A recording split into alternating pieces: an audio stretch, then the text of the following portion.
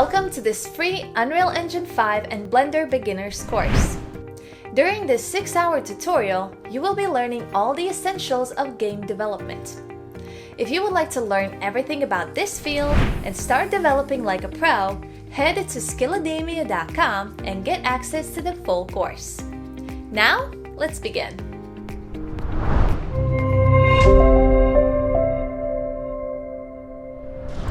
Hello and welcome to Game Design with Blender and Unreal Engine 5. My name is Emily and I'm going to be your instructor for the course. I have been developing in Blender for about 8 years now and Unreal Engine for about 7. I love these tools because they are extremely powerful, versatile, and best of all, completely free to use, so anyone with a vision can jump in and start creating right away. This course will cover everything you need to know to get started making your own games in Unreal Engine 5. We are going to be using a project-based approach to get this simple, playable level running in UE5 complete with a custom character. In this course, we will cover pre-production and planning, level prototyping with simple gameplay mechanics and interactions, and creating game assets in Blender and bringing them into our Unreal project. So whether you have the idea for the next AAA title, or you just want to know more about how games are developed, this course has something for you. So let's get started.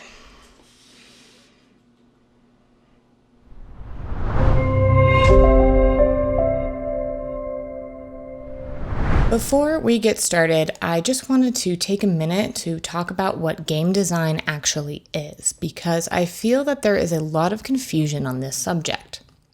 In its purest form, game design is simply making decisions about what a game should be and carrying those decisions out across the many sub-disciplines that constitute game development. Now, game development is an umbrella term that describes the overall process of making a game and consists of many different sub-disciplines. These sub-disciplines include game design, which, as we stated, is just making decisions about things such as the rules of play, the look and feel of the game, pacing, setting, themes, and much more.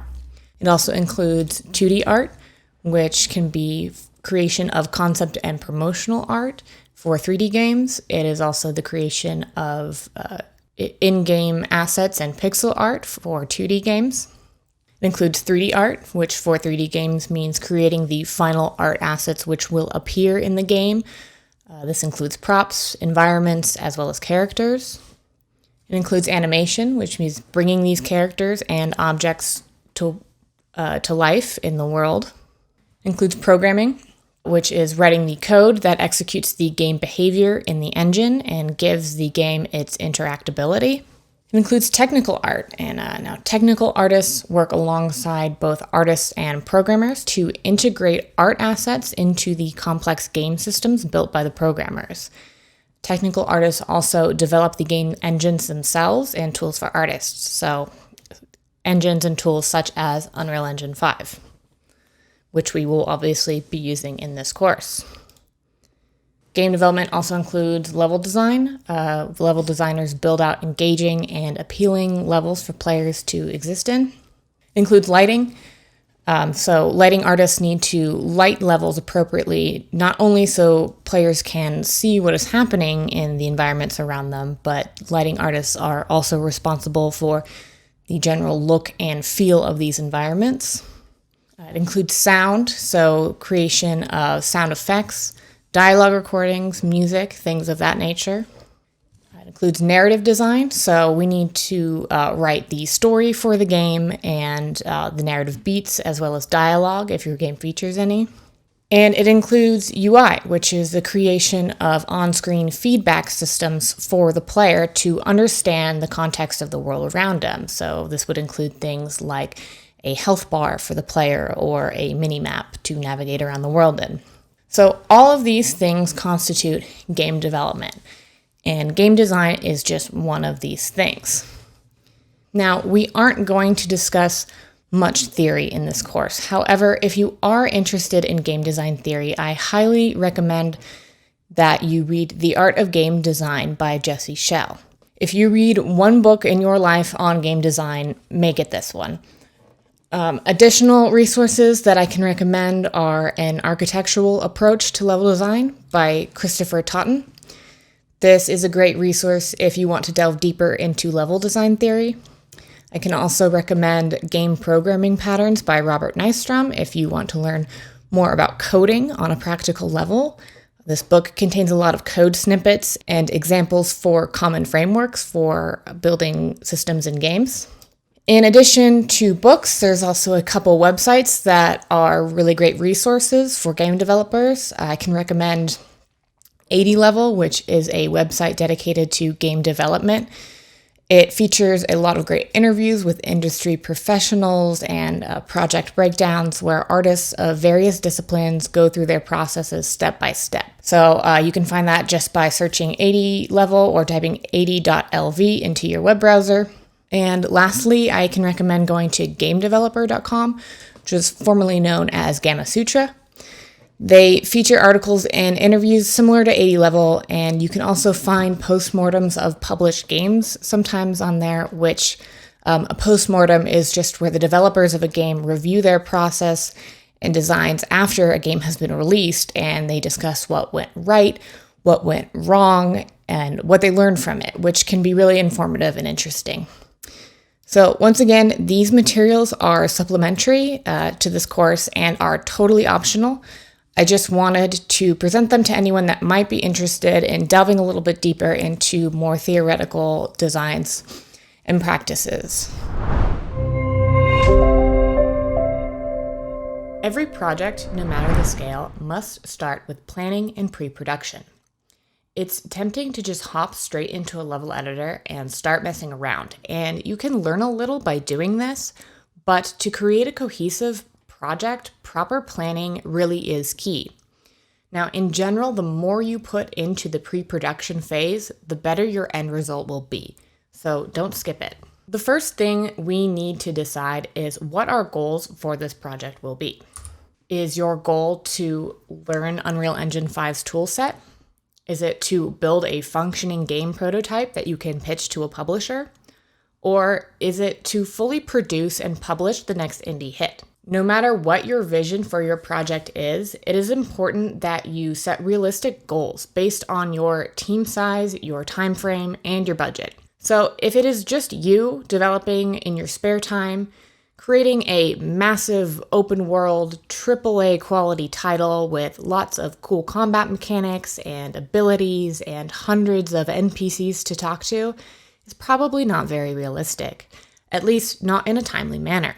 Setting realistic goals can sometimes be the most difficult part of the process because it is very tempting to plan something really ambitious. But then when it comes time to get into production, the reality of how much work goes into even the smallest segments of games can sort of come crashing down, and it becomes just way too much for any one person. So let's talk about our goals for this course. Our goal is to learn the basics of game design in Unreal Engine and Blender by creating a simple playable level. And there's a couple ways we are going to manage the scope of this project. Firstly, we are going to keep the mechanics very simple. Our player character is going to be able to run and jump, and that is pretty much it. The second way we are going to manage the scope is by keeping the playable area of the level fairly small. And the third way we are going to manage our scope is by keeping the art style very simplistic. So with these constraints in mind, we want to look at games that match this description to start gathering gameplay ideas. So for this project, I wanted to look at some early 3D Nintendo titles, such as Super Mario 64, because they are fairly simple but really solid designs. Now, some of you may be thinking, but I don't want to copy another game. I want to make something that's totally original. And that's great, and you will, eventually. But we have to walk before we can run here. And when we are just starting out in design, and this applies not only to games, but to other areas of design as well. When we are just starting out, I highly recommend that you look at professional examples or concepts first, because you will actually learn what makes for a good game design more quickly by doing that than by trial and error with original concepts. Now, in this game, Mario has some additional abilities such as grab and ground pound, so our game is going to be simpler than this even. But I chose it as my primary reference because it uses 3D space rather than 2D for its level design, and we are going to be building a 3D game. So when you're planning your project, take some time to find and study references. Play lots of different types of games. If you don't have access to the games you want to study, YouTube is a great resource for finding complete playthroughs of games. And when you watch or play, take notes. Mark down what you like and what you don't like about the games you play. Do your best to draw simple maps of the levels in the game so you get a better understanding of how the designers have used the space. Pay attention to how they encourage or discourage players to take certain actions or interact with the game in a specific way. Studying real-world examples is only going to improve your designs. Now, of course, it is totally fine to follow along with me and build the level I designed for this course. However, if you're feeling brave, I encourage you to use the process that I'm going to show you, but make it your own and design your own level. So let's discuss that design. Now, before we can build anything, we need to know what we are building. So we're going to start with a level design plan. Now, level design should always follow and support the kind of gameplay you wish to take place. So the first thing we need to decide is exactly what it is that we want to happen in our level. Now, to do this, we are going to use a template, which I will include in the supplementary materials, but let's take a quick look at it together. Okay, so here we have our level design template. Now, I'm just going to really briefly go over some of these sections, and then we're going to look at a completed example. So up at the top, we have game and level name. So we are only going to be working on a single level for this course. But if this level that we're working on was part of a larger game, the entire game name would go up here and the level would go right here. The first couple sections are pretty self-explanatory. Story, so if you have a backstory, any context for what is happening in the world, it would go right here. Next we have the location, basically where is this level taking place, what is going on in it. So in this section, I like to include not only aesthetically what the location is supposed to look like, but also I like to describe the space and how the player is going to move through it. If we have any level maps or concept images for the level, they can also be placed right here. We have our mission objective, basically what are we doing in the level. We're going to list the gameplay mechanics that we're going to use in the level, such as running, jumping, shooting, exploring, interacting with NPCs are all listed here as examples. Special mechanics. Now, this is something out of the ordinary from the default mechanics of the game as a whole. So, for example, if you had something like a door in your level that is locked with a keypad combination, now, the player interacting with that keypad to punch in the correct numbers would be a special mechanic. So you would list something like that right here. Playable characters, again, pretty self-explanatory. What character are we going to be controlling in the world? If you have any concept art of your character, you can place it here. Enemies that we're going to be fighting, we can list all the different types here. And if you have art or additional statistics or information on them, they could be all placed here. Non-playable characters, so these are friendly AI-controlled characters that are, wandering around, or the NPCs that you have to speak with to, get the quest, or, whatever your design is. Victory and failure conditions, again, pretty self-explanatory. How do we win or complete the level? Failure, how do we fail?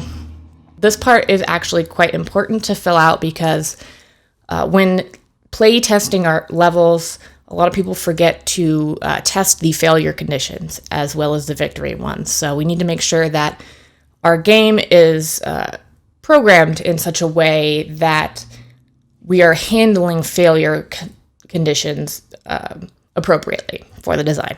And last but certainly not least is our mission walkthrough. So here we're just going to create a numbered list of every single step of the level. from the player start to the player end. So we're going to list them in sequence, and we're going to just give a brief description here. We can also label it, puzzle, navigation, combat, etc. And there's some examples here for how to fill this out. But I think a better example is to look at the design document I have drafted for this course. So let's take a look at that. Okay, now I am not a narrative designer. I am not a marketing person. So please forgive me for being terrible at coming up with good names for things. Anyway, so based on what we talked about previously as far as what our inspirations are and what kind of level we're going to be building, I've come up with this concept. So the game is Simon's Banana Bash. Think cartoony Nintendo-style platforming 3D game. And our level is going to be called the Tutorial Temple. So my concept for this level is that it is one of the first levels that a player would encounter in a larger game, if this were going to be expanded. So the difficulty level of this level is going to be quite low, because this level is all about introducing the player to the mechanics of the game. Additionally, in story, I've also placed some of my inspiration games here, so that anyone reading this would get a feel for the type of game it was supposed to be. So first we have our location and setting. I wrote an ancient temple deep in the jungle. The temple will loosely follow Mayan aesthetics and is filled with dangerous traps and designed to keep out all but the bravest adventurers. Again, the actual difficulty of this level is going to be quite low. So here I have drafted up a quick top-down level map. So this is going to be the overview for what we will be building over the duration of this course. So we have our player, which is going to be a little sort of cartoon monkey character, very cute. And we have 5 total rooms of this level. We will go into greater detail on each of these rooms when we get down to the mission walkthrough. But up in the location setting, I've placed the complete map here, along with the the player pathing around, and included a legend here so you can see sort of what some of these traps and icons mean. So our mission objective is to survive all the traps and pitfalls as we navigate through the temple and collect bananas at the end. Our gameplay mechanics are just going to be running and jumping. Now, our special mechanics here, I've listed an interact mechanic because my initial idea is to have sort of in this last room, like some sort of treasure chest or some final thing that you have to interact with to complete the level. Our playable characters are Simon the Simian. That's what I have named our little monkey character right here. And now in this next section in the template is listed as enemies, but we don't have any true enemies in this level, so I have replaced this section with obstacles instead. I just feel it's a more accurate description. So for our obstacles, we have the bottomless pit, we have falling stones, we have spouts of fire, and we have a timed button door, which I will describe more as we get into the actual breakdown of the rooms. We have no NPCs in this, and our victory conditions are to just reach this last room 5 here and open the treasure chest. Our failure conditions are death by pitfall or death by health depletion. So if we look quickly back at our map here, we can see that based on the key that all these hash lines represent sort of a bottomless pit. So the 2 ways we can fail this are by falling into one of these bottomless pits. We also need to have a basic health system because we need to account for things that will damage the player but will not actually push them into the pit. Say we're running around room 3, we have our falling blocks along a narrow pathway right here, and we have our spurts of fire along a narrow pathway right here. Now it is possible that as we run through these traps, if we get hit by either of these traps, it's possible that they will damage us, but they will not actually push us into the pit. So we need to make sure that we are accounting for that with some sort of health and damage system. All right, so now let's look at these rooms. I just have zoomed in versions here of each of the rooms and a description in the mission walkthrough for the breakdown. So for the room 1, I have labeled it as navigation. This is where the player will spawn in and start. There are no obstacles present in this room. This room is just sort of to set the tone and the mood of the level. So all we have to do in this part is just to run straight through to room 2. Now this one is listed as platforming. This is going to be a very simple obstacle. It is just a narrow pit kind of bisecting the room. So the player must jump to reach the other side where the next door is. Again, this is a sort of tutorial level, so it's intended to introduce jumping mechanics to the player. All right, so once we run through here, we are moving on to room 3. This is one of the more complicated rooms. So this is listed as difficult navigation because although we are only running through it, we have to avoid these traps. So basically, I have it written down sort of in a step-by-step way here, and you can read through it on your own time, but what happens is basically the player enters on the west side. They have to run along this narrow catwalk because this large bottomless pit is too large to jump over. So we're going to run along this catwalk on the north wall where we're going to have sort of blocks that fall down onto the player. Of course, there's going to be a slight delay on these blocks to make it possible to run past them. And then on the east wall, it's going to be very similar, except with little spurts of fire shooting out of the wall from the side instead of blocks falling down from above. So you just have to run quickly across this narrow catwalk here. Right here is a safe zone, so the player can sort of stop and catch their breath before they do the next section, and then they will proceed to room 4.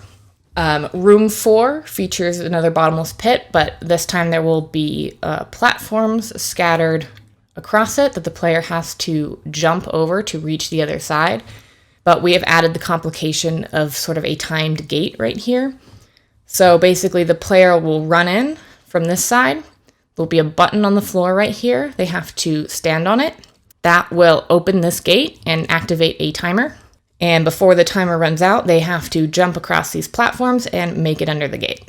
And lastly, we have room 5, which has no obstacles or enemies, but has a treasure chest or some sort of thing of that nature. And we will run into the room, we will open the treasure chest, we will collect the bananas, and that will be the end of our level.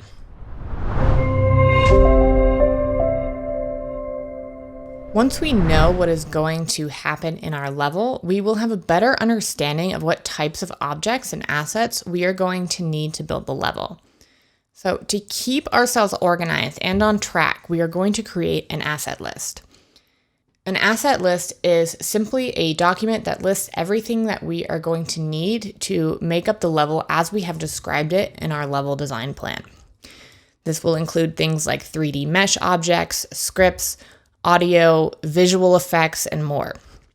Now we are going to use another template, which I will provide in the supplementary materials for this course. And we're going to use that to fill out our asset list. So let's quickly go over the template, and then I will show you an example of how it is used.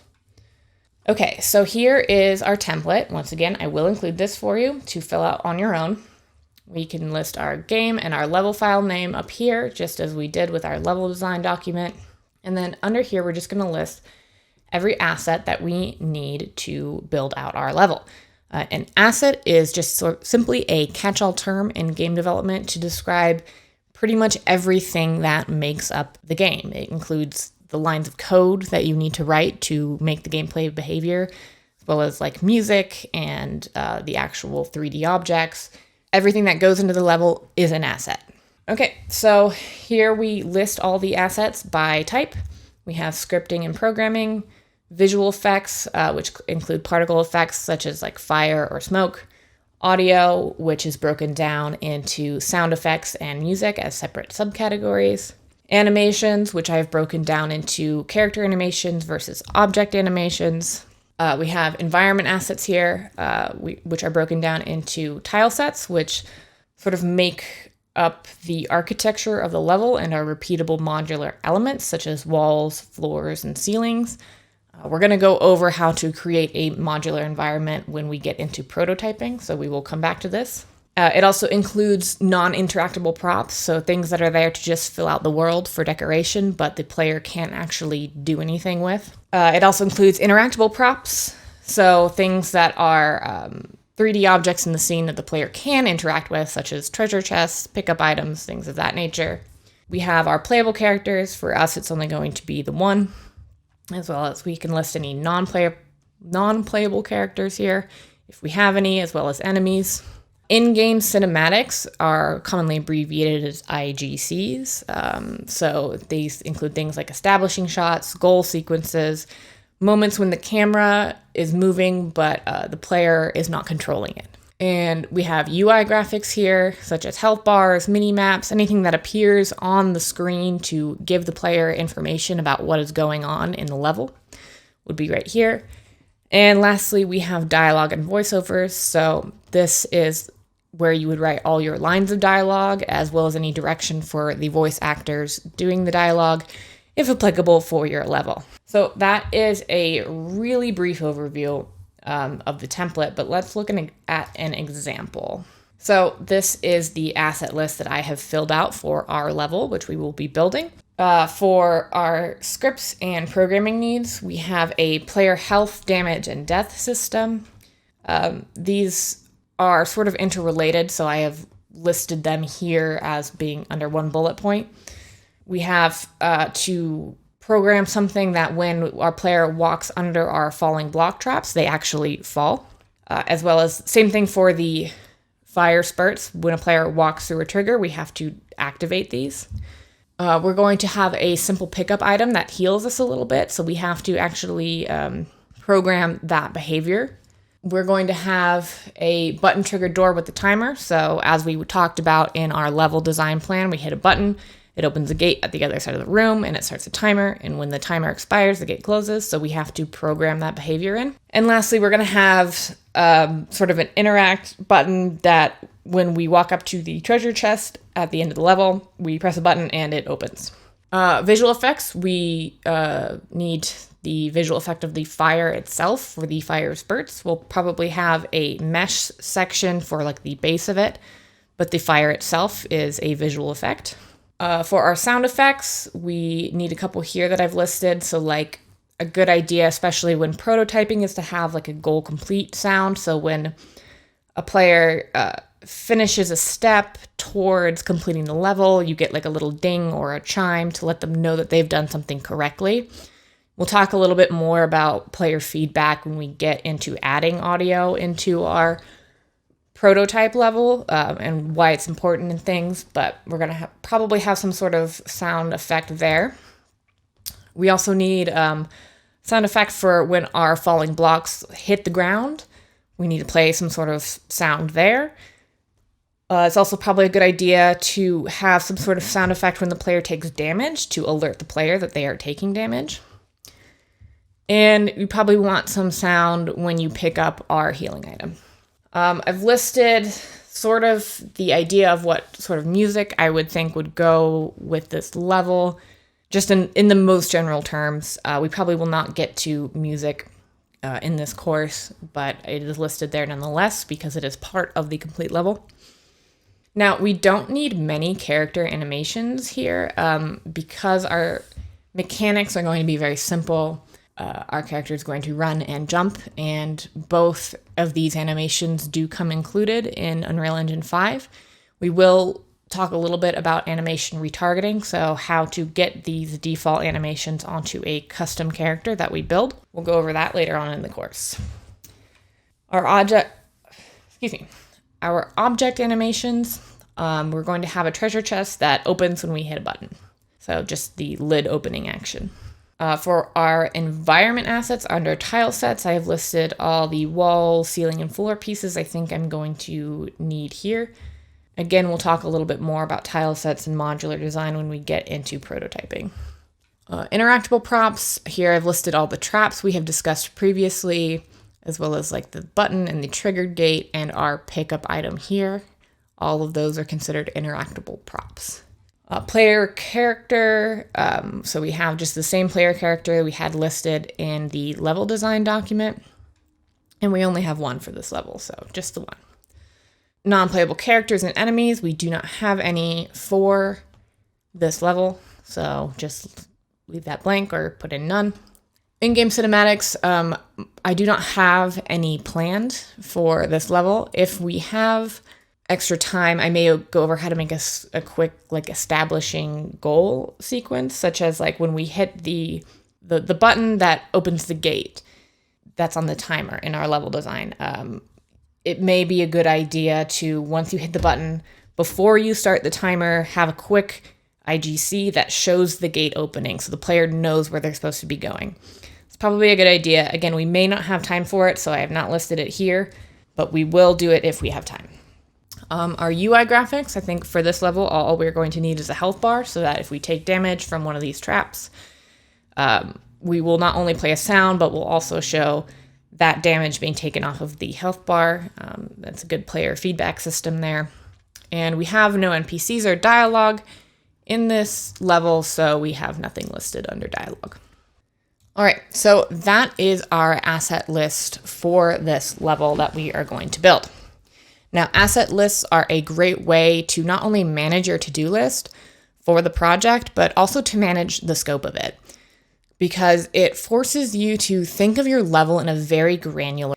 If you start creating your asset list and start noticing that you have hundreds and hundreds of assets to create and you're just one person working on this project, well, maybe your project is a little out of scope. And at that point, you should return to your level design plan and pare it down a little bit. The last stage of the pre-production process is going to be gathering reference. So we know what needs to happen in our level, we know what types of objects we're going to need to build, and we have a general idea of what our level is going to look and feel like at this point. So now we need to gather some actual references in order to achieve this visual style that the design calls for. No professional artist works without reference, so it is very important to build a good reference board for your projects. So let me show you an example of a reference board that I have built for this. Now, this reference board is actually quite small, but so is our project. This tool that I'm using here is one called PureRef. It is a great sort of drag and drop image organizational tool, and I believe it is totally free. So you can go to pureref.com right here and get it.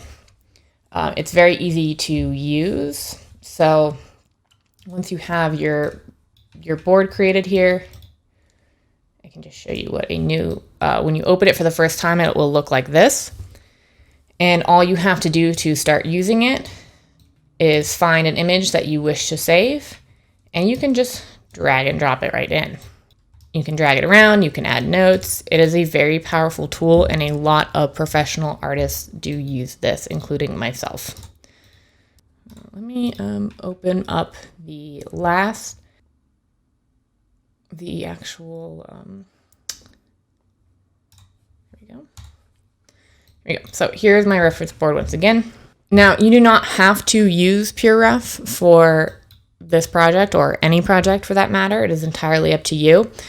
There are other ways to create reference boards other than using a third-party, sort of standalone application. Another great way that I know a lot of people do is by using Pinterest and by just saving these to boards. So as you can see here are some ideas based on the things that I have been saving on Pinterest recently. And you can just save them all to your boards and access your reference boards that way. That is also totally fine. Another alternative is just to save images to your hard drive. Create a file folder wherever you like and save your reference images there. However you choose to keep your references organized is totally fine, but those are a few ways that I know that are really effective. What is more important is how to gather your references and how you source those images. So the best way to gather images is to gather your own by going out in the world and taking pictures. Now, it is not always possible to do this, depending on your subject matter. For example, the reference board I created here, if you zoom in on it here, let's expand this window. So I looked at a lot of Mayan art and architecture, as well as some other Mesoamerican cultures. and included them here. Obviously, this is not something I can just go out and photograph by myself, but if you can, especially for things like nature, that is the best way to gather references by seeing the things in real life. Now, if that's not possible for you, as it is for me in this one, online image searching tools are your next best source. So, as I mentioned before, I really like Pinterest. I think the image quality and the types of images you get are just a lot better and more relevant to your subject matter here. So this is a great way to source images. And you can see if I open my search bar, you can see that I was searching things like Mayan architecture, Mayan art, jungle temple, interior concepts, and things of that nature. So let's just pull up this Mayan architecture search. You'll see I get a lot of really good, high quality, and pretty large images here for our reference, which is really good. Another source I can recommend is ArtStation. So if you're unfamiliar with ArtStation, this is just a website that allows artists to host their work, publish their portfolios and things like this. But if you want to use it for, gathering reference images, it's another really good source. So let's look at like Mayan architecture. So when you search in ArtStation, all of these are, published art pieces, of course, by professional and hobbyist artists. But it's a really good source for getting these big concept paintings and pieces like this. This is a really great source for doing that. And you can see I have a lot of these concepts in here under the concept section of my reference board. Lastly, Google Images is always a great resource. Just go to the image search. Now, I do find that the quality and relevance of the images that it pulls up when under your search terms doesn't tend to be quite as high as things like Pinterest. So I do feel that this is a higher quality tool for reference gathering. But in reality, you should honestly be doing all of these, and you should not be limiting your search terms to a single search, right? So I have Mayan architecture here, and let's say I pulled in all of these pieces that I liked and I put them all on my reference board over here. Well, I shouldn't just limit my search to that, right? I should also search Mayan art, for example, and I get a completely different set of images, but all of these are going to make great references. So definitely spend a good amount of time collecting these. Don't stop when you just have a few. Really build out your reference boards. And again, even this is probably quite small for a reference board, but for the purposes of this course, I feel that it is going to be sufficient. So once you have all your design documents and references, you are really ready to start building. However, I just wanted to give you a quick tip on organization, because without proper organization, projects, even small ones such as this one, tend to fall apart pretty quickly. Now, there are a lot of different tools out there for staying organized, but one that I really like and want to show you is Trello. Now, Trello is an online tool that allows you to organize and collaborate on projects really of any sort. You will need to make an account, but the basic tier of the application is free. So let me show you an example of the workspace that I made for this project to give you an idea of how you might organize a project like this. Okay, so here we are in Trello. It is browser-based. I'm not going to go over every little piece of this because this is not a Trello tutorial, but basically within the site, I created a workspace for this project, which I just called Game Design Course. And under this workspace, I have made a couple of boards for the different area of the project, which you can see here. I have 3D assets, audio, scripting, and UI. Now, if we look at this 3D assets section here, I have created a sort of a section for all the major steps of the workflow. And under each section, I've made a card for the individual asset. So let's click on this falling block asset or card here that I have made to open up some additional information about it. Here under description, I have made some notes about the requirements of the piece, such as the size and any behavior that it needs to have. I've also attached a reference image here to give the artist, if it is not you, an idea of what it should look like. I have labeled this as in progress to reflect that I am currently working on the concept 2D phase of the asset. So once I am ready to move to the next phase, I can simply drag this card over to reflect my progress. Now, this is especially useful if you are working on a team, as many people can collaborate on a single board and you can assign work to different individuals this way. However, I imagine most people taking this course will be working independently for the time being, but even so, Trello is a great tool for staying organized, even on an individual level. So this is not the only way to organize a Trello board, obviously. It really depends on the needs of your project and your team. So, for example, I believe under scripting, I have it organized a little bit differently. I have like to do, in progress, and complete, and a list of all the scripts as I had outlined them in my asset list here. So, as I work on things, I would just move them over to in progress for things I'm currently working on and so on. I also just want to reiterate that it is absolutely not necessary to use Trello for this or any other project unless required by your team.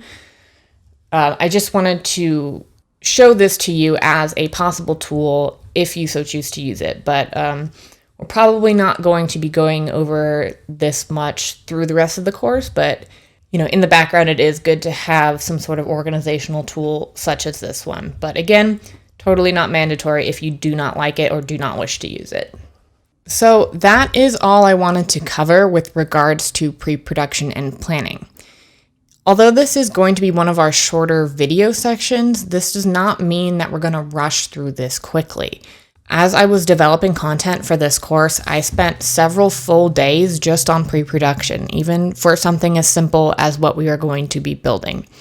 Now, I know I sound like a broken record here, but do not skimp on the planning stages, as it is going to make your life so much easier when we get down to actually building our level. That being said, we are ready to move on to the prototyping phase of development, so in the next video, we are finally going to start using Unreal. As I mentioned in previous videos, we are going to be using the Unreal Engine to create our game. At the time of this recording, Unreal Engine 5 has been in full release for a few months, and we are going to use 5 for this project to take advantage of some of the new features that have been implemented. One of the features which we will be using in this course is Lumen, which is Unreal Engine's dynamic global illumination system. It is basically a plug-and-play lighting system that eliminates the need for things like light maps and baking. And it significantly reduces the time spent lighting levels and typically produces better results.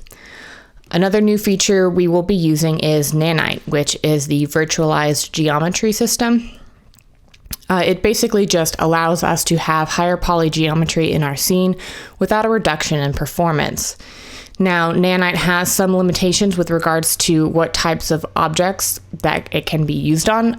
Currently, it does not work with foliage, at least not foliage as it is traditionally built for games, because it does not support two-sided material shading. It also does not work with translucent objects. So you will know if something is not going to work with Nanite if it is rendered black in your scene. This is most often caused by a conflict with the material applied to the mesh. Now, if all of that was gibberish to you, don't worry about it. We will be covering all of these things in more detail later on in the course when we start using the Unreal Engine. But in order to do that, we need to first get it downloaded and installed on our machines. So if you already have Unreal Engine installed on your computer, you can skip this section. But for those of you who do not, I'm going to just take you through really quickly how to get it downloaded and installed. So first step is to go to the Unreal Engine website, just unrealengine.com. That will take you to this page here with this sort of splash screen of a tech demo done in Unreal Engine. Now, you will need to make a free account with Epic if you do not have one already. So up here in the top corner where it shows my username, it will just say sign in. Go ahead and click on that and create an account with Epic. Once you are signed in, we're just going to come up to the top right-hand corner of the page and hit download. That will bring you to the downloads page. Over here, we just have the recommended system requirements for running Unreal Engine, so make sure your computer is at least the specifications or better. It also has some information on how games made with Unreal are monetized. So basically, it's Unreal will take a small percentage of royalties only if your game is successful and earns over $8 million in US currency. So they make money when you make money. So it's kind of a win-win situation, and it really incentivizes Epic as a company to make these development tools accessible to the largest amount of people possible, because the more people are developing games, the more people are publishing games, and the more people are publishing games, the more sales, and everybody wins in that situation. So if you scroll down a little bit on this page, they will have some instructions on how to get started. The first thing that you need to do to get Unreal running is to get the Epic Games Launcher. So if you do not have this installed on your computer, go ahead and hit the download button right here, and it will download it and get that installed. There's also, if you scroll down a bit further, a video on how to install and launch Unreal Engine right here, which will explain it very succinctly for you. So I already have Epic Launcher installed, so I'm just going to hit Open Launcher. And you can, of course, also just open it from your computer without going to this browser page. So for me, it opens up to the Unreal Engine, the News tab. For you, it may open to the Store page by default the first time you open Epic Launcher. So this is their game store page where you can buy and play games through Epic. But we are going to be using the Unreal Engine section here. So click down here if it's not open by default for you. Just a quick overview. It'll open by default to the news, which any updates or features that they want to highlight will have here. There's some learning content here as well that will link you to some good tutorials and things. Featured content, some things made by people in the community. It's pretty interesting. If you have some spare time, definitely check these out. We also have sample projects that are available, that are produced by Epic, that are available for download. So you can download this, for instance, this Lyra starter game. You can play it in the editor, and you can, kind of open up the hood and see how they built it. So that can be a really useful resource for you as well. Just a quick note on the marketplace. This is a good way to find assets and plugins made by the community. Some are free, some are paid, but Epic sponsors new content to be free on the marketplace every month. So it's worth periodically checking to see what's available. You can just go to the free for the month section and check that out. You can get some really cool stuff for a really good deal. But anyway, let's navigate over to this library tab right here, because this is what we're actually going to be using. Now, if you don't have any engine versions installed or any projects on your machine, this section will be blank for you. And up in this corner, it will say install and not launch. So we're going to be using 5.0.2. That is the current engine version at the time of this recording. Again, if you are using a later version, that should be totally fine. I do not believe that anything that we will be doing in this is going to be changed dramatically from version to version. However, we do not want to be using anything that says 4 point anything here. And again, that is because we are going to be using some of the new features that were included as part of the 5 release. So make sure you're using at least version 5. So you can click the install button up here if it has it here for you, or you can also click the plus icon next to the engine versions here. That will give you a little grayed out tab where you can come here, select the engine version that you want to use, and then click install. So I already have Unreal Engine installed, so we're going to go ahead and keep moving forward, but do keep in mind that Unreal is quite a hefty program, so Depending on your computer specifications and your download speeds, it may take up to several hours to download and install the engine. So once we have everything installed, we're going to hit launch, which will bring up a splash screen that looks like this. And given a moment, it will have a loading screen right here. It shouldn't take more than a few minutes because we're not loading a full project just yet. Okay, so once that is done loading, you will get this window, the Unreal Project Browser. Now in this field here are all the projects, all the Unreal projects that you have on your computer. If you have never made a project with Unreal before, this will be blank.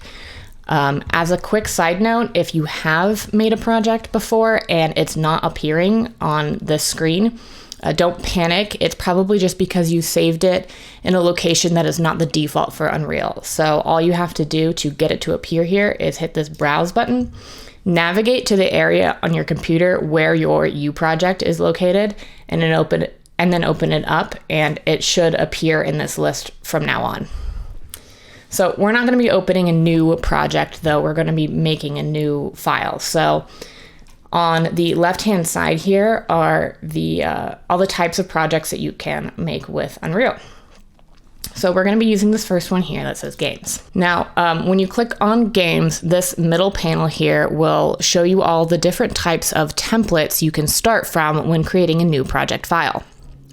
Feel free to explore these on your own time. They've got some really cool stuff in here. But for this project, we are going to be using the third-person template. So let's click on that. Right here, we have a description of what is included in the template, what it is. You can read that at your leisure if you so choose, but we are going to look at these project default settings right here. So these are some startup settings that are going to define sort of the structure of our project. So the first option we have here is Blueprint versus C++. This option configures how we are going to be coding our game logic. Now, if we wanted to write line-by-line code in C++ in a text editor, we would choose this option here. But we are going to keep it on Blueprint. Blueprints are Epic's system for visually scripting C++ code. It's much more artist-friendly, and you don't necessarily need to know C++ in order to code common game elements with blueprints. Now, the drawback here is that blueprints tend to be a little bit slower at runtime, meaning that your game might run slightly slower if it is coded all with blueprints. However, it is much quicker to write blueprints than it is to write line-by-line C++ code. So blueprints are very commonly used for prototyping games. And for the scale of our game and the project we're going to make, blueprints are going to be more than sufficient. The next setting we have here is target platform. It's basically desktop or mobile are your options. So let's keep it on desktop. Quality preset, we want to keep this at maximum for maximum quality. Now, the starter content here, enabling this option will give you a big folder full of content when you create your project to help you get started. It includes things like basic meshes, materials, things of that nature. Now, I tend to leave this off as it dramatically increases the size of your project file, which can affect performance and loading it up when you go to work on your project. Sometimes loading it up takes a very long time. Starter content can always be added later after you've created your project if you find that you need it. So we're going to leave it off for now though. Ray tracing. This is a graphical quality setting that has to do with how lighting is calculated. We're going to leave this unchecked for now as enabling it will slow down our performance. So lastly, we need to choose a location to save this project to. Now, Unreal has a default location. I believe it is under your Documents folder. It creates a directory there to save all your projects to, but really you can save your project wherever you want. So if you want to change the location, click on this, browse to the location on your machine in which you wish to save the files, select it, and you're ready to go. Well, not quite. Last thing you have to do is give your project a name. Now, project names must start with an alphabetic character. They cannot start with a number or a special character. And I believe there is a limit to how long the name can be.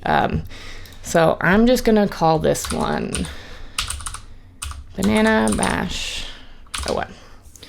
Some of you may have noticed as we were looking through some of these recent projects, I do have a Banana Bash file right here as I was testing out content for this course. I created a project ahead of time, so we just have to add the 01 because no two projects can have the same name. So make sure that the third person is still selected, blueprint, desktop, maximum, project location, name, and then we're just going to hit create. So you'll get the splash screen again, and it will load up depending on how good your PC is. It may take several minutes. But again, leaving that starter content checked off should speed this process up. Okay, so we have created our project. Here it is. It is opened up in the editor. In the next video, we're gonna start looking at some of this content in here and get started actually using Unreal. Okay, so here we are in our newly created Unreal Engine project. And before we get in and start prototyping our level, I just want to go over sort of the interface and some of the controls for people that have never used Unreal Engine before. Now, if you are a little bit familiar with Unreal Engine, this may be review for you. So the first thing before we do anything else, if you get this little project file is out of date, would you like to update it? Go ahead and just hit update. So before we do anything else in the editor, let's just go up here to the playback controls and just hit play and see what we have going on. Okay, so this is our default third person template game. So because we chose the third person template, when we created our project, we're loaded up with this map by default, and this is our character.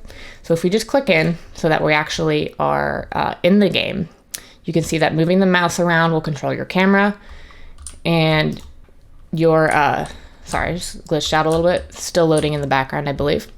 Your navigational controls for your character are the W, the A, the S, and the D keys, just like any video game you might play with a mouse and keyboard. These should be pretty familiar controls. We can also use spacebar to jump,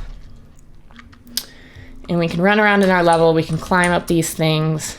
We can knock into these physics cube objects here.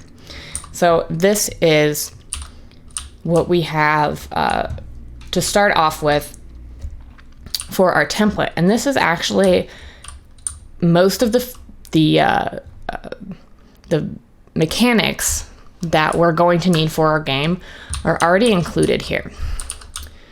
So have a play around with that for as long as you like, and when you are ready to move on, go ahead and hit escape to return to the editor. Now, to move around in this 3D navigational viewport, you're going to have to hold the right mouse button.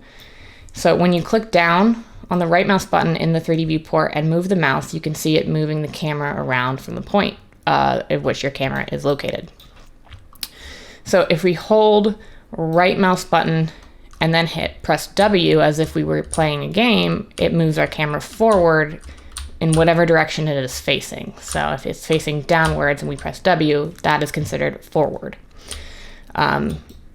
Again, just like controlling the player character, we're going to use the W, the A, the S, and the D keys to move our camera around our scene. We just need to keep the right mouse button pressed down while we do it. Additionally, we can pan the camera up and down by holding the right mouse button and pressing the Q key will push the camera down in the world, and pressing the E key will push it back up. So our movement controls are W, A, S, D, Q, and E. And that should get you moving around in 3D space. So by default, this 3D viewport is in perspective view. This is what it will display the final game in, but for the purposes of building levels, sometimes you want to look at your space straight on from either the top down, the side, something of that nature. When you're building, it can be very helpful. So To switch to an orthographic view, all you have to do is come up here to the top left corner where it says perspective and click on this, and you will see additional views you can select for this viewport. We have the top view. So now by selecting top, we are now looking at this from a top-down perspective. This will also put the shading mode in wireframe, as you can see reflected right here. But this can be changed manually as well. If we want to view it just the way it was, the way it will be presented in game, but from a top-down view, we can change this to lit. But you'll see that it is not quite as informative as the wireframe view, which is why it's the default. So the shortcuts to see all these views in your viewport are listed right here. So if I wanted to return to perspective mode quickly, I could press Alt-G and I would be returned to perspective mode. You can also view your level in wireframe mode at any time. You don't have to be in orthographic. Again, just by coming up to the shading mode here where it says lit, you can change it to wireframe. But again, this is showing the mesh of the world that makes up the sky behind it, so it can be a little bit confusing in perspective mode. Additionally, when you are in orthographic views, to navigate around this, all we have to do is right click and drag to pan and use the mouse wheel to zoom in and out. The mouse wheel is also another way to zoom in perspective view. It's a little bit more sluggish compared to just holding the right mouse button and pressing W to get closer to the object, in my opinion, but you can zoom as well with the mouse wheel. So now we know how to navigate around the space. I want to talk a little bit about how to manipulate objects in the space. So we can click on any object in the viewport to select it. That will highlight the object, and as well it will give you this gizmo for moving it. So we can move this cube around by hovering over any of these axis arrows, clicking and dragging will move it in that direction. We can move in two directions at the same time, along two axes at the same time by hovering over these sort of right angles between the arrows. That will allow me to move this object along the X and the Y axis, but not move it up and down on the Z axis. We can move freely in all three directions by hovering over the white dot in the middle of the gizmo. Clicking and dragging will allow us to move it freely in our scene.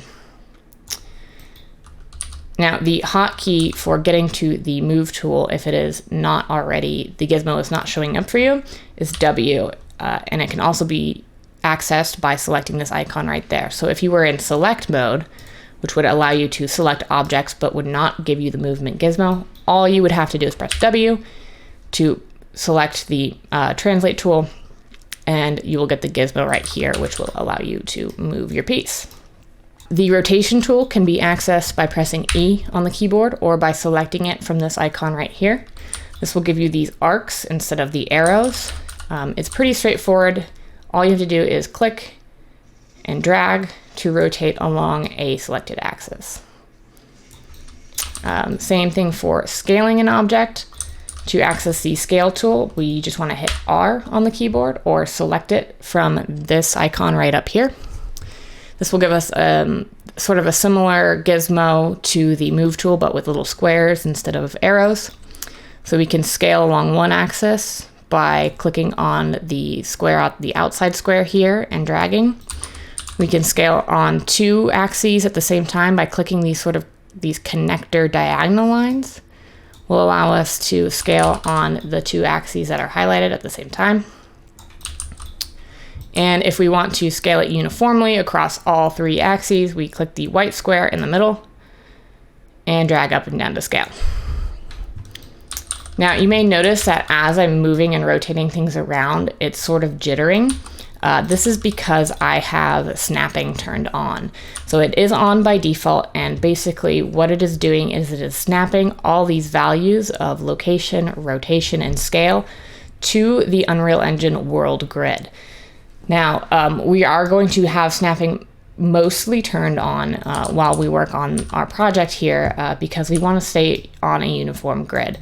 But if you do need to like place smaller props or just, move things incrementally, we can access the grid properties right up here.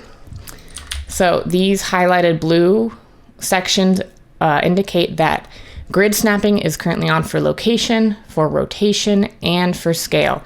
So if we wanted to turn off grid snapping for any one of these, we could just press this button to deselect it here. And now you'll see that when we move it, it is much smoother to move it because we are not snapping to a grid. We can also change the scale of the grid here, the snap sizes, by clicking on the number next to it. It defaults to 10 for location. But if we wanted to work on a larger increment grid, we could snap it to say 100. And you'll see that now when I snap it, it moves much more than if I had it set to 10, which would be much more incremental. Same thing for rotation values and scale values here. Okay, so let's look at some of these other windows besides the 3D viewport. So I want to pull up this window here that says Outliner. So I'm just going to click on it to open this shelf, and I'm going to press this pin tab right here just to keep it open. Otherwise, if we do not have this selected, when we click back into our scene, it will collapse that outliner back into the sidebar. So we're just going to pin it. So now I can select things and the outliner stays open. So the outliner is simply a list of every object that you have in your current level. So we can click on any object in the world to highlight it in the outliner. We can click on any object in the outliner to highlight it in the world. And if you do not like the configuration of these windows, they're very easy to change. All you have to do is right click on this outliner, for example, and hit undock from sidebar. So that will make your outliner, it is still docked to the side here, but it's not going to collapse into the sidebar at all. And you can move it around from here. So if I click this tab, click and drag out, I can get a floating window, which I can place anywhere, or I can dock to other areas of the screen. I'm going to keep it on the default because that's where I like it. So all I did was snap it back to the right side, and now I'm going to right click and hit dock to sidebar to collapse it back. The next panel we have on the right side is the details panel. Let's pin this open. Now this contains details for editing whichever object you have selected in the scene. So let's click back on this big cube, and we can see that this is a static mesh object.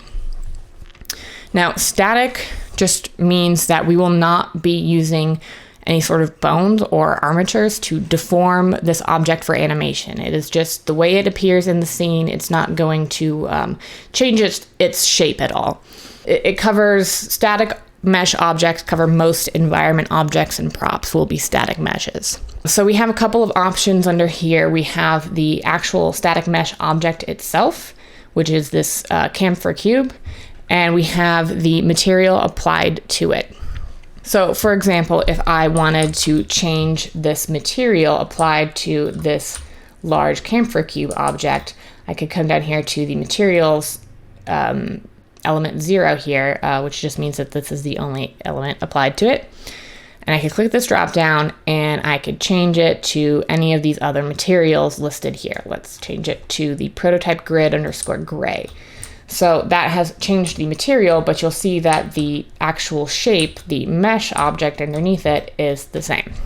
So if you want to delete any objects in your scene, that's very straightforward. You just need to select them by clicking and press delete on your keyboard, and it will be deleted from your scene. If you want to place new primitive actors, that is done through the Place Actors window. So let's click on here, and let's just pin it open for right now. You can also resize any of these windows, even if they're docked to the sidebar, which is really nice. So the Place Actors window will give you a list of basic primitives and object types that you can place in your game. but there's a whole additional list of all these different types of things you can place directly into your level. So for instance, if we go to shapes, we can place a cube by clicking and dragging it out into the scene. And now we have a new cube in our scene. Do that with any of these shapes here. This is most commonly done for things like lights and things of that nature. Typically, when you're adding static meshes to your final scene, you will not be using primitives, but these are great for prototyping. I'm just going to delete that light by selecting it and hitting delete. And I'm going to unpin this here so we can get our full screen back. So the last tab I want to talk about is the content drawer. This is probably the most important menu tab in all of your Unreal Editor. So I'm going to open it, and I'm just going to press Dock and Layout to keep it open for now. So the content tab here, the content folders, will just show you everything that you have available to put into your levels. So it does not include does not list the objects that are in this particular level as the outliner does, but it lists sort of the master objects that you are copying from. So if you start with a third person template, you will have these folders in your content drawer. You will have characters, level prototyping, and third person. Now, how you organize your folders is largely up to you. Just be consistent. I personally like to keep all the sort of default template content separate from the custom content that I'm going to be adding to this game to flesh it out. So the way I would organize this is by adding a new folder under the content folder. Now, everything that you add to Unreal Engine needs to be under this content folder. Absolutely nothing can be above it because it will not appear in here correctly and you will not be able to use it in your game. So make sure that you are under the content folder. We're gonna right click somewhere in this area off of these folders. We're gonna hit New Folder. I'm gonna name this folder Template. And now we just have a new empty folder underneath our content folder. So you can open it just by double clicking, just as you'd expect. So I'm gonna move all this existing default template content underneath this template folder just to keep it separate from the things I will be adding to it later. So let's take characters and drag it over. And under this move copy to template, we're just going to say move here. It will process that a little bit.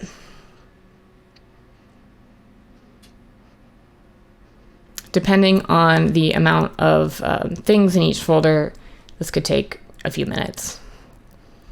Just like if you move a large amount of files in your file browser on your PC, sometimes it takes a moment to calculate everything. So now we have our characters folder here, and if we open this, we can see all of our content in it. But you may be noticing like, whoa, it's still right here though, and we were trying to move it, not copy it. This is something that just happens with Unreal Engine. I think it has to do with a lot of times if you don't have things saved to the disk before you move things. So if you open any of these folders, you'll actually notice that they're all empty. So this characters folder that's outside of the template folder is now just a bunch of empty folders. So you may have difficulty deleting these because of the way the Unreal hierarchy system works, but in order to delete these properly, let's just hit save all right here, save everything. And then under the content folder right here, we're gonna right click and hit fix up redirectories and folder. And now if we select this characters folder and hit delete, confirm it. Okay. Well, if it does not delete it properly like that, and I think it's having a hard time because we are using the original default templates. If you have like folders that you just can't get rid of, no matter what you seem to do, there is a way to delete them like manually.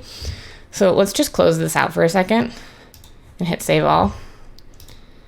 And we're gonna navigate to where our our file is that we saved in our file explorer. So here it is. This is the Unreal Engine project. This is the Unreal Engine project file folder. So if we double click to open it, if we clicked on this .u project, double clicked on it, it would open our project up directly. So you can open your projects up directly without using the Epic Games Launcher once you have this all created. But we're going to navigate into the content, and we're going to look at this characters one. This is the characters one we were trying to delete, so we can just delete it, and it will delete it. And now if we come in here and open this project back up, it should be gone.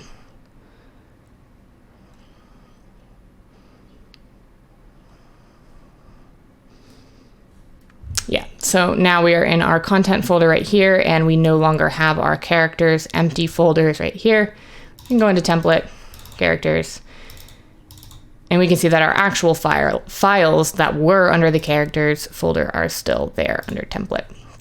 So again, sort of a side note on organization and some of the weird things that can happen with Unreal Engine file structures, but it is good to know. So organize your project under whatever folders that work for you. I like to keep things separate, so I'm going to go ahead and move these things. So you'll see that that one moved with no problems, but because of certain references and linking here, that we had some difficulty moving this one as well. So we're going to first try the fix up redirectories. So there you go. That was a good example of showing you how that the fix up redirectories will allow you to delete things sometimes, unless there is some other wackiness happening, and then you will have to go into the actual folders.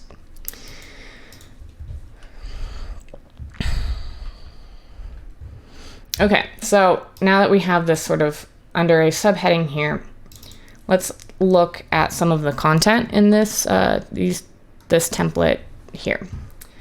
So any assets that you bring into Unreal will appear here, as I said before, and you can organize them however you wish. But to open any individual asset, all we have to do is double click on it. So I've gone here, I've navigated through third person blueprints.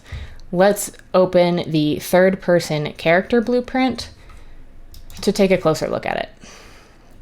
Okay, so I just double click to open it, and it's brought up this separate window here, which is a blueprint window. Again, blueprints are Unreal's visual scripting system. They allow developers to code gameplay behavior without having to write line by line code. So let's go over sort of the sections of this character blueprint. Over here we have all the components. So this lists all the individual pieces that make up this blueprint. And we can see that a little better if we tab over from the event graph. Instead, we click on viewport. So this is how our blueprint will appear in the editor. Now, not all of these components are visible in the game, but they will be in the editor. So things like the capsule component, which is these sort of capsule lines that are drawn around the character. This is handling all the character collision, but it does not actually appear when we press play and run it in game. We also have our arrow component, which just helps us configure placement for our characters. The mesh is the character model itself. And then we have the camera components here, which allow the camera to follow the player around as we move through the level. Let's click on the mesh here, and let's look over at this details panel here. Now, the details panel will show the details about the currently highlighted component. So all of this information is about this specific mesh, not the entire character itself. And you can take a look at some of the things that make up the details. We'll be going over some of these more later, but we have things like materials, the mesh itself, and some collision settings and things like that. The next tab I want to look at is the event graph here, which was the tab that we had open when we first opened the blueprint third person character. Now, this is our actual gameplay code. that is controlling all of these things that allow us to move our character around. So when we write our own code, we're going to be adding these sort of nodes. So the way that this works, let's look at movement input. So we have a node here that basically says, okay, when I press whatever key I have said is going to be my move forward key, and in the case of the default, it's going to be the W key. This is the execution pin. So it says whenever I press that key, do whatever is connected to this pin. And then in this case, we're going to add a movement component, and it does a bunch of other math here to determine which direction to move in. And we won't break down this specific node, but we will talk about more about blueprints and how to add nodes and things when we get there. But I just wanted to get you familiar with how they look. So this is our actual gameplay code and what it is going to look like. So the last tab I want to look at is the construction script tab. Now this is going to bring up a graph that looks very similar to the event graph, but the difference here is that any code that you add here will be run in the editor, but not at runtime when you press play on the game. So for example, if I wanted to make it so that I could change the material applied to this mesh, I could do that by using the construction script if I wanted to make it dynamic. So let me just show you what that looks like. So don't worry about following along so much with this section as much as just watching the result. I'm just looking for the materials here. There we are. So let's duplicate this really quick. I'm going to open this up. Again, do not worry about what I'm doing or following along right here. We're going to talk about materials and all that good stuff later on in the course. I'm just making it quick, a quick new material with a different color so you can see how this construction script thing works. So I'm going to drag out a reference. And what I want to do is to be able to set the material in the editor. So by dragging out here and searching the set material function, I can add new code right here. And I want to add whatever new material I want. Let's do Quinn. No. Okay, so all I've done here is it should not look any different basically from when so if we press play, we have this sort of gray metal material applied to this character.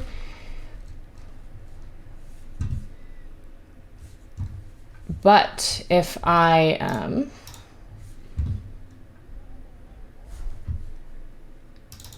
gonna actually drag in an entirely new instance of this character so that we can see it in the editor. And all I did to do that was click on this third person character blueprint and drag it into this scene. So now I have this in this scene. Now, when we press play, we'll see that there's another character in here. But what I have set up with the construction script now is if I open the details panel,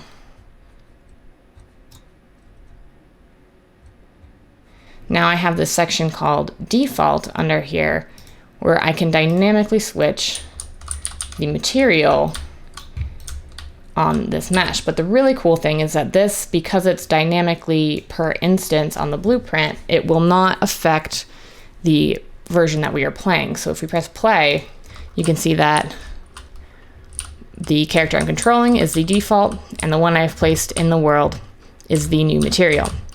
So this is basically just a long-winded way of saying that blueprints are extremely flexible and dynamic, and the way that you structure them is typically to create a master blueprint object and copy and paste it into the level essentially, and change some variables to make the blueprint be what you need it to be.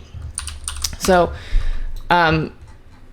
blueprints are, again, very dynamic, and we can change a lot of things about this character to customize it to our needs. And eventually we will be replacing this entire mesh with a custom character that we make for this course.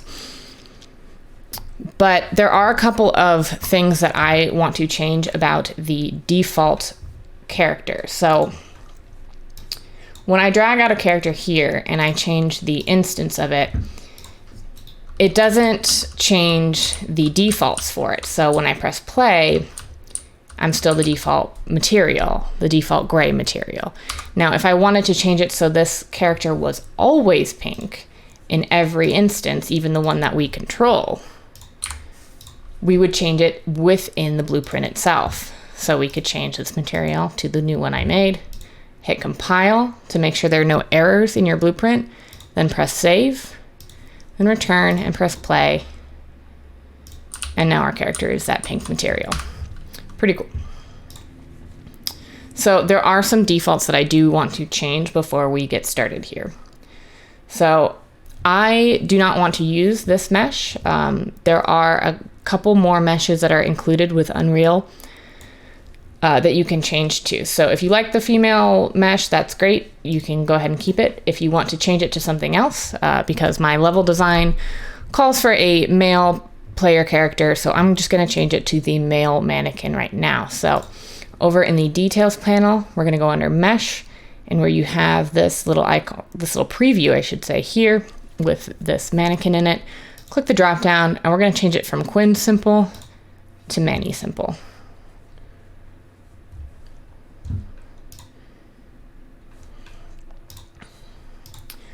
I'm also going to just delete this because this was just for demonstration purposes. Okay.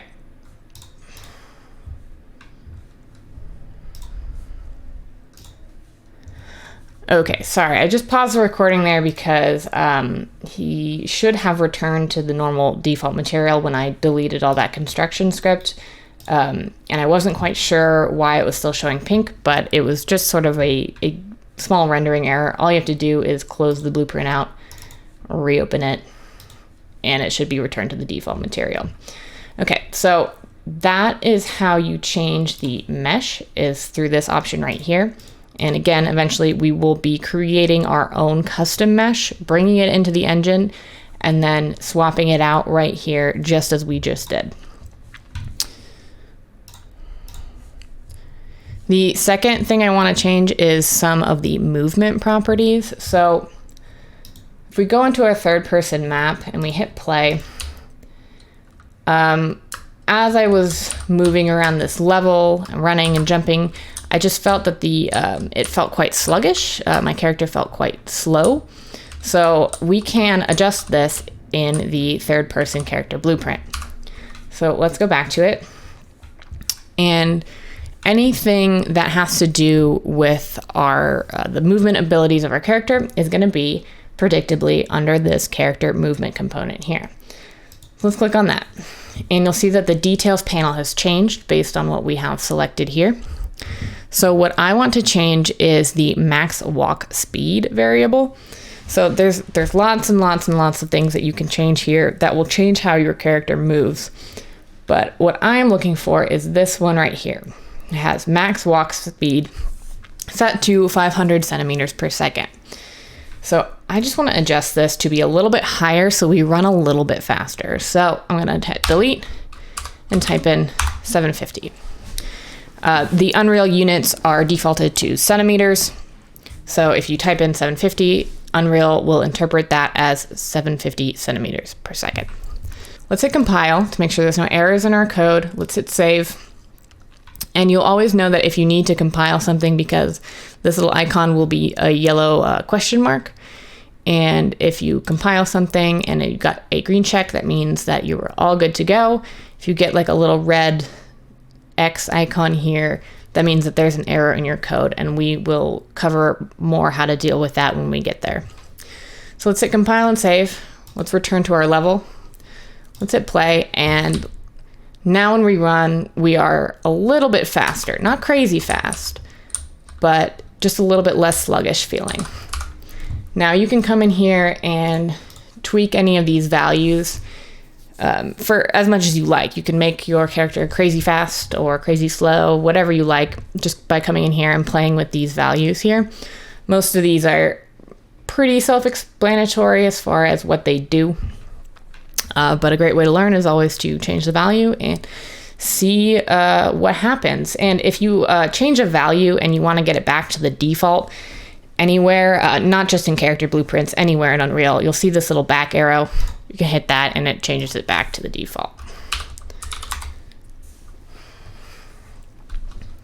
Just keep in mind that some of these things are not set to the default by default, which I know sounds a little bit insane, but like when we open this, the gravity scale has been manually set by the team at Epic who made this template to 1.75. And if we hit default, even if we haven't changed this value at all, we'll see it's 1, which means when we come in here and press play and we jump by pressing spacebar, whoa, all of a sudden our jump is like sort of a moon jump. It's very floaty. So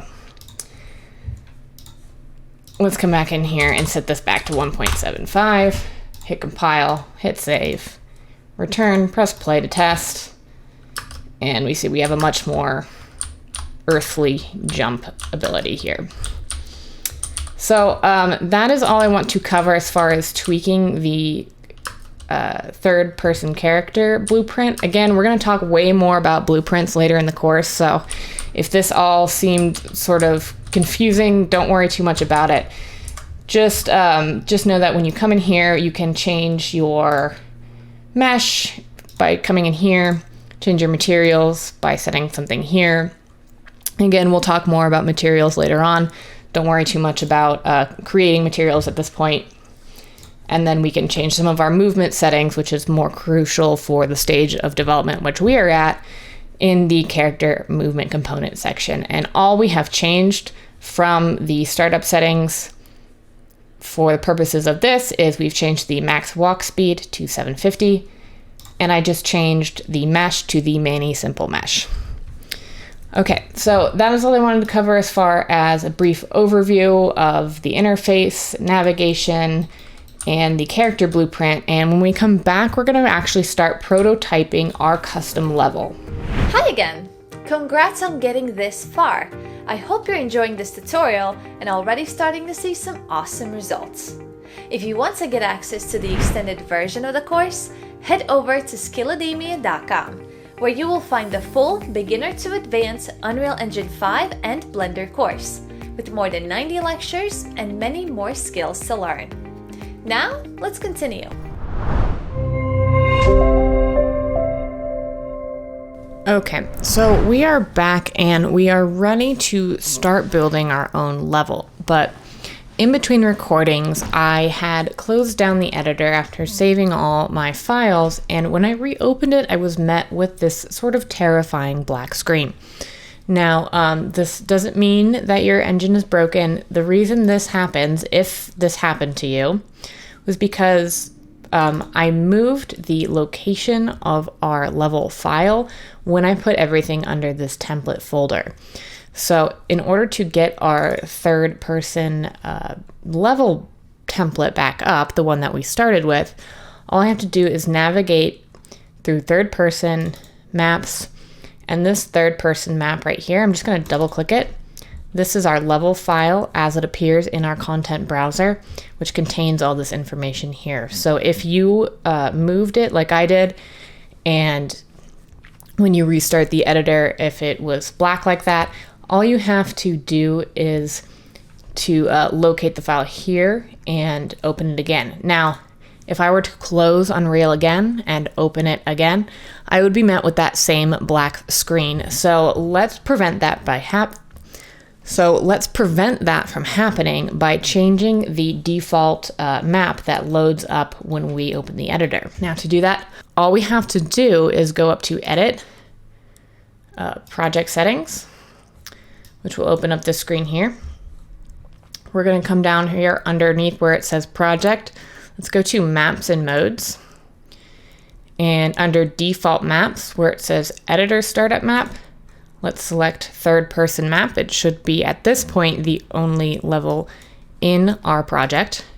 And we're going to set the Game Default Map to that as well. And all we have to do is hit X. And now if we restart the editor, I'm just going to close that out. I'm going to reopen the file.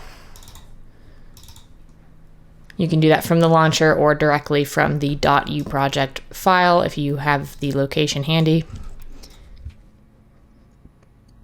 And now you see when we reopen it, it is the third person template map. So that's just a quick note on how to fix that if you ever move your levels or your file structure changes. You will just have to manually relocate those so Unreal knows how to open them. And now this third person template map is great and all, but we want to make our own level. So to create a new level, all we have to do is come into File and press New Level. Now I'll get you this little pop-up here. And again, we are met with some choices for templates, basically, for what we want to, what type of level we want to make. Now, the first one here is Open World.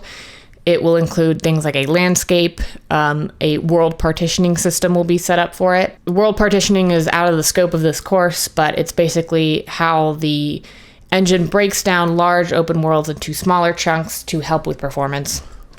It will contain the sky atmosphere system, which you can see a little preview of the sky right here, and as well as the sunlight. The empty open world option will basically have none of the landscape or the sky or the light, but it will have world partitioning set up, which again, out of the scope of this course. So we are not going to be using these open world templates right here. The next two we have is the basic and the empty level.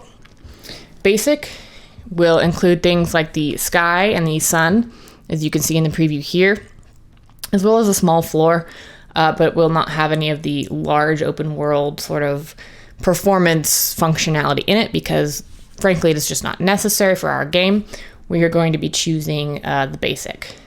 The empty level is exactly what it sounds like. It is completely empty.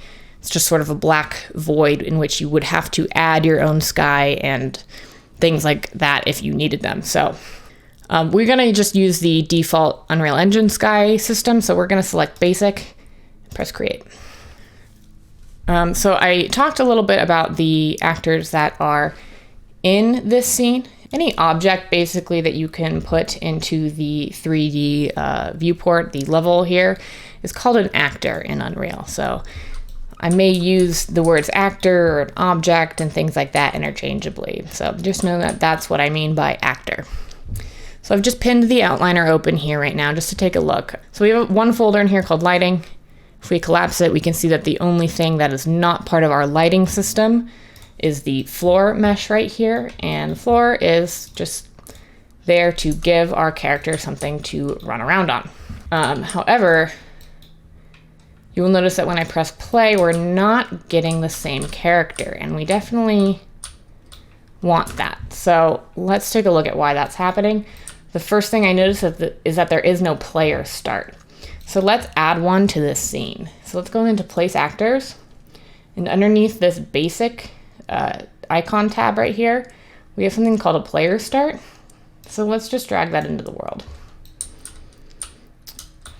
It'll give you a little sort of gizmo that looks like this. And all this is gonna do is mark a location for where we want to start when we play our game. Now you'll notice we're still not getting our third person character, which is very strange. So what we have to do is we have to set some defaults for this project in order for this to work correctly. So let's come into Edit, Project Settings, and we're going to go back into Maps and Modes. And instead of looking at maps, we're going to look at the default modes here. Now our default game mode is currently set to none, which is why Unreal doesn't know what the third person character to load in. So all we have to do is click this drop down and select BP third person game mode. Now when we close this out and we press play, it should spawn with our third person character at the player's start location. A quick sort of side note, we do not have to use this player start if you don't want to. The alternative would be to find your third person character blueprint, drag it out into the scene, and then under the details tab with that blueprint selected, under the search box, if we start typing in possess, we'll get auto possess player is disabled. If we change this to player 0, this will tell Unreal that our single player, meaning the only player in this game since we are making a single player game, which is denoted by player 0 in here, that this character should be player 0. So now when we press play, you can see we are controlling that character even though we don't have a player start. So just to further illustrate what this does, if I set this back to disabled and I drag in the player start, now you can see that we have the additional blueprint character that we dragged into our scene, but we are no longer controlling it. But if you wanted to control a different character without changing the state of the game mode, or the settings in the game mode, I should say, that is how you would do it. You could just drag it out and change auto possess player to player 0. We're going to keep it with the player start for now. That's totally fine. In this case, it doesn't really matter which one you use. Okay, so now that we have this fixed and running the way we want it, let's continue to look at what is in our level to begin with. We talked about the floor, and you can see now that when I collapse this, it's easier to see that we have the player start actor is also added into our scene as well. So under our lighting, we have our directional light, which is our sun. So there it is. And if we turn it off, you can see everything goes dark. So this one light is controlling all of the light in the scene currently. We have our exponential height fog, which if you turn it off, you can see what it does. It sort of controls the atmosphere fading effect that gives 3D games like their sense of depth, especially when you're outside. We have our sky atmosphere here, which controls the sort of the background blue sky. We have our sky light here, which controls how shadows appear in games. So to illustrate what this does, I'm going to pull a couple cubes into the scene. I'm going to scale one way up.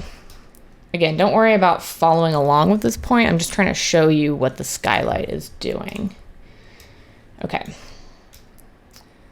So we have these cubes in our scene, and you can see that this area that is in shadow is actually catching a lot of light from the atmosphere, the way that shadows in real life catch indirect light. So we can see what the skylight does better by turning it off. So we turn our skylight off and our shadows go completely black, which is just not very realistic for an outdoor scene like this. So that is what the skylight does. Of course, all of these things have settings that you can tweak these values, but we're just going to leave everything pretty much at the default for now. We have our sky sphere, which is the actual mesh that makes up this sort of dome of sky going around. And we have our volumetric cloud systems, which are obviously the clouds. You can turn them off, not. So again, we're going to leave all these objects as they are with their default settings for now. If we need to tweak the lighting later on, we can come back in here and change some of these settings. Now, I want to start talking a little bit about how to actually prototype. So the first thing I'm going to do, I'm actually going to drag in one of these blueprint characters, not for gameplay, but just to get a sense of scale. So when you're modeling or prototyping a level, you always want to build the scale around the player character, because it would be a real shame if you built out a huge, beautiful level, and then when you press play, you realize that the character could not fit through any of the doors. That would be a bummer. So in order to avoid that, I like to have a character mesh placed in the level so I can start building to the appropriate scale. Now, there are a few different methods for level prototyping directly in Unreal. The first, we're going to talk about placing the level prototyping cubes that came with the third person template. So I'm just going to pull up my content browser and dock it in the layout so it stays open right here. I'm going to then navigate to the level prototyping folder, come to meshes, and here we have the mesh objects. And these should look familiar to you, as these were the pieces that were making up that third person template map that we started with. So we can look at all these objects here, and they all start with SM underscore as a prefix. SM is just Unreal shorthand for static mesh. And you'll see this a lot, especially in Unreal. The naming conventions that they have set up are there to indicate what type of asset this is, as well as a descriptor of the asset. So you definitely don't have to name your meshes with the SM prefix, but it does sort of help keep things tidy. So let's look at this SM cube object. Let's just drag one out into the scene and place it anywhere. This prototyping cube is pretty handy because not only is it a nice basic shape that we can manipulate, but it has this default sort of grid material applied to it. And the grid material can just help you with your with staying on the Unreal grid, which is important, especially in early prototyping, because you want to be snapped to the grid so you don't have any gaps in your level so that the sky just sort of leaks through.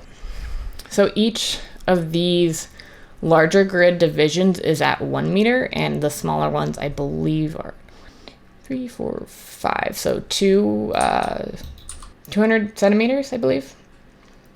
Or 20 centimeters, sorry.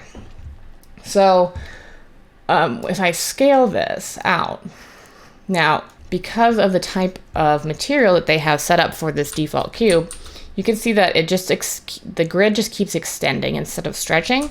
So these cubes are really good for keeping track of the scale of your level as you prototype it. So if I were to scale the box out this way, I know that quickly at a glance it is 3 meters by 4 meters wide because of this grid.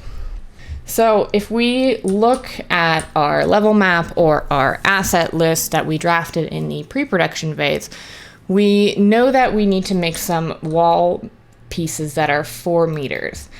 I chose 4 meters just because that is a very common size for creating wall pieces for games in a modular fashion. So what I'm going to do is I'm going to scale this mesh out so that it is 4 grid units long. I'm going to scale it up until it is 4 meters tall. So now I have this sort of square wall piece. And if this is too thick for you, and you notice you can't make it any thinner without it completely collapsing on itself, we can change our scale increments here. So let's come up to where it says 0.25. Let's knock that down by 1. And there we get a little bit thinner of a wall. So here we have our wall piece.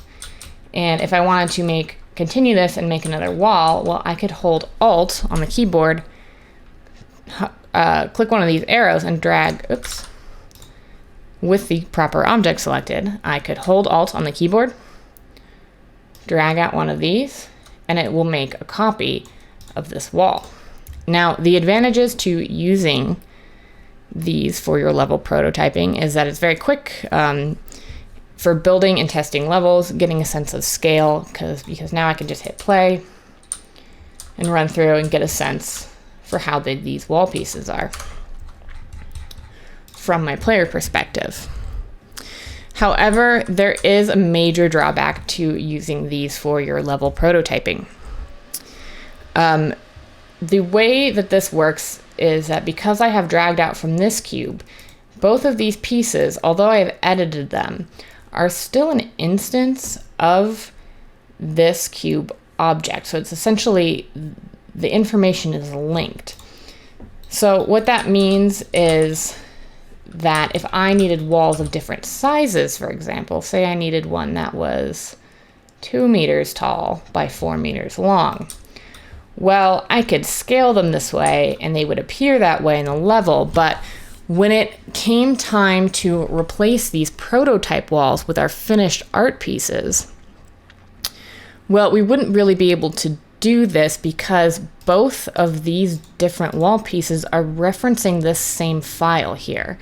So if I were to change anything about this sort of master cube mesh here, that would carry across to both of these, and we may not want that if we need these pieces to be separate.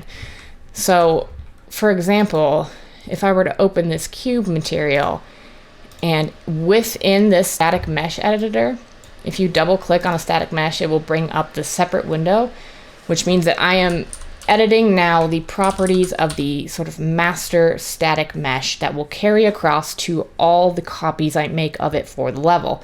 So let's just come in here and change the material to blue, let's say. Press save, and now you'll see that, oh, we've carried this material across both of these. Now, if we wanted these to have separate materials, there's no way to do that using this system. So let's change it back to, I believe it was this one. Additionally, these sizes that I've scaled them to are all relative. So again, if I were to come in here, and if we look at the scale here, we have these funny numbers in here. If we wanted a scale of 1, well, you'll see it snaps back to how it originally appeared here. So these, think of the changes that you make on this level sort of as temporary per instance changes that are not really saved in any way to this sort of file here. So basically the reason why we need different file paths for objects of different sizes and types is because when we go to replace these with our art pieces, essentially because these are all referenced to the same mesh here, we will have to rebuild our level basically by hand, and we don't want to have to build out something twice. We want to be able to build our level and then just easily replace the mesh and have it that those changes carried across all the instances in such a way that it just replaces the mesh here, and it will appear with our art assets in place, and we do not have to manually replace things. So let's get rid of those. The second way we can prototype our level is by using BSP volumes. So the way that we're gonna do that is by opening our Place Actors tab. Let's pin it open for the time being.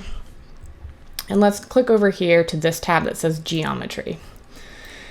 Now in this tab, you'll see these sort of blue primitive shapes, and these blue ones indicate that these are not static meshes, these are BSP volumes. Basically, a BSP volume, let's drag one out. You just click and drag to drag it out, is sort of like a mesh object, but they're not in fact mesh objects, so you can edit them in real time in the editor. So we can select these and transform these with the standard tools, just like we did with our static meshes. But in addition to this, we can come up here to this select mode dropdown. And if we change this to brush editing, which can also be accessed by pressing Shift and 7 on your keyboard, we get this brush editing menu right here. And what this allows us to do is come in here and edit individual faces. So we can select a face, move it up. We can select maybe just a point and move it in. And with the BSP volumes, it allows us to create more complex shapes than we could with just using these prototyping primitive shapes.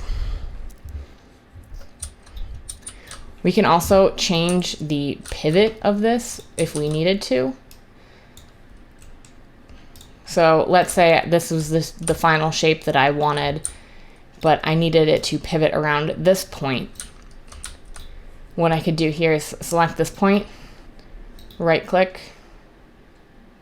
come into pivot, set as pivot offset. So now I have it pivoting from this section instead of the center. So that is another good way to, that is another good reason, I should say, to use BSP volumes. They're a little bit more flexible. You can do a little bit more with them, and you can do things like change the pivot, which you can't really do. Like if I wanted this pivot to be in the middle, even within this static mesh editor, there is no way traditionally to do this.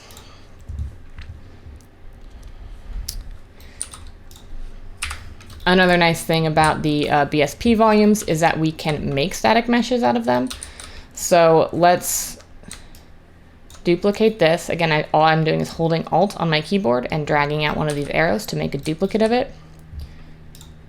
Let's come back quickly into brush editing, and let's just change the shape of these a little bit so that they're different.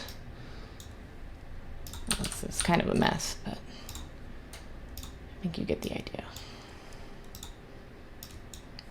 All right, I just want them to be a little bit different from each other. I've created a hole. Okay. Hang on, I've accidentally ruined that mesh, so let me just make a new one and edit it in a less dramatic fashion. Okay. So now these are slightly different from each other. So what we can do with these, because these are BSPs and not static meshes, they're not referencing anything in our content drawer. So what we can do is, even if these are different shapes, even if I've duplicated them off of each other, what I can do is select one of them. And you do not have to be in brush editing mode for this. You can be in select mode. We're going to come down to the geometry panel under the details tab. We're going to expand this. I'm sorry, we're actually going to come down to the brush settings and expand this advanced panel. It's actually under here. And if we click create static mesh, we'll get this pop-up that says select path. So it's just basically asking us where we want to save this. It's going to create a little file for it, and where do we want to save it. So let's just make sure it's under content. Remember that all your content must be saved under content. Nothing can be saved above it. Let's call it BSP shape 01 and hit create static mesh. So this has transformed this into a static mesh. So now I can no longer edit this with the brush editor because it is no longer a BSP brush. So its shape is set in stone here, but if I come into content, we can see it right here. And if I were to do the same thing with this one that is edited, let's call it BSP shape 02. Create. So now you see I've created two separate file paths for these two separate meshes. So that means this one is being instanced by this. So if I change this, let's give it a different material. Now this is only going to carry over to this static mesh, even though we used it to make this duplicate. They have separate file paths now, which is really powerful. And it will allow you to make all the separate pieces you need in such a way that when it comes time to replace them with your final art assets, you will not have to rebuild your level by hand. Again, that will make more sense when we get into talking about how to make and import our custom assets. Now, there are, of course, some drawbacks to using the BSP brushes. One of which we have just seen when we convert this BSP into a static mesh, we can no longer edit the shape of it. So we are stuck with this shape. So if we needed to alter this, we would either need to bring it into a third-party program like Blender for 3D modeling and make our changes there, or we would have to make a new BSP in the shape that we want and replace it. So you might be saying, okay, well, just don't convert it to a static mesh then. After all, when you place, let's do a stair just for fun. When you place a BSP, and you can tell because we have these vertices here visible to us, so we know that this is a BSP and not a static mesh. So when you place this and you press play, well, we can still run up these and everything. And in fact, when we convert it to static mesh, we lose our collision. So why would you convert it to a static mesh in the first place, you may be asking? Well, that is because keeping these flexible and editable in this way really slows down your performance. So, if you have your level prototyped out, you would typically want to convert everything to a static mesh because it's going to be very laggy. You might get frame drops and things of that nature.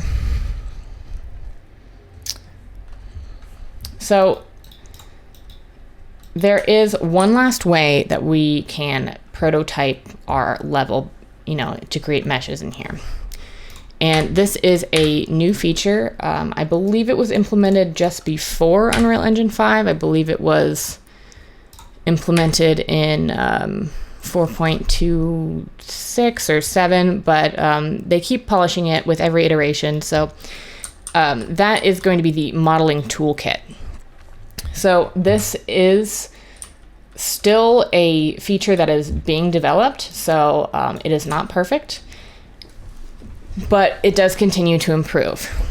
Because it is an experimental feature, some of its functionalities are not enabled by default, but this is a good opportunity to talk about plugins and how to enable them. So we're going to enable the modeling toolkit plugins so that we can utilize the modeling toolkit to prototype our level. So we have to find the plugins menu by going to edit, plugins, which will bring up this hefty list of plugins. Some of them are enabled by default, some of them are not. We're going to come up to the search bar and just type in modeling. So we have our modeling tools editor mode, and in 5.0.2, this is enabled by default. We just also want to enable static mesh editor modeling mode. So click that.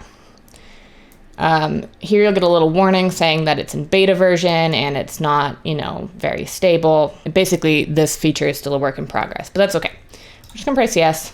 And now you're gonna get this little warning down here that says you must restart Unreal Editor for your changes to take effect. So just hit restart now. And if you get this, that just means you have unsaved content. So let's click Save Selected. And because our unsaved content was our level that we created, we need to give it a name before Unreal can save it anywhere. So I'm not going to save it next to our third-person template map because, again, I like to keep the default content separate from my custom content. And because we created this level, this is going to be our custom content. So I'm just going to navigate up to the top of the content folder, and I'm going to give it the name Tutorial Temple, because if you'll remember from our level design documents, that is what I named our level. Hit save, it's going to shut down Unreal, and it's going to restart again.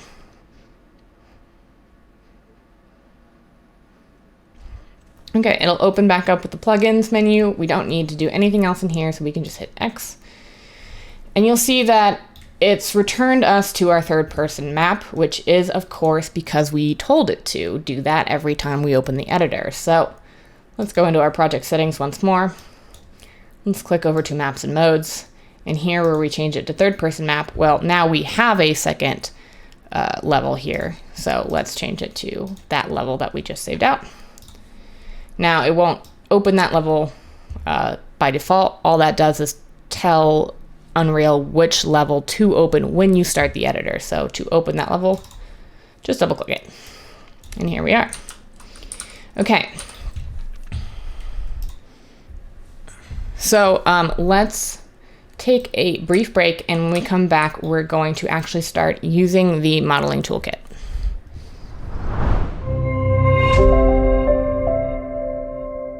Okay, so in the last video, we discussed a couple of methods that you can use for prototyping your level, but the one we are going to use for this project is the modeling toolkit. So to access the modeling toolkit, all we need to do is come up to this select mode dropdown and change it to modeling. So that will give you this little side window here. And for the moment, I'm going to close the content browser just to give us a little bit more space. Okay.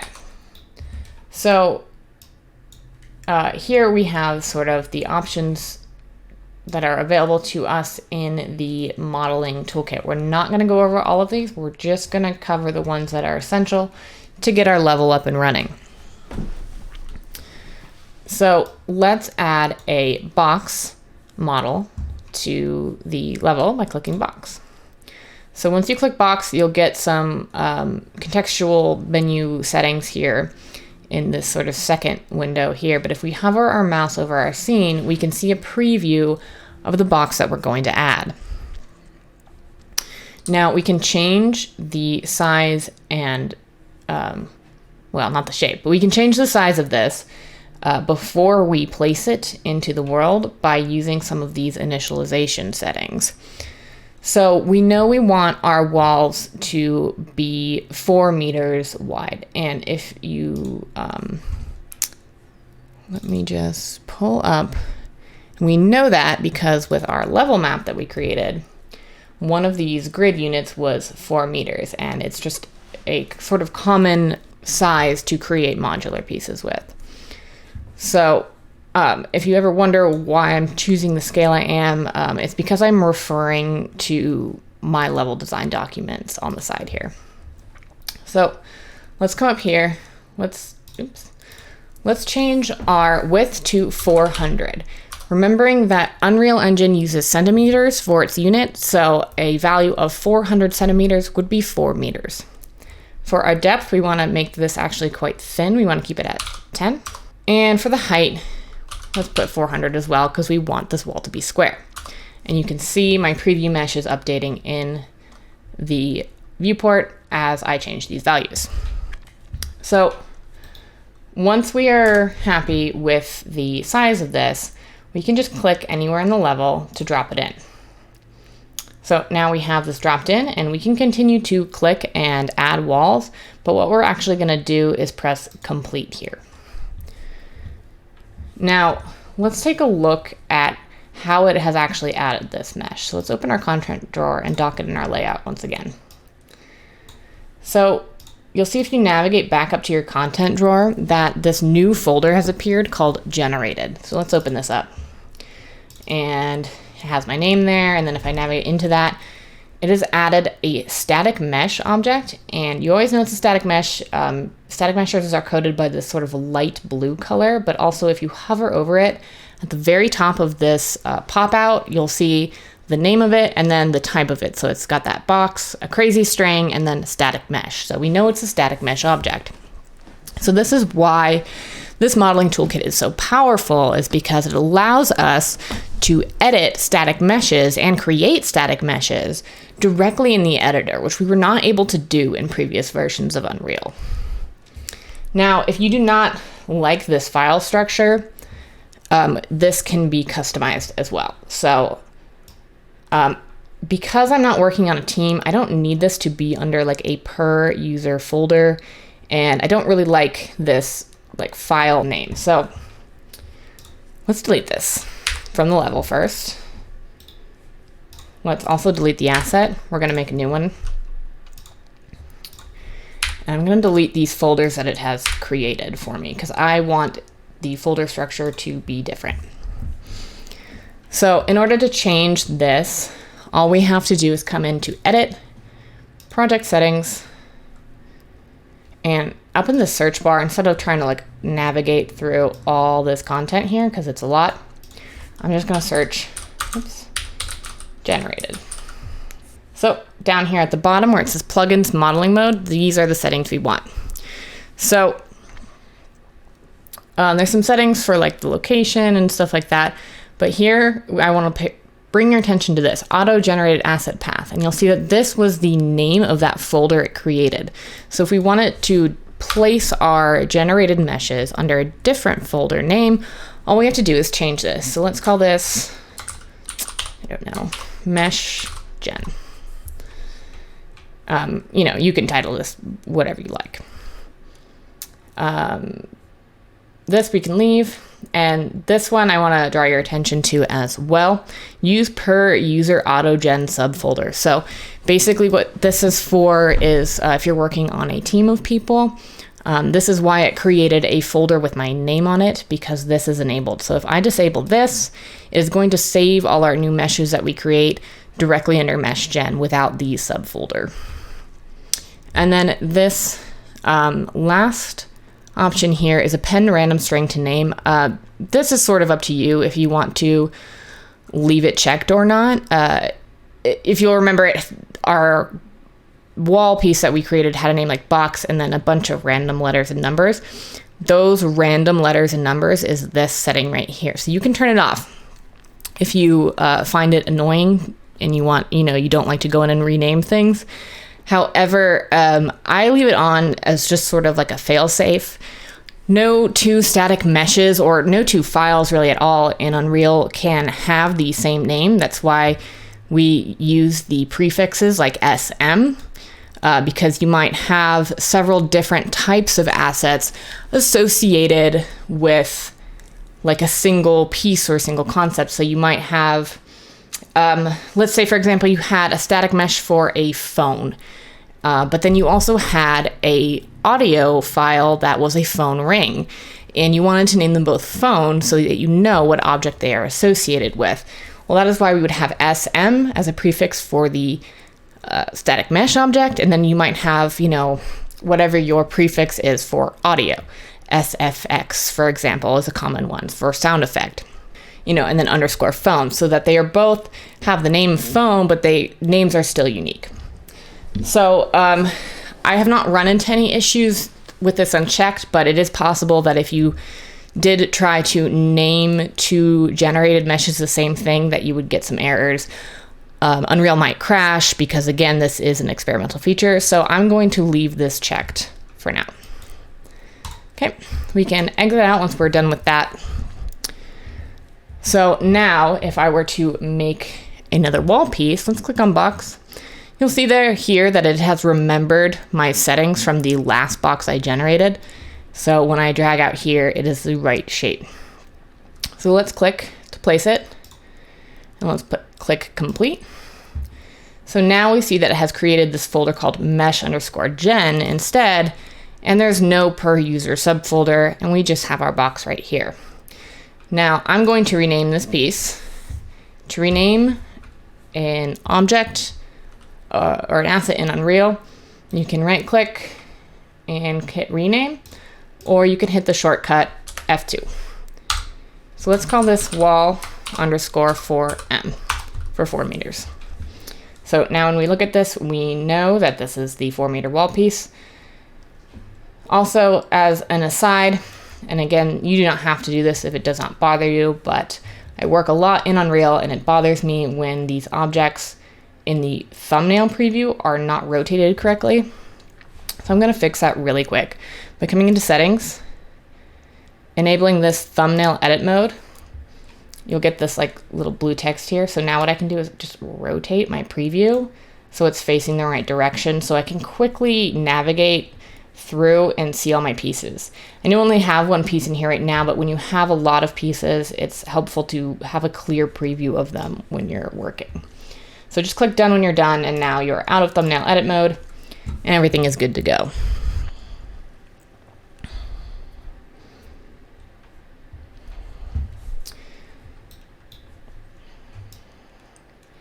So with the modeling toolkit, it also enables us to change the pivots of our static meshes, which was a feature that is new to Unreal.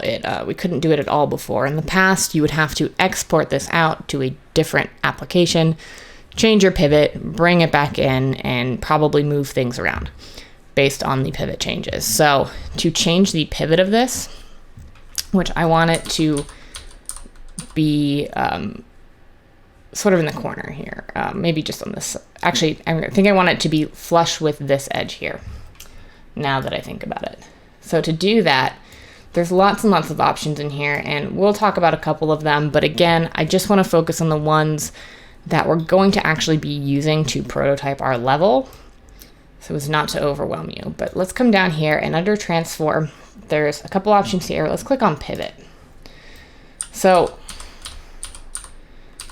now I get this gizmo here that looks different from our normal transform gizmo. So what I can do is I can manually set the pivot here by clicking and dragging these around. Or what I can do is use one of these presets. So if I, like, the pivot was down here, but I needed it to be in the center of the wall, I could hit center and it would snap immediately to the center. I actually want it down in one corner. And the reason I'm talking so much about pivots and why they're important, it has to do with the grid snapping. So we talked about, how to change the grid size, and we talked about how this material conforms to the Unreal Engine grid, and that helps you, keep your walls so there's no gaps in them and have light leaking through and things like that. But in order to properly snap to the grid, it's snapping based on the location of this pivot point. So we need to set the pivot to the proper location, because if you see right now, it's actually spanning two grid squares here, and I want it to line up perfectly with them. So what I'm going to do is hit, okay. So I've pressed back right here, and that has snapped this pivot point to this side of the wall. So what I can do now is pull this down, and I know it's perfectly flush with this side. And you'll notice that as you do this, this pivot movement respects your grid snapping. So as long as you have grid snapping on, you should be able to snap your pivot exactly where you need it. So, and I'm going to move it over to this corner so that these pivot lines are lined up with these grid lines, and it's exactly on this corner point. And once I'm done here, I can press accept. And now you'll notice, when I move it, it's still not snapping to the grid correctly. Well, that's because it's using this increment of 10 based off of where it already was. So if you want to snap it absolutely to the world grid, all you have to do is make sure it's selected, right? And then you're going to hold Control and press the End key on your keyboard. The End key is usually above the arrow keys on the right, next to the Delete key. So you'll see that it snapped exactly, and now it's lined up exactly with these grid lines. So now I have my wall piece set up. So what I can do from here is hold Alt. And you do not have to be in modeling mode. Well, you do have to be in modeling mode for the pivot, but once you're done with the pivot, just for the sake of duplicating these, you do not need to be in modeling mode. So let's hold Alt and drag out a new wall. And so if we look at our level map again, let me just open it. So when we want to start building our room, we know we want to make it up of these wall pieces that are represented by these solid black lines in our top-down map. So based on the level map I drew out, and this is why it's important to draw your map to scale, because it's going to make this stage, this prototyping stage, a lot faster. Because all I have to do now, instead of trying to trial and error how big this room should be, I can just count the grid. So for room 1 here, we have 1, 2, 3, 4, 5. So it needs to be 5 4-meter wall units long on this sort of north wall here. So to determine which direction is, quote, north in Unreal, I mean, there is no true north. The north is whatever you want it to be. This is, a virtual space. But to keep things as clean as possible, what I'm going to do is come into top-down mode. And we can see that these walls are sort of running north to south from the top-down perspective. So to make sure that we are going to go the right way so that when we look at this top-down, it matches this and it's not rotated weirdly. And again, this is personal preference. It can be rotated differently if you want it to be. But to make sure that the final top-down view will line up with this. I'm just going to take our character, not our player start, although we will do that too, but our scale reference character here. I'm just going to take that. I'm going to press E with the character selected. And you'll notice because I have a camera object attached to this actor, when I click on it, I get a little preview of that camera, which is really nice. So I'm going to press E to bring up the rotation tool. And I'm just going to rotate the character so it's facing south to line up with the direction that this character is supposed to be facing. I hope that makes sense. So now when I come back into perspective view, okay, so I know that this is supposed to be north, this is supposed to be south, east, west. I'm going to rotate these walls.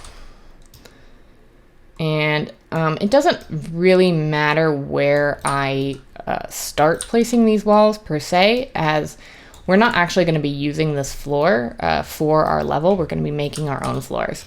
But for the time being, just to keep everything sort of on the same ground plane, we're not going to delete it just yet.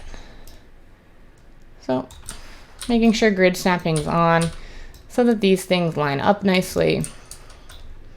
Okay, so we have 2. Remember, we counted and we said that they were going to be 5 wide. So let's hold Alt and drag out a 3rd, a 4th, and a 5th copy. Now, keep in mind that these walls, all 5 of these pieces, are instances of this same original wall file. So if I wanted to, say, put a grid material on this so that I could better see the scale and get an idea of what's going on, well, I don't have to do that individually on each piece. What I can do, if you remember, is double-click on the wall itself in the content browser, and that will open up the static mesh editor. From here, I can change the material slots, or I can change the material underneath the material slots. So let's type in grid. And these are the grids that came with our 3rd-person template. So we can select it to gray and press save, close this out, and now all of our walls have that same gray grid prototype on them. It's pretty cool. So we have our wall piece. Let's look back at our asset list really quick to see what else we need. Okay, let's scroll down to environment assets because that's what we're working with here. So we have a wall. We need a ceiling piece that is also 4 meters. Easy enough. Now you might just be thinking, well, yeah, I could just duplicate it and rotate it, and there's my ceiling. But actually, we want to be creating a new memory reference here for the ceiling to make our lives easier when we go to replace these with final art pieces. So what we're going to do is we're going to go back into our modeling mode. We're going to click box. We'll see that, of course, it has remembered our dimensions here. And while we could use this and just rotate it, we would have to change probably the pivot again. So instead of doing that, let's keep the width at 400. Let's give it a depth of 400. And let's change the height to 10. So now, when we hover over the ground, we'll see that it's rotated the correct way. If you like, you can also skip the material application step in the static mesh editor by simply applying the material straight from your initialization settings. Okay, let's click anywhere to place it and hit complete. Okay, so now we have a new memory reference here for our ceiling piece. Let's press F2, and I'm just going to rename it ceiling 4 meters. So it looks like the pivot is again in the center of the mesh, which depending on what you're building, you may want. I, however, am going to change it so that it snaps correctly. Oops. So it snaps correctly to the grid. So I'm going to set it to left, it looks like. And then I'm going to drag the pivot out and make sure it is lined up with these grid lines.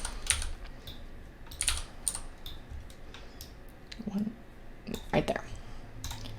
Okay, so now let's just make sure that it's snapped to the world grid by hitting Control and End together. Looks like it is. Yes, it is. Okay. So now we have our ceiling piece here. Very cool.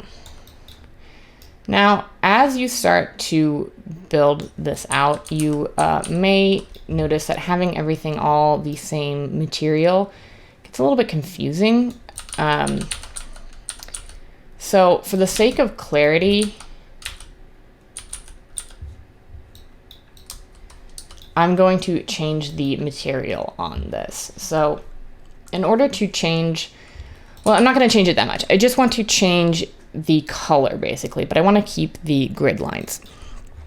So in order to change these pieces to a different color, we need to create a new material for it. So let's first find where this material, this grid that I've applied to it, currently is. So we can look through our folders, but a faster way to find something like that is to select the mesh. Let's open up our details panel, and here we have our materials. We can see we have our prototype grid gray material here applied to it. Now to find this quickly in the content browser, all we have to do is hit this little file with the magnifying glass in it.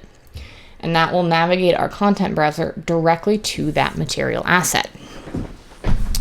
Now, again, we're going to talk a lot more about materials when we get to creating custom assets and setting them up with their final materials. But for the sake of this prototyping section, we're just going to make copies of this gray and then change the gray to a different color. So to do that, let's right click on this, hit duplicate, and let's change this to where it says gray 1. We're going to change it to, let's say, red. It can be whatever color you like. I'm going to make mine red. So double click to open up this material instance. And again, a material instance is different than a parent material. We're going to talk a lot more about this later, but just make sure that your window looks like this basically when you open it up. If you open up your material and it looks like this, you are editing a parent material. So we're not going to do this at this stage of the prototyping. So make sure it's an instance that looks like this. So to change the color in this, all we have to do is come over here to surface color, click on this color bar, and select a new color for it. You can also change the color of the grid lines if you want to. You can make them white or whatever. I'm going to leave them what they are. Okay, so now we have this red grid material. So what we can do, I'm going to go into my mesh gen where my wall pieces and my ceiling pieces are being saved. I'm going to open up those wall formators. And I'm just going to change this prototype grid gray to red as the default. That will change all my walls to this red color. Now, don't forget, you can also change on a per instance basis. So like if I needed one of these walls to be a different color for some reason, but I wanted to use the same mesh, I could still do that. I could just come up here, click on the individual wall in the level editor, and change it to something else. Now, because I've changed the default material here, when I hit the back arrow here, it's going to change my material to whatever I have it set to as the default in the static mesh editor. So basically all I'm going to do now is create some more pieces, like a floor piece and a platform and things like that, using the exact same method that we used here to create these wall pieces and this ceiling. So I'm first gonna give the ceiling a new material, just like we did with the wall. So let's go into materials. Let's duplicate our red one we just made. We can right click and duplicate, or we can highlight it and press Control D. And let's make this one a blue color. Double click to open it. Let's change it to a blue. And for this one, if you want to quickly navigate to a piece without having to like open it up and press this button, I mean, we can certainly do that, but the shortcut for this would be to select it in your level and press Control and B, and that will navigate your content folder to that piece that you have selected. Let's double click to open it, and let's change its default material to blue. Okay, great.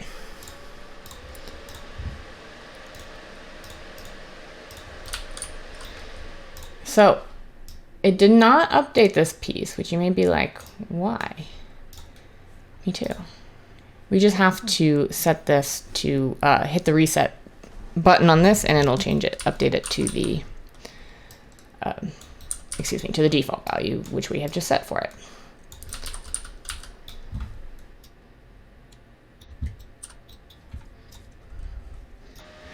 Okay, so let's continue on making some more of the pieces that we know we're gonna need. Now we know we're gonna need floor pieces, and I do want them to be basically the exact same size as this piece here, but remember that we want to make a separate memory reference for it.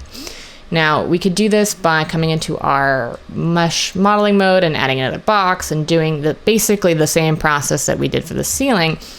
But since we already have the shape that we need, we're gonna do it in a little bit quicker of a fashion. So what I'm gonna do is select the ceiling piece. I'm gonna press Alt and drag out to duplicate it down to the floor. So right now, both of these instances are referencing this ceiling 4 meter piece right here, but we can basically split these now using the mesh modeling toolkit. So what I'm going to do is I'm going to have my floor duplicate highlighted. I'm going to come into the mesh modeling mode sidebar here, and under create, I'm going to hit this mesh duplicate button. So nothing has really happened yet, but I get the sort of initialization options in the same way that we had options for initializing a primitive shape. So I'm going to name it something other than ceiling. I'm going to name it floor 4 meters. I am going to keep the output type as from input, which just means it's going to be the same object type as what I duplicated it from. And under handle inputs, I'm going to leave this on delete. And I'm just going to press accept. Okay, so now I have this floor 4 meters and then a bunch of random letters and numbers after it, but it's a separate memory reference. So this is what I was discussing with the append random string to name is this right here. So even though I only set the name to be floor underscore 4 meters, it appended this random string. And again, this is just a failsafe. In case I had another piece in here named floor underscore 4 meters, it just stops errors from occurring that would be caused by two memory references having the same name. But we can delete this. It's not necessary for this in this particular case. Let's make a separate material for the floor. So basically, I'm going to be color coding this level layout. So I want all the wall pieces to be red. I want all the ceiling pieces to be blue. And let's make another color for our floor pieces. Let's duplicate this. And let's make our floor pieces green. Again, you can make them whatever color you want. Okay, set the green value here. Looks good. Press save. You can close that out. You can close that out. And the last thing we need to do is open up our floor static mesh defaults editor and change this. We can search through all the materials we have in our project by using the search bar here. So I've just searched green. We have one material with the name with the word green in the name, and there we go. Okay, and the last thing we need to do here is because we already had this placed, we just need to reset that value.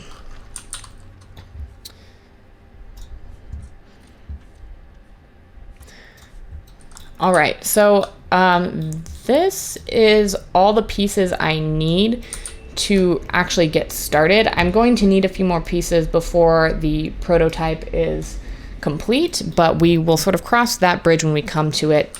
We're going to pause the recording here, and when we come back, we're going to just start building out our level, at least for the first pass of our level. So I will see you in the next video.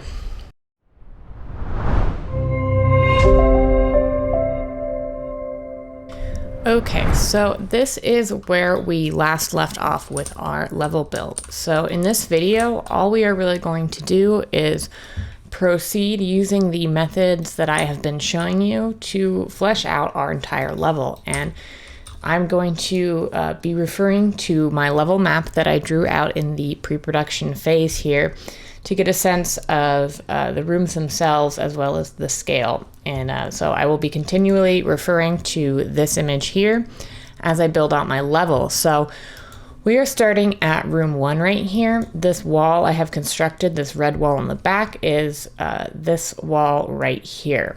So with this in mind, let's proceed here. So the first thing I'm gonna do today in this video is actually I'm gonna delete this default floor because we don't need it anymore. Now that we have some of our initial pieces placed out, we have our scale reference right here.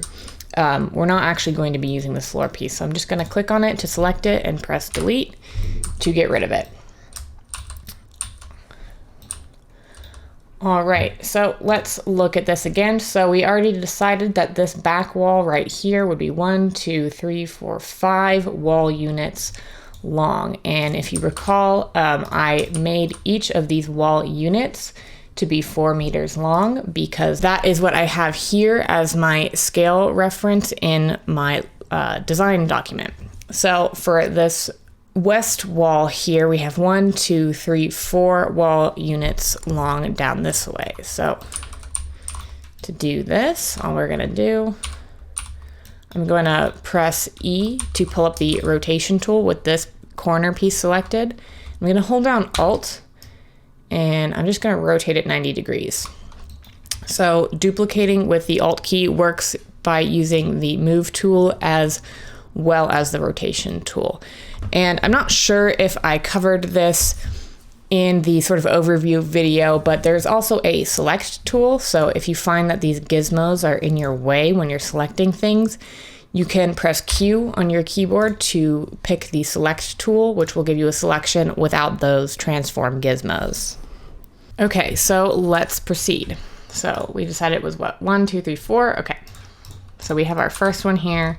Press W to bring up the Move tool, hold Alt and drag out 2, hold Alt again, 3, and 4.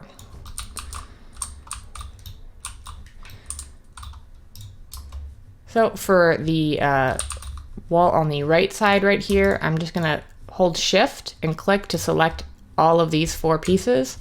I'm gonna then hold Alt and drag out. So you can use the Alt key to duplicate multiple things as well, which is really handy and makes this go by fairly quickly.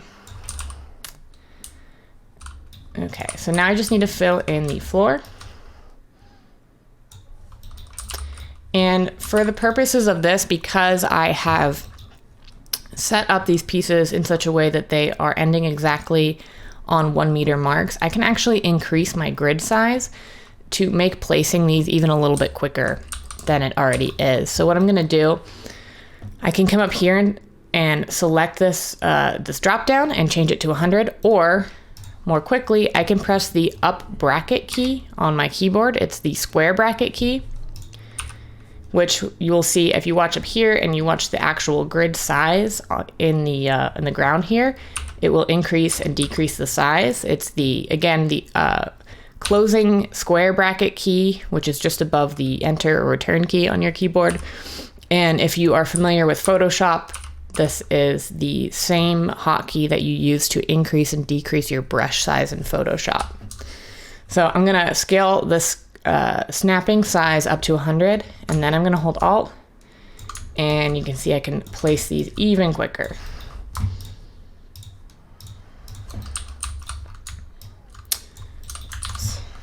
little glitch there.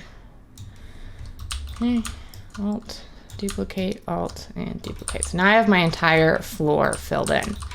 So now we just need to do the same thing with the ceiling in the same manner.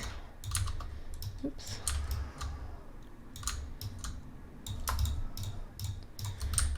So you can see why working on a grid is a good idea and saves you a lot of time. And if you still don't understand why it's a good idea or why I'm doing this, well, I turn it off and try to start placing things, and you will quickly see why it is a feature. So I have a little bit of overhang here just because of the way I have this lined up. So I'm going to decrease my grid size back down to 10 by hitting the opening square bracket key on my keyboard. I'm going to pop this over 1 so it's lined up properly. I'm going to pop this up like that. And what I'm looking for here is to line these grid lines up with these wall grid lines here. Which I was going to show you on the inside, which shows a nice seam. But that brings me to my next point is now we have this room completely enclosed. So when we hit play, when we move our player start within the room and then press play, it's completely dark and we can't see anything. There's a little bit of light leaking in the corners. We will address that later. So in order to start play testing anything we build, if it's in an interior space, we need to place some lights. So you'll see the auto exposure here is kicking in, which is making it a little bit lighter. We'll talk about that in just a second, but let's get some lights in this scene to begin with. So I'm going to open the Place Actors tab. I'm going to navigate to the light bulb icon here. And I'm just going to start placing some point lights. Let's start with just this one for now.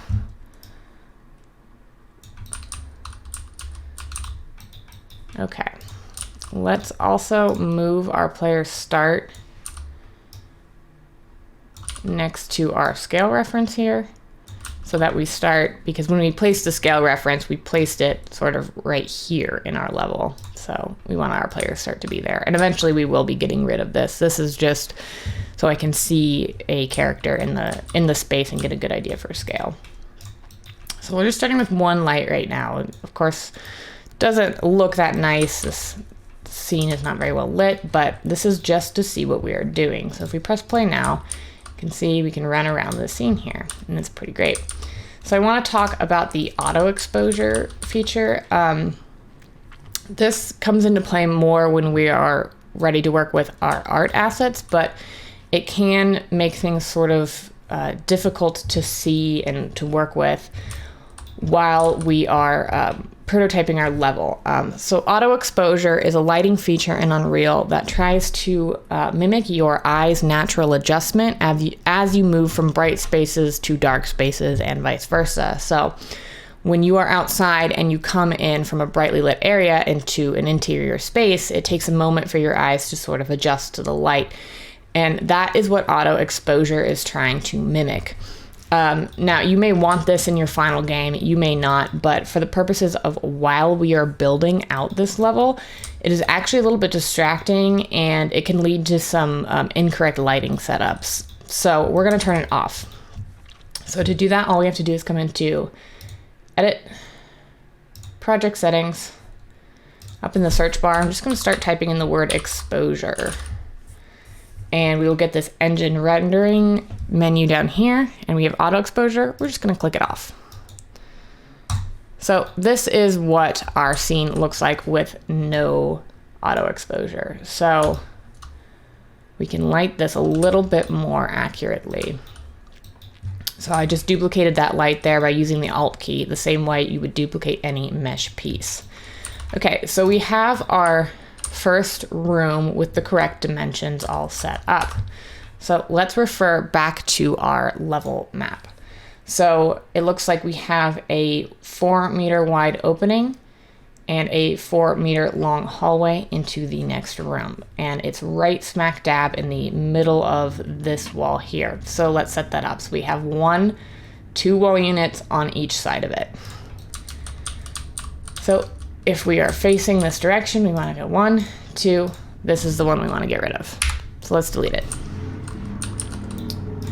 And now I'm going to extend this by just duplicating this floor piece out. And I'm going to duplicate the ceiling piece out. I'm going to switch to the rotation tool by pressing E, rotating and duplicating by holding Alt and rotating.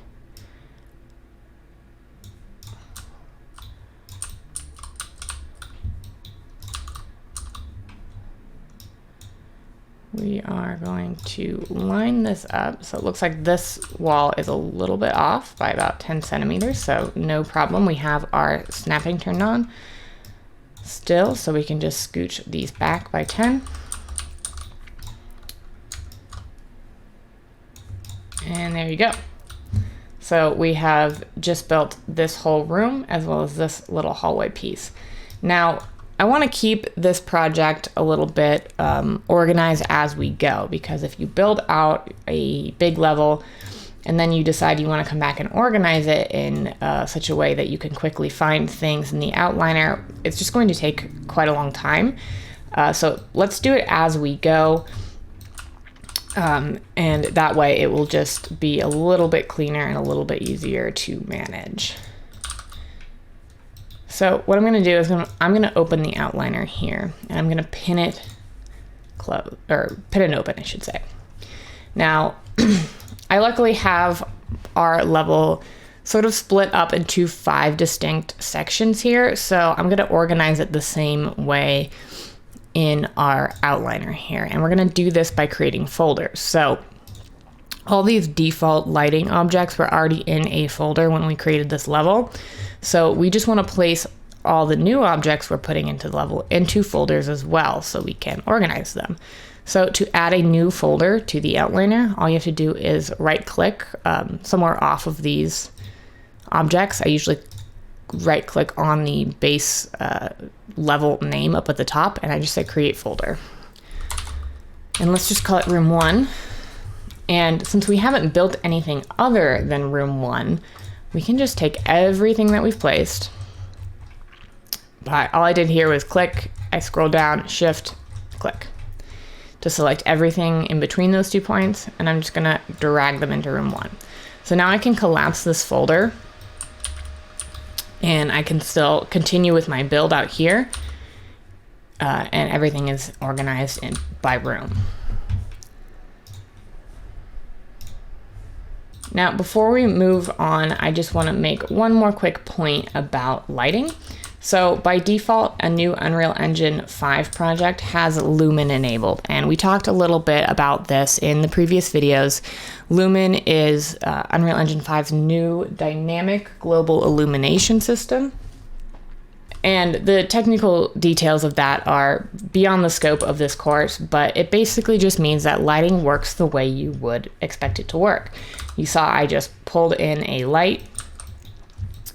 I pulled in a couple lights. I have my exterior light, and everything looks to be lit appropriately for the lights that I have in the scene. We're getting some light coming in from this opening here, and it's bouncing around in a way that is realistic.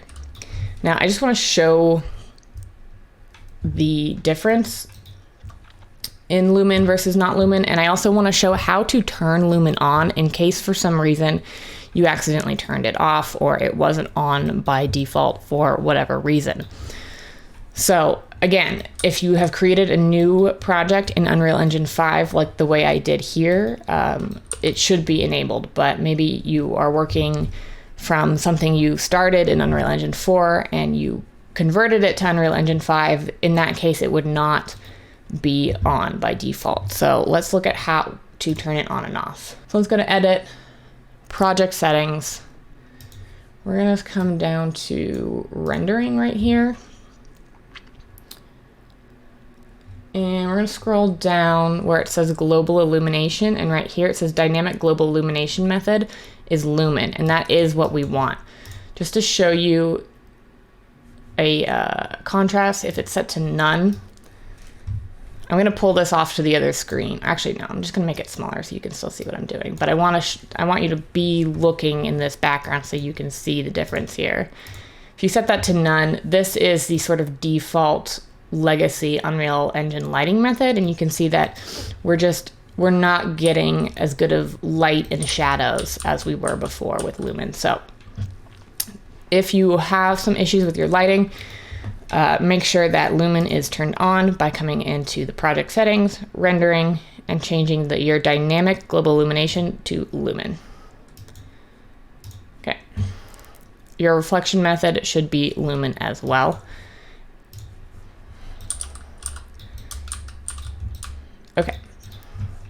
So now we have our first room all built out. It is time to move on, obviously, to the second room. So let's look at our second room in our level map. So it looks like we enter on this north wall. It comes out by 1 unit this way and by 1, 2, 3 units down this way. So let's build this section first. Now I'm going to start by duplicating the pieces I already have here, and I'm doing that because they're already in place where I want them. I could certainly drag out new pieces here, but then I would have to spend time lining them up, which I don't really want to do. So what I'm going to do is just continue to press Alt. Well, I'm going to increase my grid size back to 100, and I'm going to press Alt and drag this out. Now, because we organized this all into a folder already, and I'm duplicating from this piece. Now this piece was in a folder, so when I duplicate from it, this piece now is going to be in the same room 1 folder, but this is actually part of room 2. So before I do anything else, I'm going to create a new folder. Create folder, there we go. I'm going to call it room 2. And I'm going to move this piece into that folder. So I can either just drag and drop it. Looks like I accidentally created a subfolder under room 1. No problem, just delete it. Okay. So I'm going to select this in the viewport, which highlights it here in the outliner. And I can either move and drag it in to a new folder, or I can right click on it. If you have like a lot of things in here and it's hard to drag and drop over the folders, this is really handy.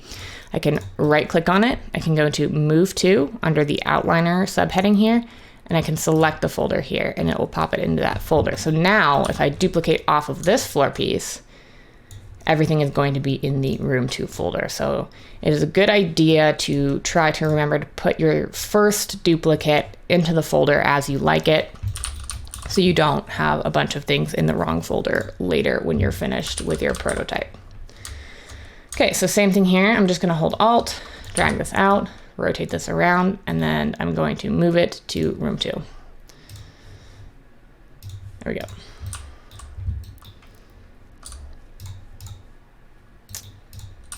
And you'll notice that these wall pieces are called box in the outliner, even though they're called wall right here.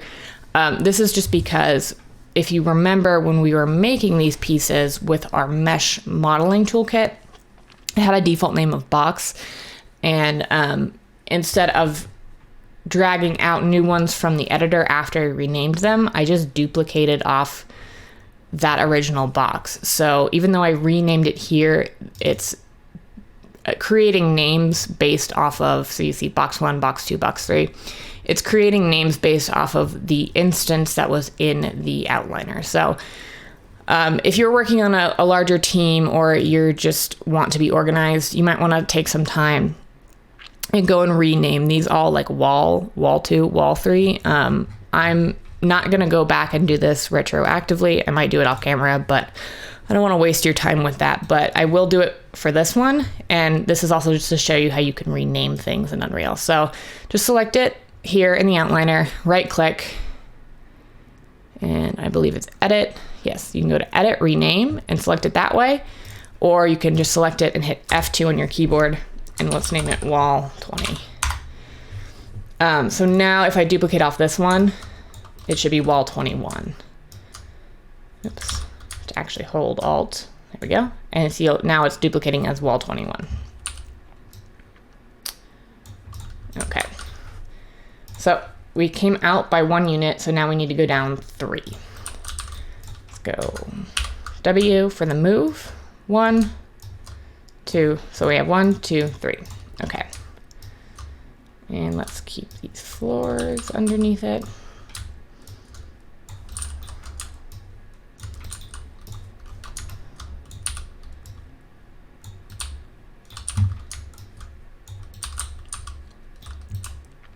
Okay, so now if we look at this from a top down, we can see this sort of coming together. So let's look at the top down and let's pull up our level map next to it.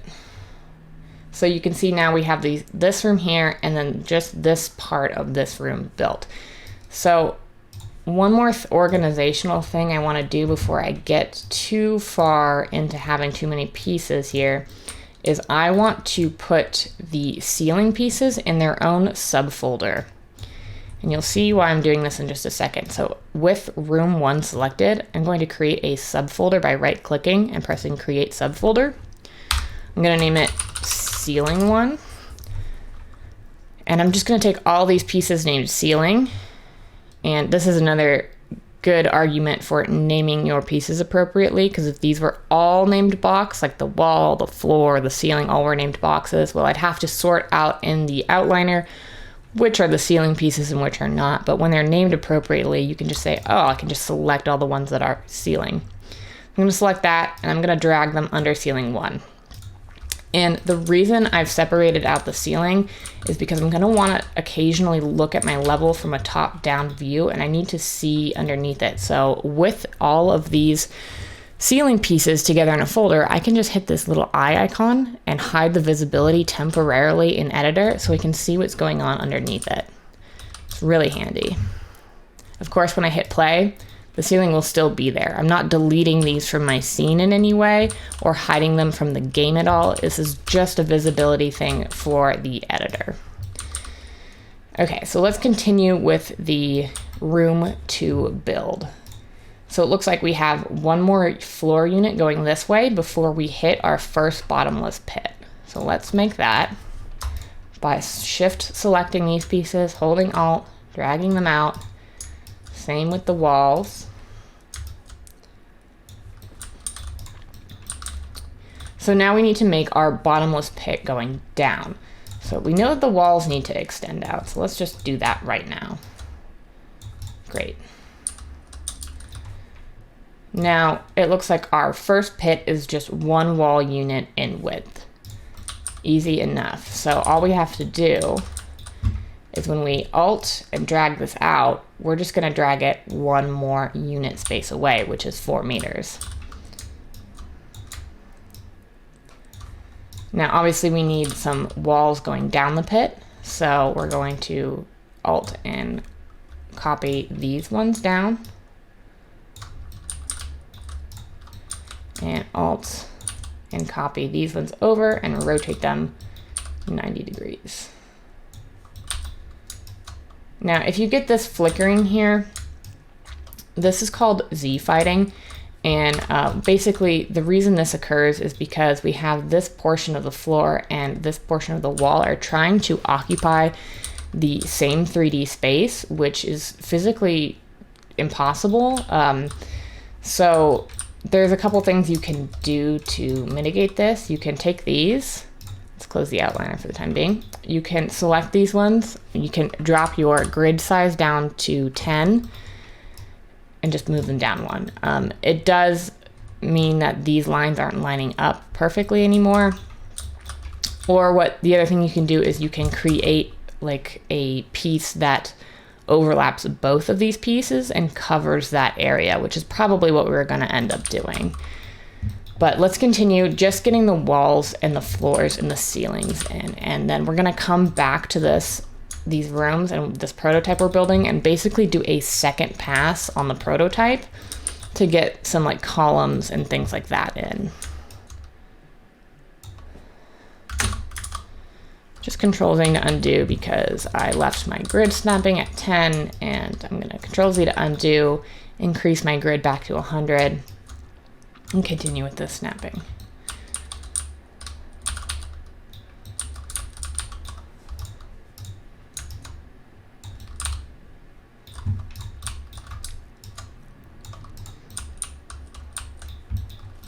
So I think this is a good time to test our first obstacle here, because we have our, our room 2, we have our gap, and we have the other side of it, so we can jump across it. So before we continue on with this build, I just want to give this a quick test. So I'm just going to hit play in the editor, and I'm going to take my character and I'm going to run and press spacebar to jump. Okay.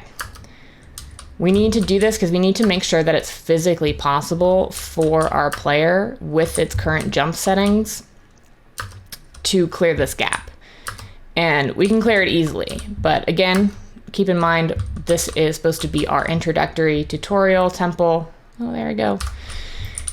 And is not supposed to be particularly difficult, the first obstacle you face. So it looks like we can clear this gap, no problem. So we can continue with this build.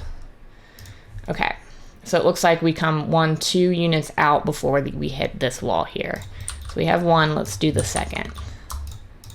Shift select, Alt, drag it out.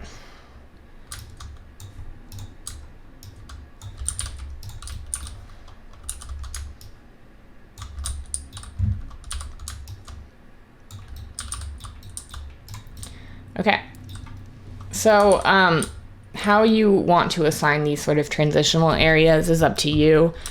Like, as far as whether this hallway is in the outline or organized as part of room 1 or part of room 2, that's totally up to you. I'm going to make it so that like this hallway between 1 and 2 will go to 1, this hallway between 2 and 3 will go to 2, and so on. So you can just continue here.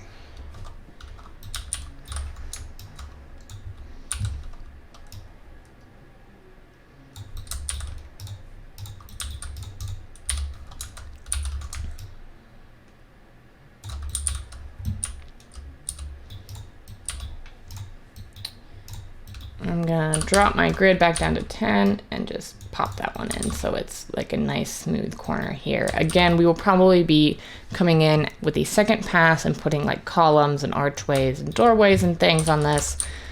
But for now, I'm just trying to keep it as clean as I possibly can.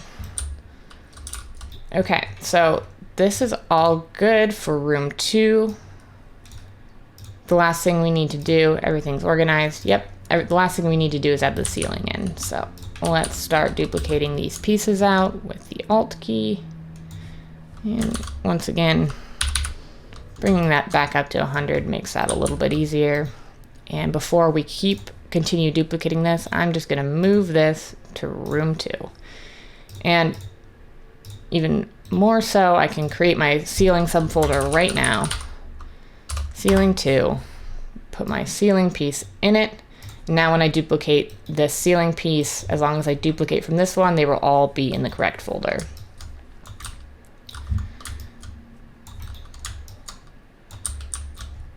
Looks like I'm off by about 10 here on this wall, which is no problem. Let's drop our grid size back down to 10. So if you ever need to like get in close to see what you're doing, but your gizmo is like way over here, all you have to do is hold Control to deselect one piece and hold Control again to reselect it, and now your gizmo should be on your last piece selected. There we go.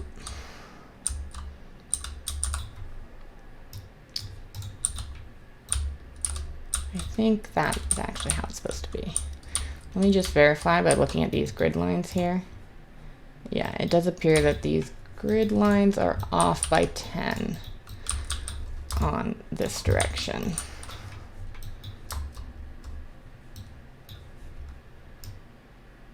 Yep. Which means that this one's off by 10. This one is off by 10. I mean, you could really see how you could spend a long time trying to line things up, and this is with the grid, so trying to line things up without a grid takes even longer. Okay, so now everything should be lined up correctly on the grid lines. It looks like we're still off.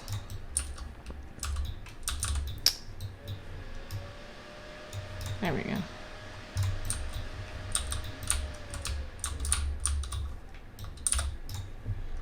And it doesn't, at this stage, fully matter that every grid line lines up perfectly.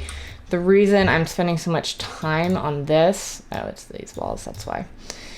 The reason why I'm spending so much time on this is because we are eventually going to be replacing all these pieces with our art assets. And for pieces like this, walls, floors, ceilings, the things that we're repeating across a large area, we're going to be using tiling textures.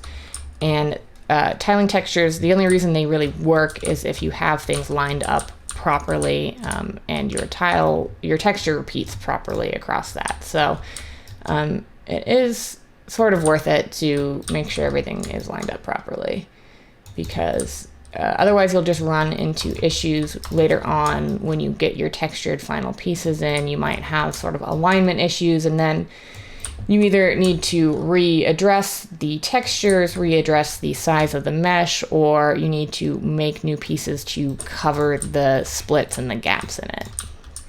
All of which are fine to do, but if you do this a little bit up front, it can just save you a little headache down the line.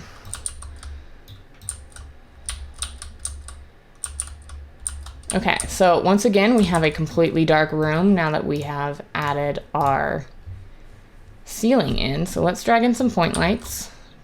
Again, this is not going to be our final lighting setup. This is just so we can test this level and see what we're doing. So don't worry too much about making these lights look good.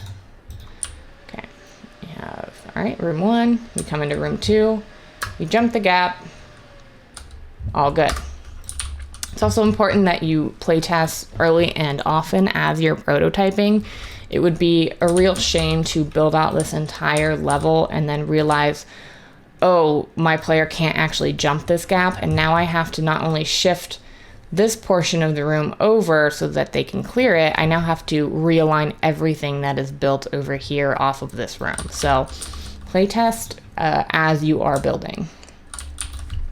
Okay, so let's look at room 3. In our level map. Okay, so we have our transition hallway right here, which is right here. And now we need to come 2 units north and south in both directions. So let's hold Alt, drag this out. And before we do anything else, let's get our folder structure ready to go. Now you'll see that these 2 point lights, because I dragged them from the Place Actors menu, they're not assigned to any folder. So you just have to remember that when you drag something out from either here, or you drag it out from the content browser, it's just not going to place them in any folder structure. So you'll have to remember to do that yourself. Room 3.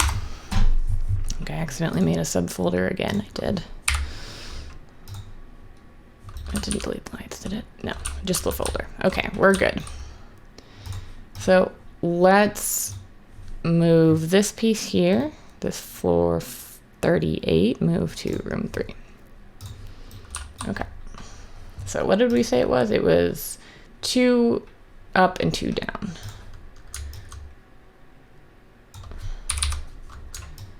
Two and 2 down. Okay, and it looks like it's 2 floor units until we hit this large pit in room 3. So let's select all these and duplicate them over. So now we have a width of 2. And let's start duplicating these pieces out just as we did before. And again, I'm gonna take some time and try to line this grid up properly so that these large lines match. Excuse me. Yeah. And I already forgot to move this over, so I'm just going to select both of these and drag them into room 3. So now I can duplicate this way. I can duplicate this way.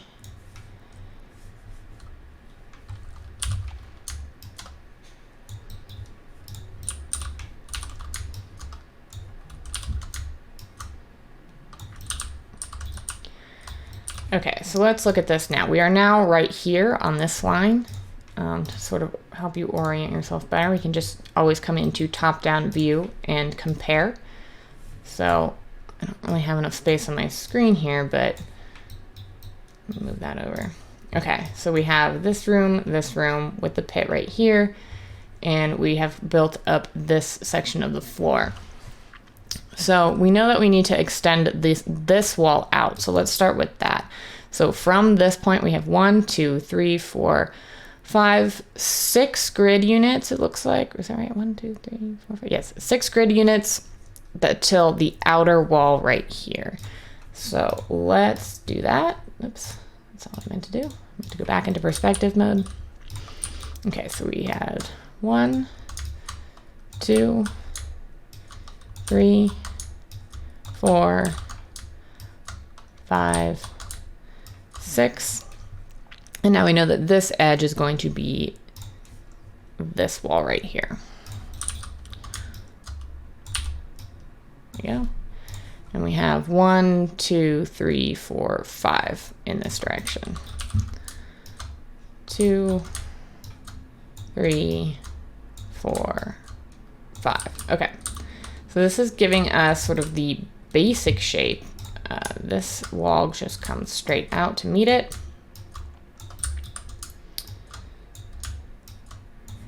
And then it looks like we have our opening right in that corner, so we can just leave this there for now. We have a 4x4 floor unit right here. So let's move this one out right here. And it looks like we have 2 right in this corner. So let's duplicate right here and right here. Okay, so we actually need an additional piece for this room, because if you look at our level map here, we have these floor pieces that are not 4x4, they're 4 by about 1. So let's go ahead and make those pieces right now. So I'm gonna do this in the same way that we made the floor and ceiling pieces, or I should say the same way we made this floor piece. We made it by duplicating it and separating it out into a separate memory reference. So we're gonna do the same thing here. So what I'm gonna do is I'm gonna duplicate this. So it's just right next to this. I'm gonna go into modeling mode. And what I'm gonna do here, have this piece selected. I'm gonna come into mesh duplicate. I'm gonna rename this because it's no longer a 4-meter wall, it's no longer a 4-meter floor piece. It is a 1x4 meter floor piece. From input, and then I'm gonna leave it on delete inputs. I don't know if I explained this delete inputs properly. Basically what this does is it's going to delete this 4x4 floor piece here, not the original, just this one instance, and it's going to replace it with whatever I tell this to be. So basically, if I changed this to keep inputs and I duplicated this and hit accept, there would be a duplicate of it underneath it. That's all that means. So I'm actually going to undo that, because I personally, with working with this a little bit, I prefer to duplicate it first, then separate it, and then delete the input. If you prefer to, so if you wanted to keep the input, what you could do is highlight this, change this to keep inputs, and then you could duplicate it across as a separate piece. But this is just a personal preference. I think it makes me less confused when I do it this way. Okay, so I'm basically just doing the same step again that I just showed you, duplicating it out, going to mesh duplicate, changing the name, and then keeping this at delete inputs. Okay, so now we have a new reference for our 1x4 floor, but we have to actually make it 1x4, which is no problem. We can do this either just by scaling it. However, if we do this, you'll see that when we come into our scale, we have a Y scale of 0.25 right now. So if this was reset to its default, it would return to this. So as far as this mesh is concerned, it's still a 4x4 piece. Now, there's a couple ways which we can sort of bake this information in. So the first way is just by, well, baking it in. What we're gonna do is scale it down to the size we need.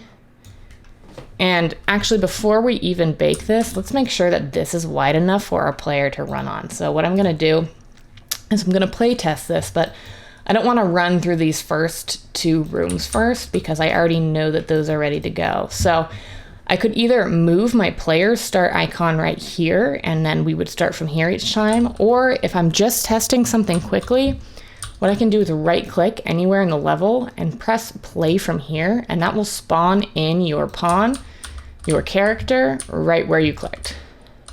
So it does look like it's wide enough for us to run on. So it looks like we're gonna stay with 1x4.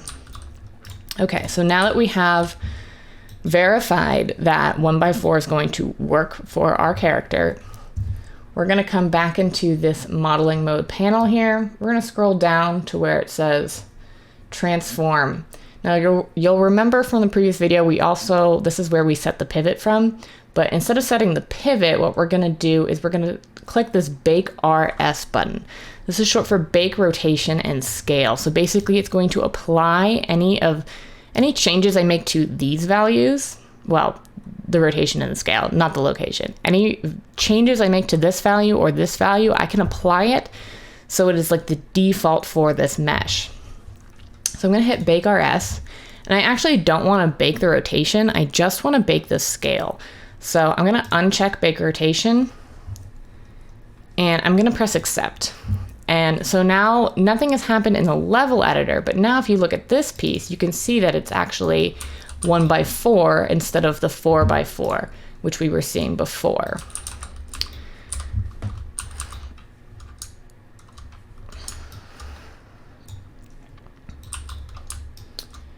So let's go ahead, and all I'm doing now is holding Alt and duplicating these floor pieces out. And we have our separate memory reference so that when we go in to replace these with mesh pieces, it's not going to get messed up. So we need to just connect these again with a 1x4 floor.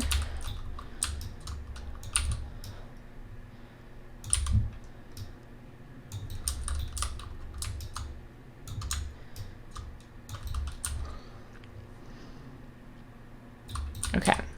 So we have sort of the bones of our room in here. I'm gonna take a quick break in the recording, and when we come back, we're gonna finish building out the rest of this level sort of on our first pass, which is just gonna be concerned with walls, floors, and ceilings. So I will see you in the next video.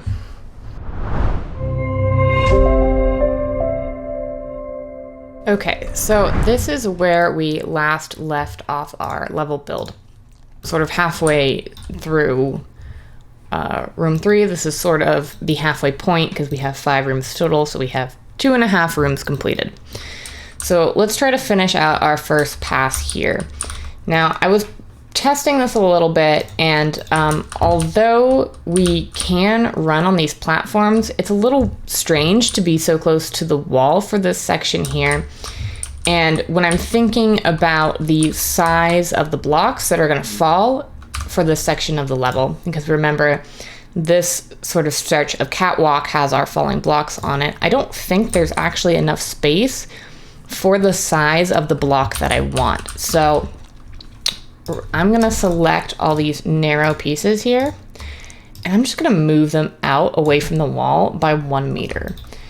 So when we play test now by right clicking and pressing play from here to skip the first 2 rooms, so now when we run across, we're a little bit we're not gonna be so close to the wall, which felt a little strange to do, and also I just know approximately the size of the block that I want to be falling, and it's going to be able to actually clear this wall on this side here now.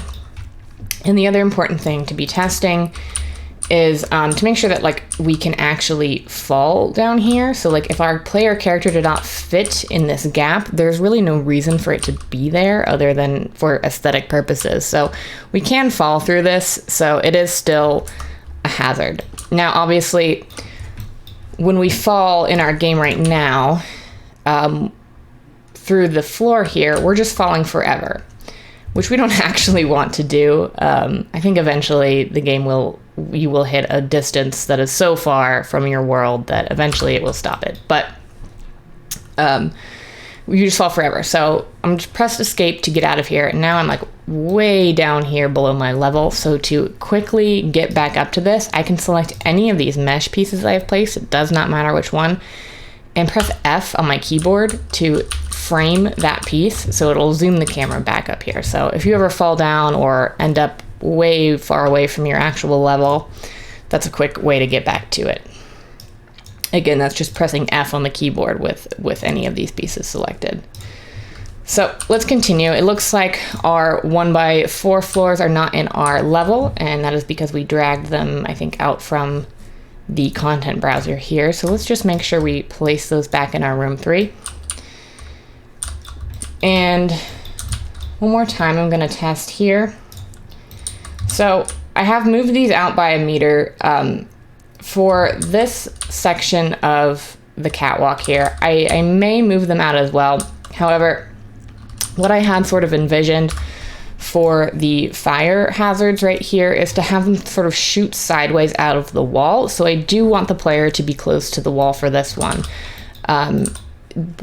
This sort of depends on how far you want those fire hazards to extend, how far you want their area to extend. So if you want to shift this over by 1 meter as well, you could certainly do that. You just may have to make your fire traps or whatever traps you place here extend a little bit farther out so it covers this region.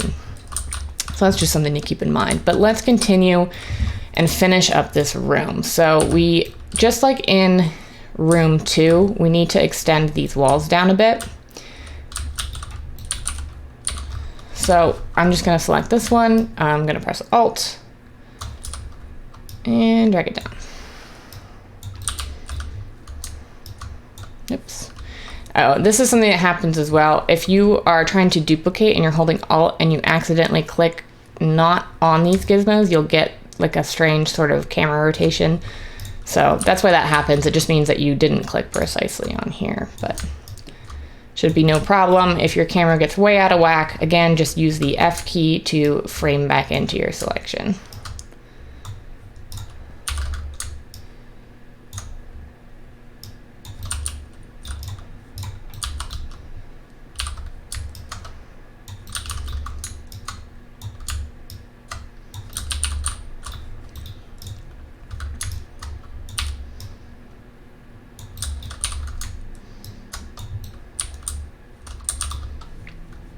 We're getting a little Z fighting right here as well, because this catwalk is intersecting with this piece here.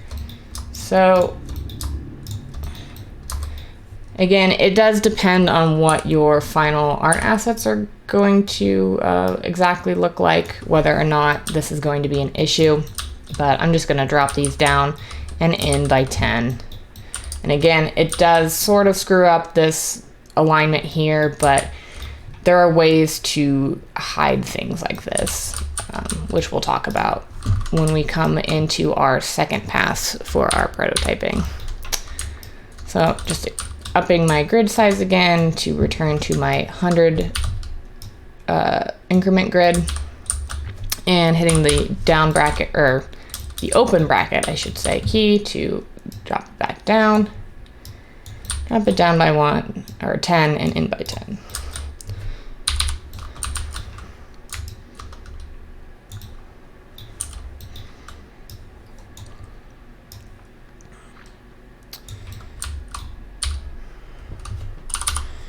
And in reality, it is likely, especially if you're working on like a team with a professional artist, that these floor pieces won't have thickness to them. They will just be the top planes. Again, it depends on your level design and stuff, but it's very likely that in the final piece that this side of the floor won't exist. So if that is the case, you definitely want to place them accordingly. So if you had this sort of top narrow section was not a filled in face and this side section wasn't, you would actually not be getting this conflict at all, and they would just line up perfectly. But I find it sort of distracting for my eye, and I'm just going to drop it down for now.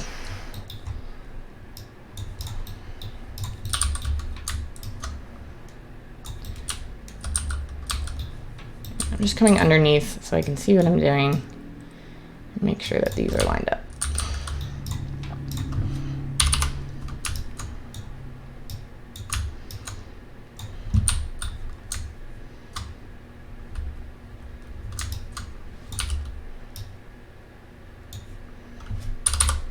Go back down to 10, over 1, down 1, back up to 100, and snap it over.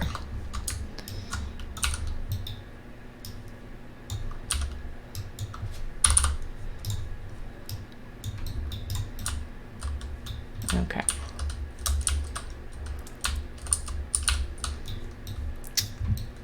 So that looks pretty good. If you want to fill this side and the other side with walls, you're certainly welcome to do that. I think I'm going to leave it and have some sort of support pillar instead, because it was sort of strange. I tested it out with the walls, and having just this little narrow gap with solid walls felt a little strange, and it was also hard to get in there and line things up and see what I was doing. So I'm going to leave this for the time being, and I'm just going to move straight on to the ceiling for this room. So before we even do that, let's come in here, create a subfolder for ceiling 3.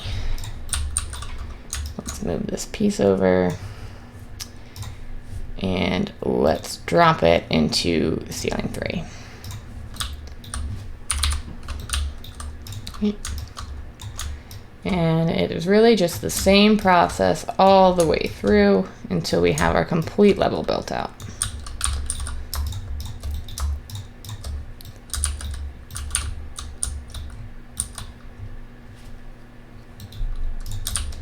Looks like we're off by 10 centimeters again. That can happen. It looks like it's because these should be shifted over by 10 and this whole wall. So if you find that you need to be shifting whole walls or hiding whole walls, like sections like this, you can just do the same thing we're doing with the ceilings. Just create a folder for, like wall room 3 wall south, or however you want to call it. You would just do it the same way we have been with the ceilings.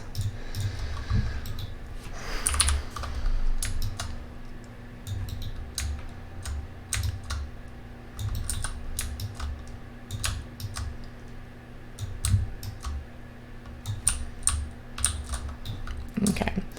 I've also chosen to keep all my rooms squared off because it makes it easier to build with our grid system. Now, it's not necessarily aesthetically the best level design to have square rooms such as this, because it's quite boring to look at, frankly. And there are lots of different ways you can vary up your rooms to make them a little bit more dynamic and interesting.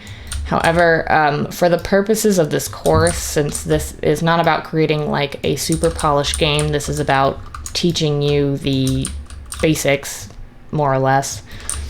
I'm not too worried about like this being the best level ever created from a design standpoint.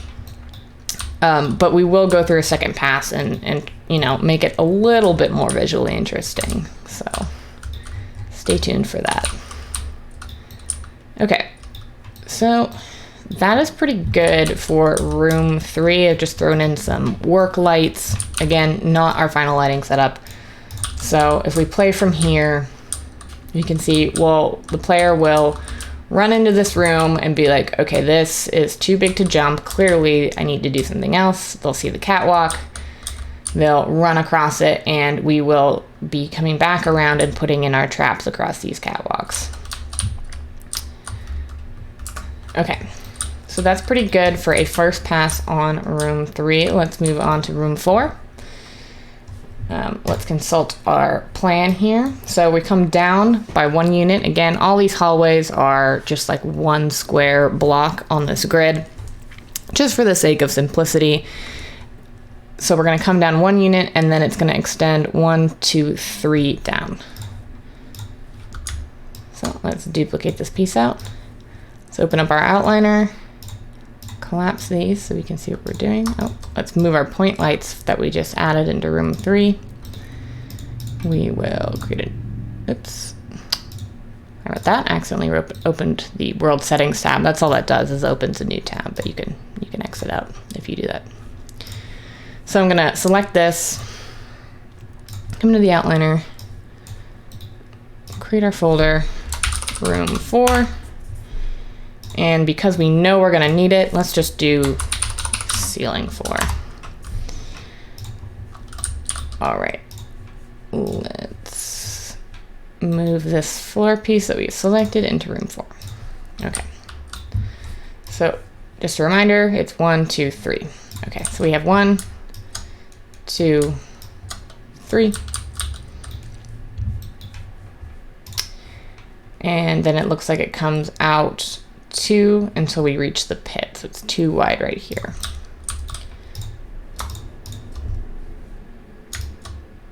There we go. Oh, actually, we did not, I'm gonna Control Z to undo this. I did not realize we did not make our little hallway here. So let's make that first. So this piece, because of the way that I have chosen, this piece should actually be part of room 3, not room 4, because of the way I have chosen to organize these transitional spaces. And again, that's just something I decided would be a good way, and there's no particular reason why this hallway should belong to room 3 and not room 4. I just made an executive decision and it needed to go somewhere.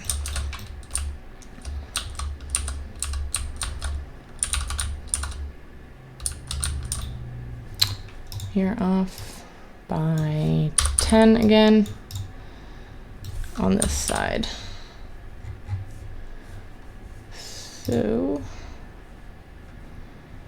So it looks like this entire ceiling is off by 10 centimeters in this direction, which you can see because the grid is not lined up. So it would be sort of a pain to go in and select these all by hand, but luckily we have these all in our room 3. So all I can do is just select everything in the ceiling category here. I can deselect this one because I already moved it and just pop that over by 10. So super quick, and another good argument for staying organized with folders in your outliner. Okay. Let me just make sure everything's in its proper place. Yeah, looks like we have nothing in room 4, which we should not at this point. Okay. So yes, now we have our little hallway. Now we can move on to room 4, which again, so from here, we're gonna go 1, 2, 3 down.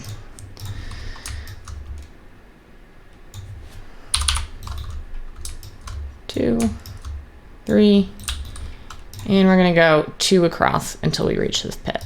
So it's already 1, let's go 2. All right, let's select all of these and move them to room 4. Hide that and continue with the walls.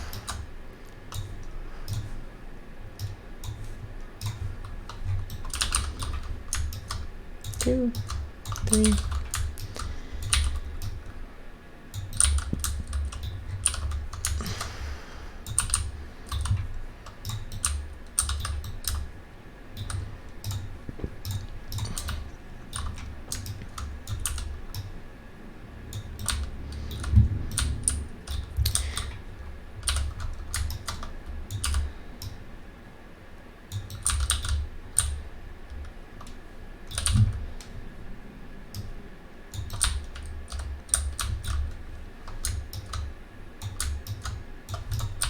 Okay, so now we have the first part of room 4 and the start of the pit.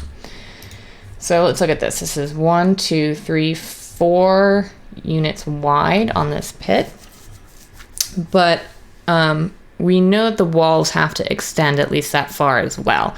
So the way I'm going to measure this is just by extending this wall out by 1, 2, 3, and 4. So now when I duplicate this piece out, I know it'll go right there. Right? 1, 2, 3, 4. Yeah, so the 5th one should be where the floor is. Okay. And we can just extend this down 3, 2, 3. And we're gonna do the same thing with this wall. I'm gonna select 2 at a time to make this go a little bit faster. 2 and 1. And then we know that the pit needs edges for the walls. So let's go 1. And fix this. If you're wondering why this keeps happening, why like I'm consistently off by 10 sometimes, it has to do with where the pivot is on my wall pieces. So because the pivot is on one edge, like it's not in the center of this edge here, because I wanted this, like each edge to be flush with the grid.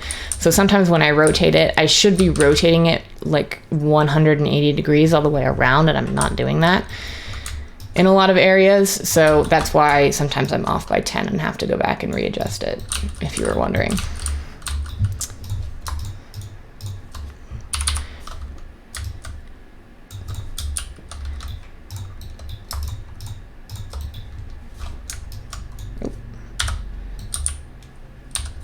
Press F there to get my screen back. Okay, that's a good start to this pit. So before I complete this room out, I need to test the width of this pit. Now, obviously, we weren't meant to jump over this pit in one go. It's far too large. So we need to create some of these little platforms here. In order to test it, we need to create a new piece. So I'm going to do this the same way I have been doing. You certainly could just add a new block and scale it, but I'm just going to use these floor pieces as a starting off point because they're already at the height that I want them to be. So same way we created the floor and the catwalk, we are going to go into our modeling mode here. I'm going to duplicate this out. And now what I want to do is scale it down a bit.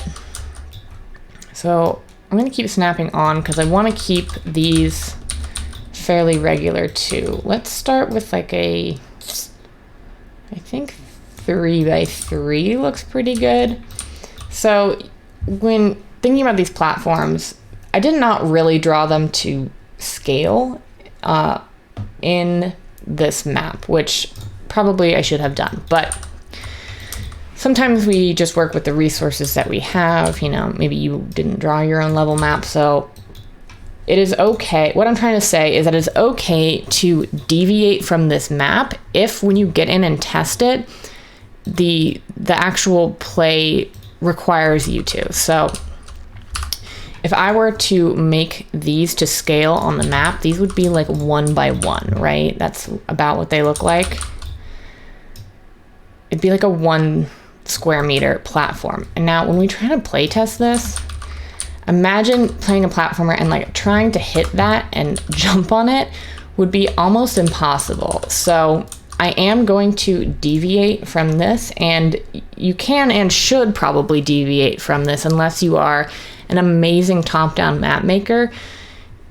Not everything, you know, unless you're very experienced in level design, not everything you draw out is going to function correctly as you have drawn it out when you put it into 3D.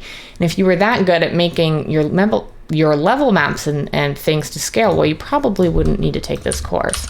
So let's extend this out. And I think 3 by 3 is going to be pretty good, but let's test this out. So this feels much more reasonable to try to ask a player to run and jump onto it. So let's keep these 3 by 3. But because these are larger, that means that we're not going to have this many in our actual level. Like we can't fit 5 here. Well, we could fit 5 here, but they would be so close together, it would hardly even look like a challenge to jump on them. So let's go down to 3 and let's play test this and see how this feels.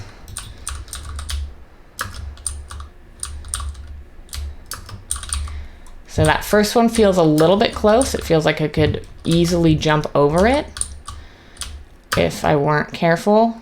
That one's okay. So it depends on, again, your level design. If you don't particularly care which way a player paths through this, and these are close enough together that you could jump from this one to this one, if you don't care, if you know, that's fine if you don't mind your player going through it. If you wanted your player to use everything, you would want to make sure that these are far enough apart that we cannot jump directly from this one to this one, and that we have to leapfrog over to this one first.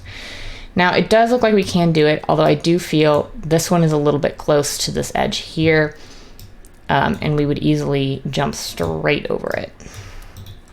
So let's right click and play from here. I've moved that out just by 1 meter. That feels better. That feels good. That feels good. And then obviously this is fine. Oh, this floor is going to extend, so we're not too worried about the distance from here to here, or at least I'm not.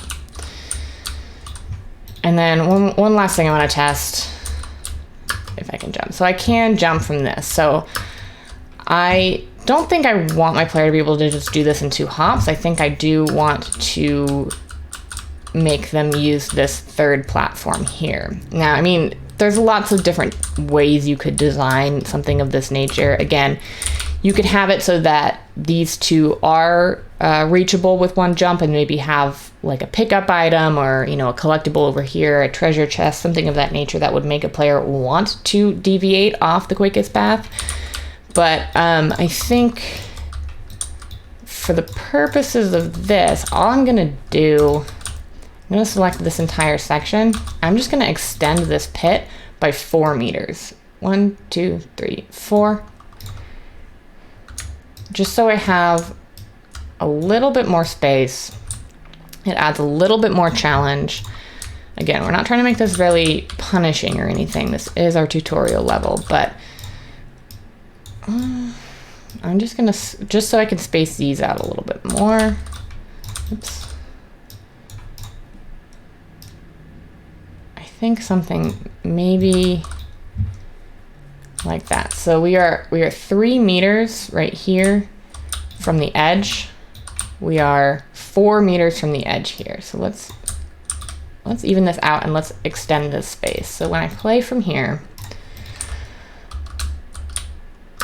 I feel like the optimal jump distance would probably place these things about 4 to 5 meters apart, but it's really up to you and how you want your game to play out and feel. You just need to make sure that it's possible for your player to do the things that you're asking them to do, and you also want to make sure it's not really so challenging that they give up on it, even if it is technically possible. You know, if you're clearing these things by like a fraction of a centimeter, that's probably just not enough clearance. Like you know, even if you can do it after testing it a bunch, you know, that's kind of the downside to playtesting your own games, is that you get so good at them because you have to do it so much that you sort of lose perspective for what is a reasonable difficulty level. Okay, so we have our platforms out here, but actually they're still referencing this floor 4 meters. So we need to do something about that.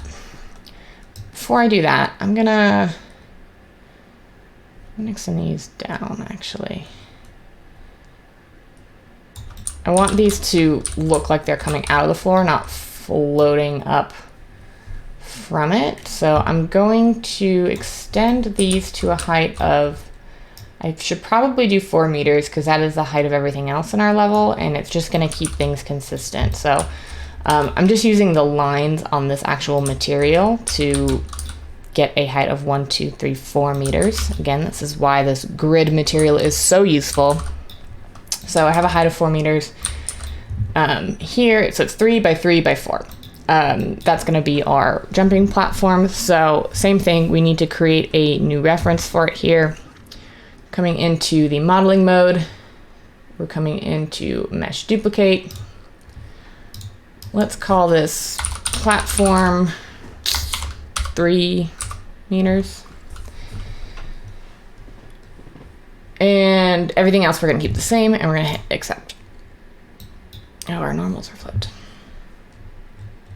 So because of the way that I scaled this, our normals are flipped the wrong way, which makes our box appear sort of flipped. So what I actually need to do, I actually unfortunately need to redo this. So this happened, I'm gonna delete this and I'm gonna show you on this why this happened. So this happened because when I went to scale this down to the height of 4 meters, I tried to scale it down instead of up. And you can kind of see when it reaches that flip point, it made it so it has flipped normals. And I'm not gonna get too much into normals for those of you that are unfamiliar with them, but just know that what you'll need to do is scale this up first. I mean, we will discuss normals later on when we talk about like creating art assets, but at this stage, it's not super important. Just know that you need to scale it upwards, not downwards. We're going to delete our platform thing here because this is incorrect now. So let's delete it. So now we have our 3 by 3 by 4. It's floating in the air, but we're gonna fix that in just a second. So let's duplicate duplicate the mesh using the mesh duplicate feature here. Let's set our name to platform 3 meters. Delete inputs, accept. Okay, so you may be looking at this and being like, whoa, it's still showing a 4 by 4. And that is because we still need to bake our scale here. So just like we did before, we're gonna come in to, where'd it go? Bake RS. I'm gonna uncheck rotation. I don't believe that having it checked would affect this because I haven't actually rotated it at all, but I'm just gonna uncheck it because I wanna keep everything pretty consistent. We're gonna hit accept, and now when we look at our platform, it appears correctly in our master static mesh here. So I'm gonna hit F2 and delete the random string. Again, you can disable that, you can disable the adding of the random string. And I discussed how to do that in previous videos, but I like to keep it there as a failsafe. So I actually want the pivot of these not to be at the bottom because I want to determine the placement based on where the top of the platform is, because that's the part we actually care about. So let's hit pivot to go into pivot editing mode. And we have our snapping turned on still, so we can just drag this up. Oops. It looks like our snapping got a little messed up. No worries, we're just gonna hit top to snap it to this face here. And then we're gonna drag it over to and over to. So now it's at this top corner and we're gonna hit accept. So now we can push this 1, 2, 3, 4. Oops, that was 5. This would be 4 down. And then just to make sure it's lined up, we can do this to make sure. And we can hit Control and End if it's off by a little bit, and that will snap it to the nearest grid point based on whatever your size is, right? So if I had this off the grid, right, and I snapped it to the 100, it would snap to 100, but if I had it off the grid and I snapped it to a 10, it would snap to the nearest 10, so you can see it moves a little bit less. I think I covered that in a previous video, but just a reminder. So let's snap it to the nearest 100 and move it back to approximately where it was. I think we said we had this one 3 meters out, but it felt a little too close. So let's put it 4 meters out. And now I'm gonna hold Alt and select this right angle between these two to duplicate it along the X and the Y axis, but keep it on the same Z height. So we're gonna move this one out here like this and delete that. And I'm gonna move this one out to approximately where it was. Okay, so before we That looks a little bit better. Before we move on, let's just double check here because I placed things back approximately where they were, but not exactly. So let's just test this to make sure that we can actually get across relatively easily, and we can. Okay. So let's refer back to this to reorient ourselves. So we have 1, 2 units this way before we hit this gate. So we already have the first one built out. Let's just extend the second one. And let's also make sure that everything here is in the correct folder to save ourselves some headache later on. Cool. 2, 1, 2. And I believe, yes, so we just come in 1 and then we have our hallway here.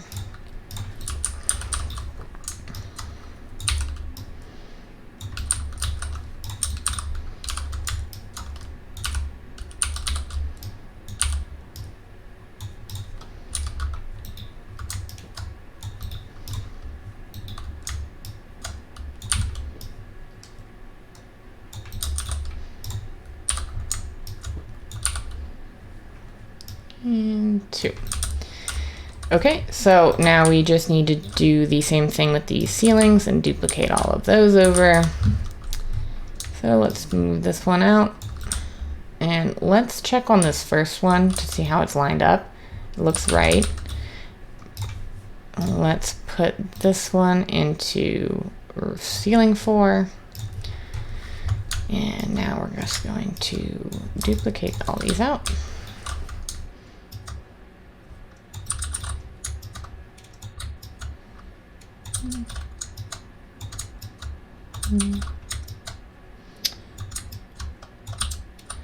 Looks like we're maintaining good snapping here. Everything looks aligned. There we go. So last thing we need to do for this room, of course, is to add some work lights so we can see what we're doing. So I'm just dragging out these lights. And of course, these lights all have like settings so you can set the color and how strong they are and things like that. But these are just temporary work lights so I can see what I'm doing when I test the level. So I'm not worried too much about changing settings and getting the mood right just yet. Okay, that's fine. All right. This recording is getting sort of long, but I do just want to quickly finish up this last little room here before we wrap up the video. This one's super simple. It's just a square room. It's not going to have anything in it at this point. No traps, no funny platforms, nothing like that. So let's just build this room. It looks like it's 3 by 3. Pretty easy stuff. So let's go 1. Let's make our room 5 folder. Let's put our point lights from 4 into the folder. Let's make a new folder for room 5. And we'll make a subfolder for the ceiling since we know we're going to need it. Let's move this piece into room 5. Okay. 3 by 3 for this room. Really basic. Oops. And 3. 1. Move to room 5.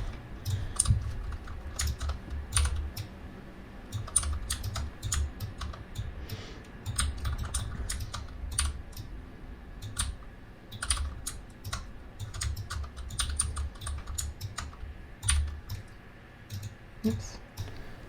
There we go.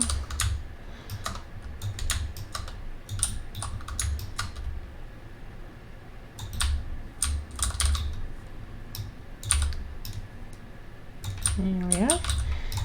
And last we got the ceiling pieces.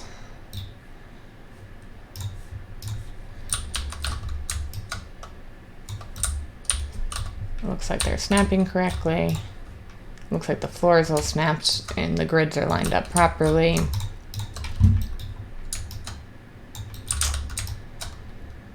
And last thing we need to do is add a light into this room. I'm just going to put it sort of floating in the center for the time being. I'm going to hit save all right here, and this is just going to save your level, as we can see right here, as well as anything in your content browser that is not already saved. Probably should have discussed this before, but if you see this little asterisk down at the bottom of your assets, that just means that they have not yet been saved. So if Unreal crashed or something, they wouldn't be there. So just make sure you're saving early and often. You can also just save your level. Like, let's say you haven't added any new like content here, but you have dragged out new pieces into your scene. Well, you could just save this configuration of your scene by coming up here and clicking the saves the level to current disk here. But I don't need that there. So, okay, so we have our last end goal room here. So the last thing I want to do before we wrap up this video is just to test out the level start to finish. So I'm just going to hit play up at the top here, and we're going to play from our player start. This is our scale reference. He's just still there. So we're going to run through. We hit our first jump. Good. Easy to clear. We're going to hit our catwalk. It's easy to run across without, you know, falling. Same here. This is our last room. And this is probably the most difficult room to traverse, but it probably should be because we are ramping up the difficulty as we go room to room. And then we clear it and we end in our last level. So we've tested our level. It is possible to clear all this right now. So this is our first pass for our prototype, but as you are playtesting it, you are probably noticing that this level is pretty boring. So we are actually going to do a second pass on the prototyping to add a little bit of interest and a little bit of variation to this level. So that will be when we come back, and I will see you in the next video.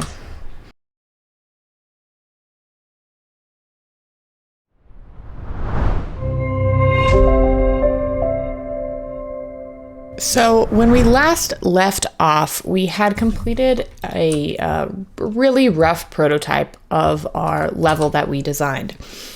And I mentioned at the end of the last video that I wanted to do a second pass on the prototype build for this level, just to add a little bit more visual interest, because right now it's quite flat, it's quite boring,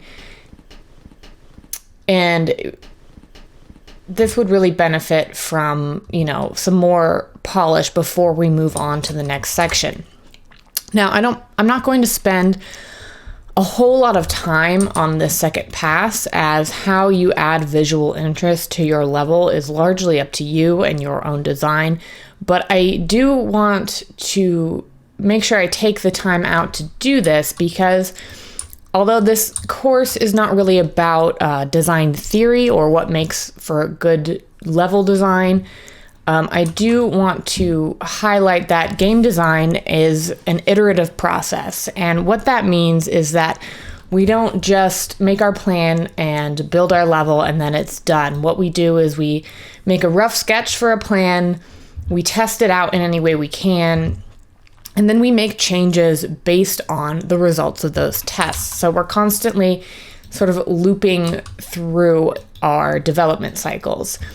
And this has been proven to be the more effective method for game design, and the results just tend to be a little bit better. So make sure you're constantly testing, you're constantly looping, and you're constantly iterating as you design your levels.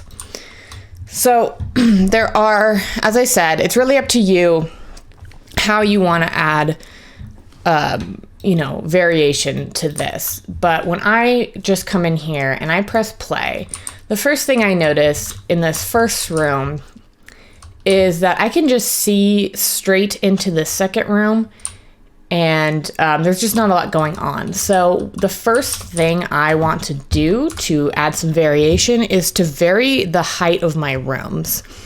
So I'm gonna raise and lower some of these rooms and connect them with stairs, which again was not part of my original level design, but once I had it built in 3D and testing it out, it proved to be necessary. So don't be afraid to deviate a little bit from those level designs if it improves your level.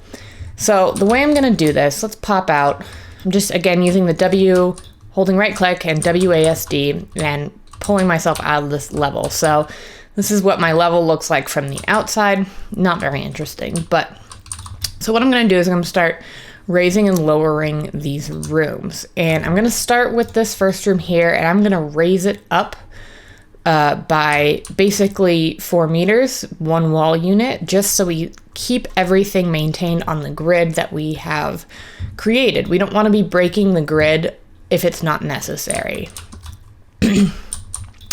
And the reason I'm going to raise this first room is that if I lower the second one, well, then we have to lower everything after it so that we can still traverse the level. And I think it's easier to raise 1 room up than lower 4 rooms down. So let's go ahead and do that. This is going to be pretty straightforward. I'm going to open up my outliner and pin it open.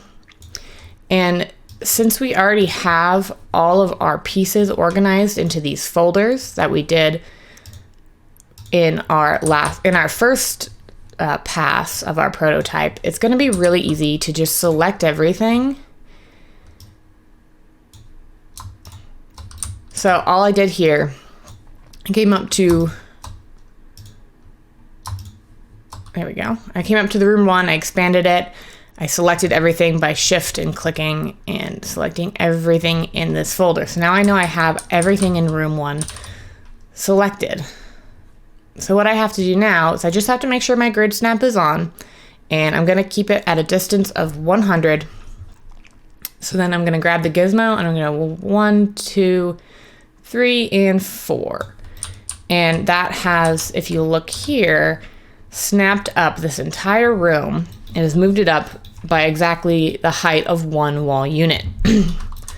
So now if we play, well, obviously we have some issues here because now we can just run out of the world, and that's not what we want. So we really only have to edit this hallway sort of transitional room here. So we're gonna keep things the way they are for the most part, but we're gonna delete this floor unit, and we need to connect this floor to this floor now. And the way that I'm gonna do that is by creating another prototype mesh here, and I'm gonna create some stairs. So let's try to get my camera in a better position here. And if you need to, do not be afraid to hide your ceilings. That's the whole point. The whole reason why we put the ceilings in a separate subfolder is so we could quickly toggle them on and off so we can see what we're doing here. Okay, I'm gonna collapse my outliner for the time being. And what I'm gonna do is come up to the mode selection, and I'm gonna go back into modeling mode. Again, this should all be reviewed. This is the same way we created all these walls and ceilings and floor pieces. But instead of creating a box right here, we're gonna come down here to where it says stairs. Now this is really handy. Excuse me, that Epic has included a stair primitive because it's such a common level design element. So if we click on the stairs and we drag it out here, you'll see the little preview just the same way that we had for our regular box meshes here.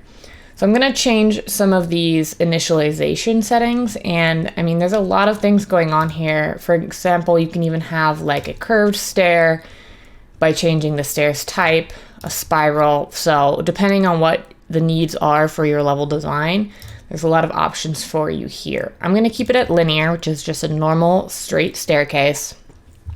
And I tested this out off camera a little bit, so this may require a little bit more trial and error for you if your design is not the same, if you're not following my design. So don't be afraid of having, you know, to do some trial and error. I did that as well, just off camera. So I'm going to change my number of steps to 20, which gives me a longer staircase. I'm going to change the step width to 400. And that changes the width here. And again, I'm using 400 because that is 4 meters, which is the width of all my wall and floor pieces. So you can see when I put it here, it lines up perfectly with those grid lines once again. The step height, I'm going to leave at 20.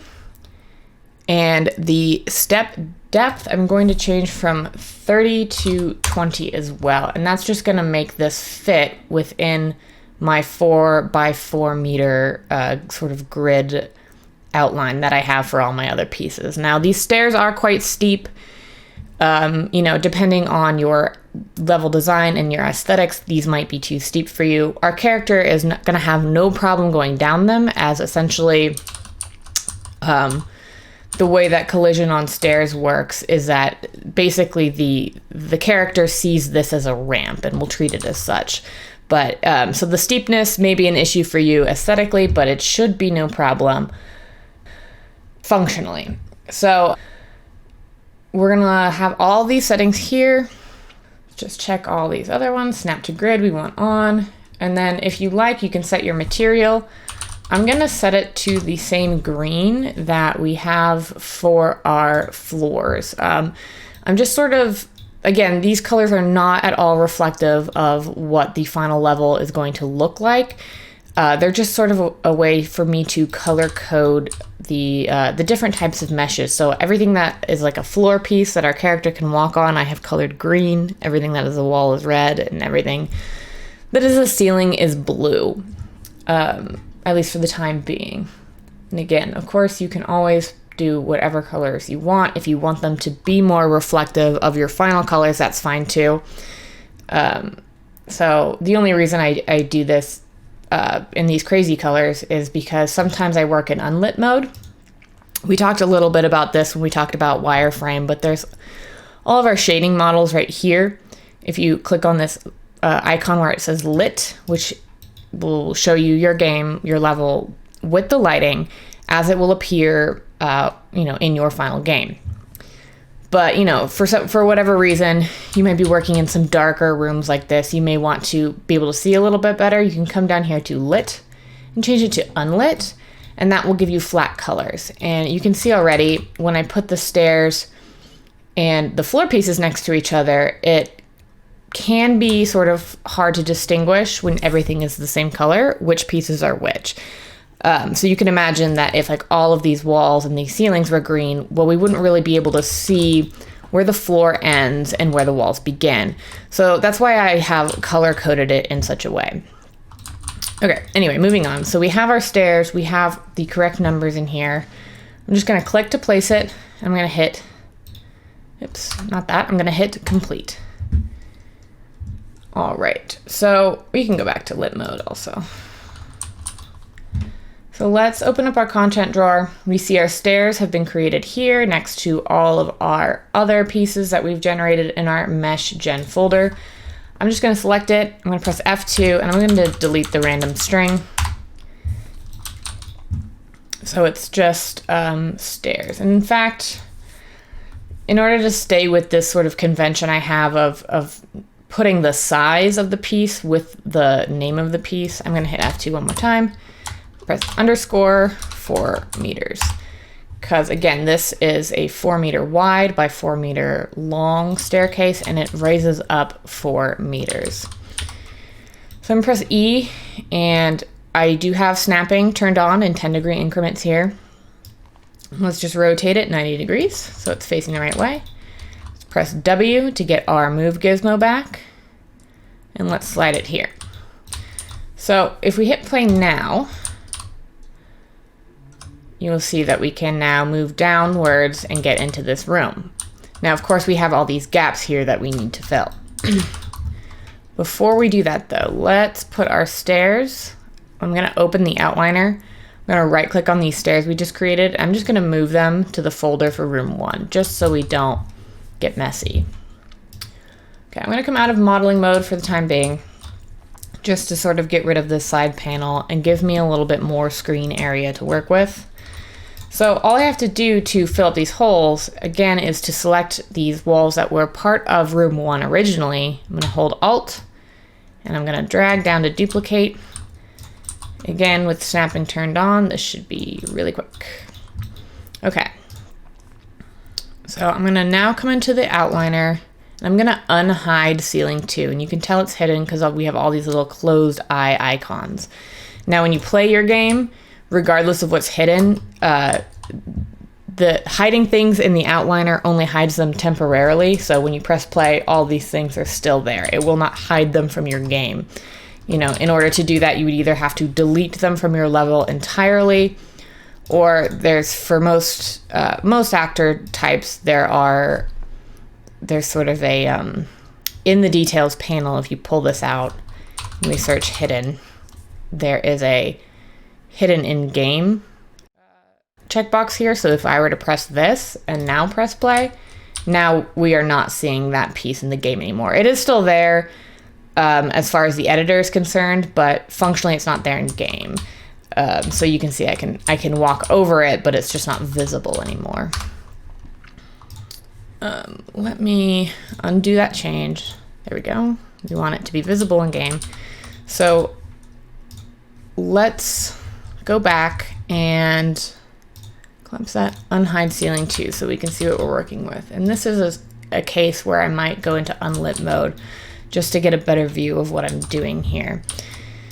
Now, it's pretty tempting, I would say, to just duplicate out this wall and turn it around 90 and say, you know, okay, all my gaps are blocked. I'm done here. But this is kind of what I'm talking about with iterative design and the importance of playtesting, because if we hit play now, well, it's true, we can get through it, but it's a little strange looking, and it's probably easier to see if I put a light right here. So you can see when I drag the light out here, there's no effect because I'm in unlit mode. So just change back to lit mode to see the results.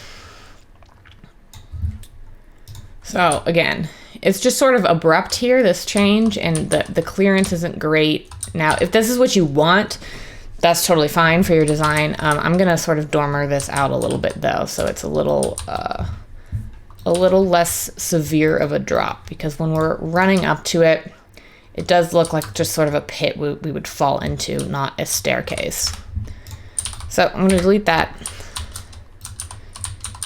And I think what I'm going to do is raise this one up by just 2 meters. So I'm actually gonna change my snapping size back to 100, and I'm gonna hold Control and press End to snap it back to the correct height, which means that it's exactly on one of those 100 grid lines.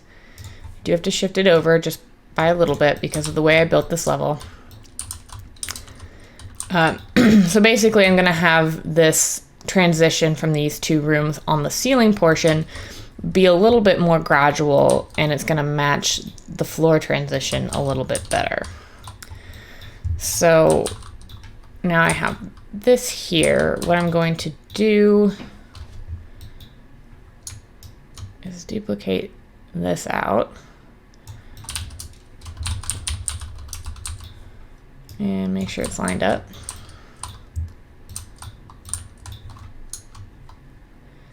And I'm gonna duplicate this up so it's sitting on this one. And I'm gonna rotate it around.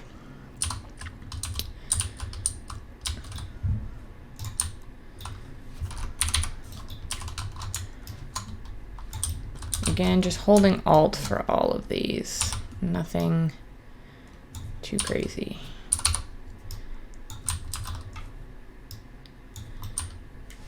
Okay. So now I have more of a stepping effect down into the roof here. And I'm getting a little bit of light leaking, so I'm just gonna move that forward. And, oh, actually the light leaking is caused by that. And that lines up with the grid nicely as well. Okay, so we have a little bit more of a stepping effect down. Let's press play and let's test out how this feels. That feels a lot better to me. It feels like more of a natural room transition. Now, you may be wondering about like these pieces that are sticking up outside. If you cared to, or you needed to for some reason, you could make a wall piece that was 4 meters by 2 meters this way. the same way we've made these pieces and have a separate memory reference right here. However, because of the design of this level, we're never going to see the outside of it in game.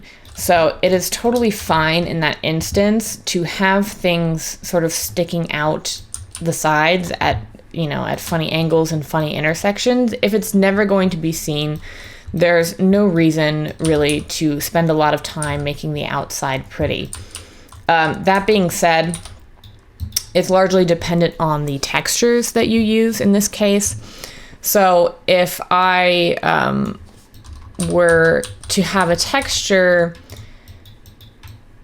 on this piece, I'm getting distracted by trying to line up things.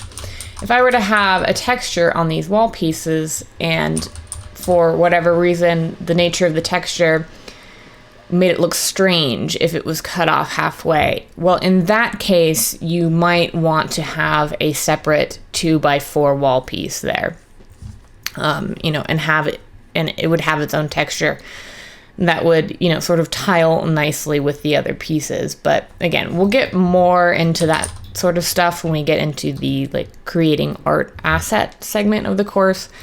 But for now, this is totally sufficient. So the other thing that you'll see is happening here is I have everything lined up really nicely on the grid, but I'm getting this Z fighting. And again, Z fighting is caused by when you have two pieces of mesh that are trying to occupy the same physical space, which we know in the real world is impossible. And in virtual space, it's possible to do this, but the computer and Unreal Engine will not know which face to render as being on top. So you'll get this flickering. Now, I mean, you can spend a lot of time aligning this in different ways, but actually what I'm going to do to solve this for the time being is I'm just going to hide it away. And this is something that game designers and level builders do all the time. So we're going to start adding columns in. One, to hide these seams, these flickering Z fighting areas, and also just to break up these walls a little bit visually.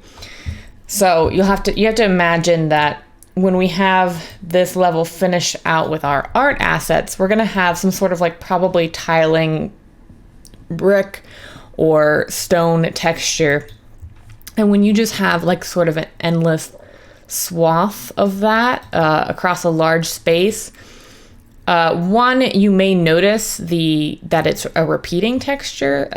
When you have a lot of repetition next to each other, without anything to break it up, the eye tends to notice more that it is a tiling texture. And again, too, just to hide that stuff away. And it will also break up sort of the silhouette of it. So instead of just having a boring, flat, plain wall, we'll have some columns and stuff that will stick out a little bit and sort of break it up with these big chunks. So we need to make a new column piece because we don't have a column piece to use right here. So we're going to do this the same way we've done everything. There's no surprises here. We're going to go into modeling mode. I'm going to select a box. And again, I tested this out a little bit before, so I know I want this to be 50 centimeters by 50 centimeters by 400 centimeters. And again, I'm choosing 400 because that is the height of my walls. And so I don't want to use that green because again, we're getting a little, it's getting a little unclear here. I'm actually going to make a brand new material for columns here so that we can visually, at a glance, sort of see them as contrasted from the walls. So I'm going to just hit this reset arrow right here and set it back to this default sort of gray block material, which is Unreal Engine's default for when you do not have a material assigned. Okay, so I'm just going to place this one right here, and I'm going to press complete. I'm going to open up my content drawer and select it in the browser. Hit F2, and I'm going to call it column underscore 4 meters.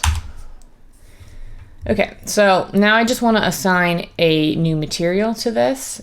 So we're going to go into our template, I believe it's level prototyping materials. This is just where all our grid materials were.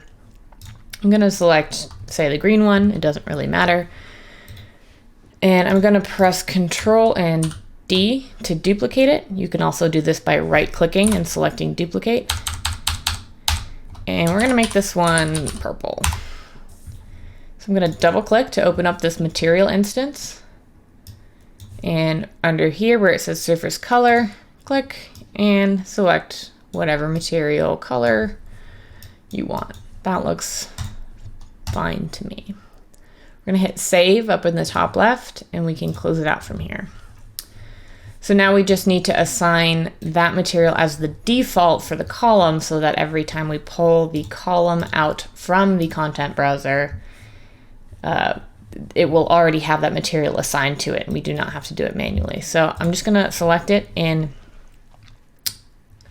the level. I'm going to hold Control and press B. That's going to pull up the location of this mesh in the content browser. Let's double click it. And right here under material slots, we're going to click the drop down and search purple. Should be the only one. And there you go. Hit save, close it out.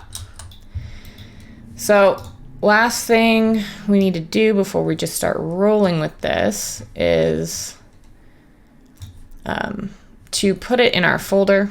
It's called box 26 at the moment because I dropped it into the world from the mesh generator before we renamed it.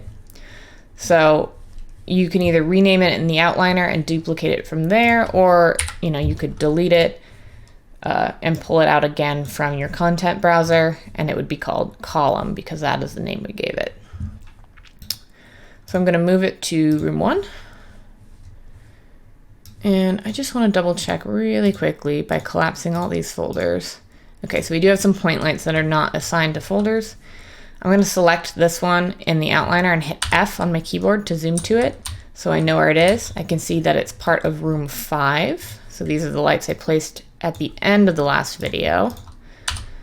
And then I believe I also placed a couple off camera just because it was a little difficult to see in some areas. So I'm just, oops.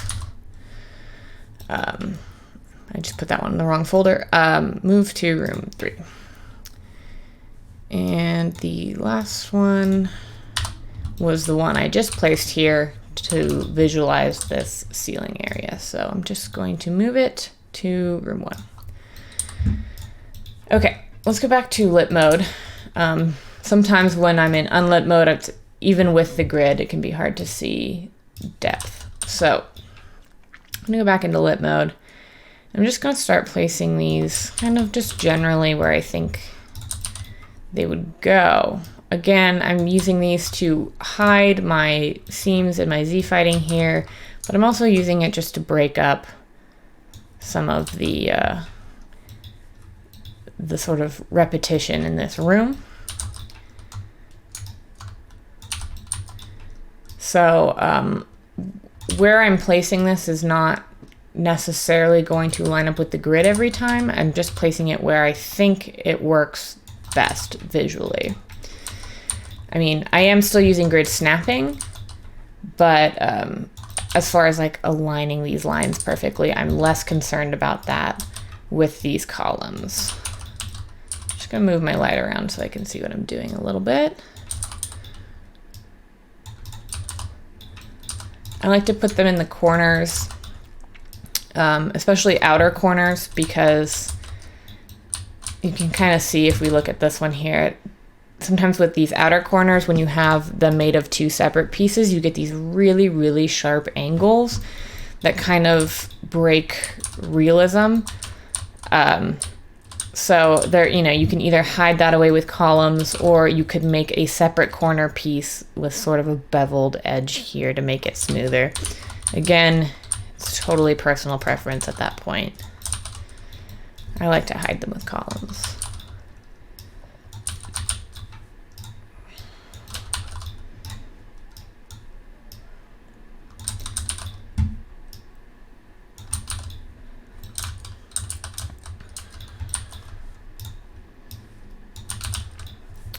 We probably just need more or better lights in this, but again, this is not even remotely going to look like our final lighting setup. This is just so I can see what I'm doing.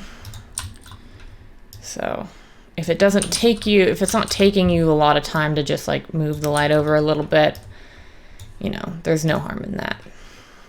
Now, if you're spending a lot of time moving your lights around to see, then, you know, it's probably worth just putting in a few more.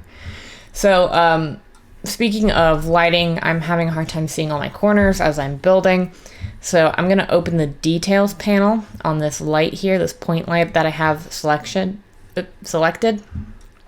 And where it says attenuation radius 1000, this is basically how far does this light extend. So if I wanted to extend it out farther into the corners, I could just take this and drag on this value to slide it up.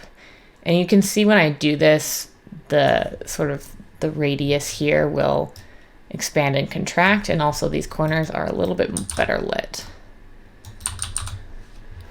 You don't want to have too many lights in your scene, especially if their attenuation radiuses are overlapping, because you'll get major performance drops. So if you're noticing that, you know, it's very framey and laggy even in the editor, check your lighting setups and make sure that you don't have too many of them, because calculating all those light bounces and stuff, it's very taxing on your machine. My machine's already making a lot of noise just doing this. Okay, so same thing here. I'm gonna start adding some columns to hide this stuff away, popping in and out of lit and unlit mode as needed.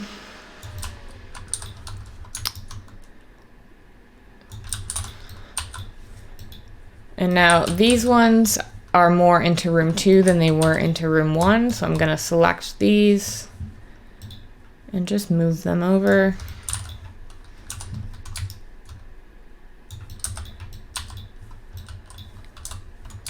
Again, you can always duplicate with multiple pieces selected, that's no problem.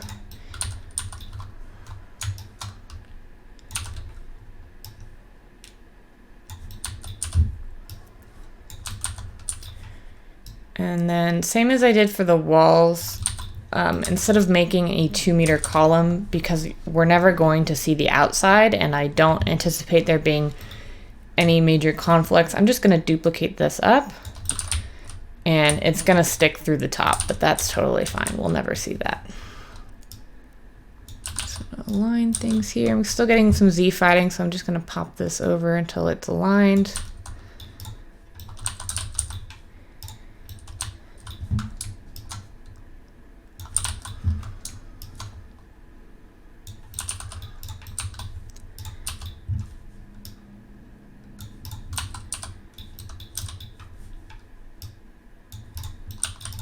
Something like that. It just drops my snap distance down to 1 to get this better in place. And then for certain areas, you may notice that just the size of the pieces that you've made aren't really working. In this case, you would need to either make a column of a different size, or this is like a little hacky, but if the difference is quite small, you can scale it. So let's click on the scale tool here, and I'm just gonna change my snapping increment down, and I'm gonna snap it in so it fits nicely between these. Now, a word of caution when scaling pieces. Right now, it's not very apparent why this would be an issue, because we are using these sort of object aligned materials. But with normal art assets, you don't want to scale them dramatically in the level, because you'll stretch your textures. So if I had some like sort of stone texture on this and I scaled these dramatically, to fit the space, they would be either stretched or squashed, and it would be very apparent, especially if they were next to other pieces that were not scaled. But if it's only slightly, usually the eye won't pick it up when you're in game, but it really is sort of a case-by-case basis thing here. There's no there's no real rule for how, how much scaling is too much. It's sort of up to, you as a designer and an artist. But I generally never scale things more than 1.2 their original scale. So the scale, the base scale is always going to be 1 for every mesh object. And if I were to like scale this out this way, let me pin this open so you can see it. So we're scaling in the Y right here. So this is already over 1.2, just that amount of scaling. So I generally don't scale it over 1.2. If it needs to be scaled over 1.2, I typically will just make a new mesh piece for it to avoid stretching. But again, that's all more on the art side, and this is the prototyping section, but I don't want to set you up with a bad prototype so that, when you go into the art creation section, you have to redo a bunch of stuff. That would not be good. I think I'm gonna split the difference here and have it sort of at the halfway point on this pit and pull it down. So I'm gonna pop back into lit mode here. I'm gonna bring this over so we can see a little bit better. You can also change the intensity of your lights if they're not strong enough. Again, in the details panel for the light when it's selected, the intensity is 8 candelas by default. You can type in a number manually, or you can put your cursor over these bars and slide it up. Obviously that's very blown out, but. So the next thing I wanted to address here as we move forward is this sort of bottomless pit. I'm gonna right click and press play from here. So at this point, this bottomless pit, while it is technically bottomless, because if we fall into it, our character will just fall out of the world forever, we don't necessarily want to see this sky underneath it. So, we want it to be sort of falling into a dark space. So the first thing I'm going to do to fix this is I'm going to grab these wall pieces and make sure my snapping is correct. And I'm just going to duplicate them down a few times so we have more depth here.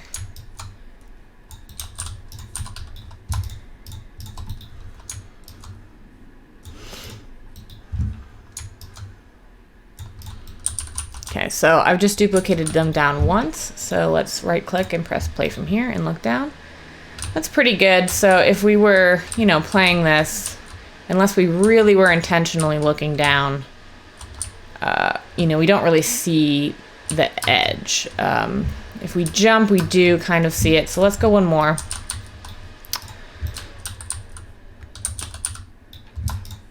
I'm just gonna select everything, all these bottom pieces. Press W and Alt, and I lost my gizmo, but no worries, the duplicates are still there. I just need to move them into the correct place. Okay, so one more time, play from here. That's pretty good. We probably won't be looking like this in the game, and in fact, if this were a real game, you would probably want to limit your camera angles so you can't do things like that. So the last thing I want to do for this pit here is I actually am going to put a bottom to it. Despite this being called a bottomless pit, we're getting a lot of light coming in from the exterior of the level because we have a sky and a sun and everything out there. And I just don't want this bottom to be bright. So I'm going to go into unlit mode for just a moment. You can see we lose our sky when we're in unlit because that is part of our lighting setup. I'm going to grab this lure 4-meter piece and I'm going to drag it in here. And I'm going to place it at the bottom of my pit. But the issue with it as it is, I'll show you once I get this duplicated, is now if we come in, we right click, we play from here. Well, now we can see the bottom very clearly, so this is very much not a bottomless pit. So this has to do with the lighting system in Unreal and how everything just is lit the way it should be according to like realistic lighting bounces. So I'm going to cheat a little bit here. What I'm going to do is I'm going to turn these black so you don't notice them quite as much. So I'm going to come into my prototyping materials. Just going to duplicate the green by clicking it and pressing Control and D. And I'm going to make a black grid.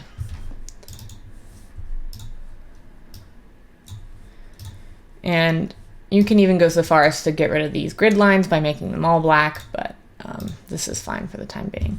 So now if I were to come into my mesh piece here and change it to my black material grid and saved it, well, that's going to change every piece in the level to this black, which is not what we want.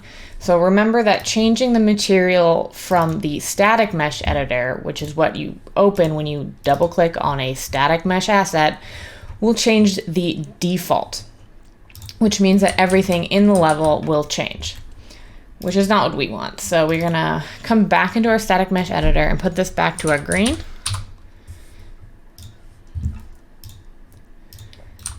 But we don't have to, not every instance of this static mesh needs to use its default. That's why we have it as default and non-default. So what we're going to do is just select the pieces in the level that we want to change. We're going to open the details here. And under materials here, we're going to type in black, prototype grid black. So it's going to change these pieces, and you'll see that now these pieces in the pit are changed and these ones remain green. Only the ones we selected are going to be changed to the black material. Okay, let's play from here again. So now when we come to this edge of this pit, well, it does have a bottom, but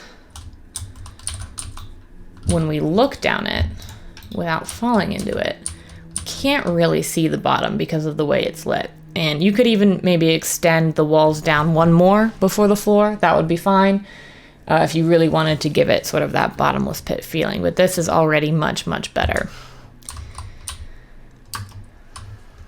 Okay. So we're at about 40 minutes. So I'm going to take a quick break here. And when we come back, we're going to continue with the sort of second pass of our level prototype here.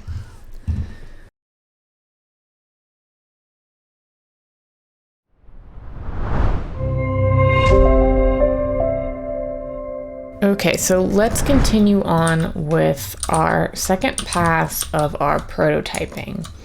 And once again, this pass is just about adding some visual interest and a little bit of variation to our level. So we left off in room 2. We were adding some columns. We changed the height of room 1. So let's just keep moving forward with more changes like that. So I'm just going to keep adding these columns to break it up.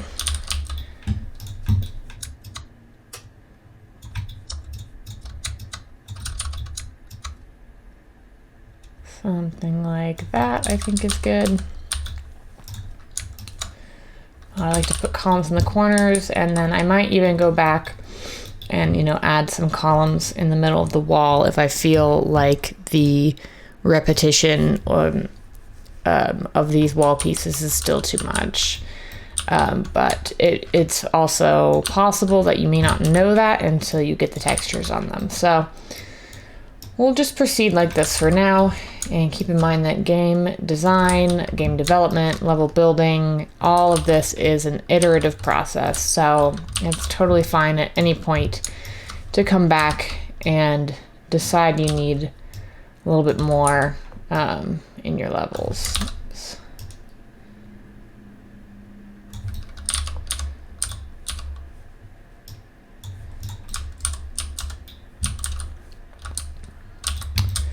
And don't forget to be playtesting this early and often, not just for functionality, but also for, getting a feel for these pieces in the room and how it flows. Obviously, These are not what our final pieces are going to look like, but you get the idea.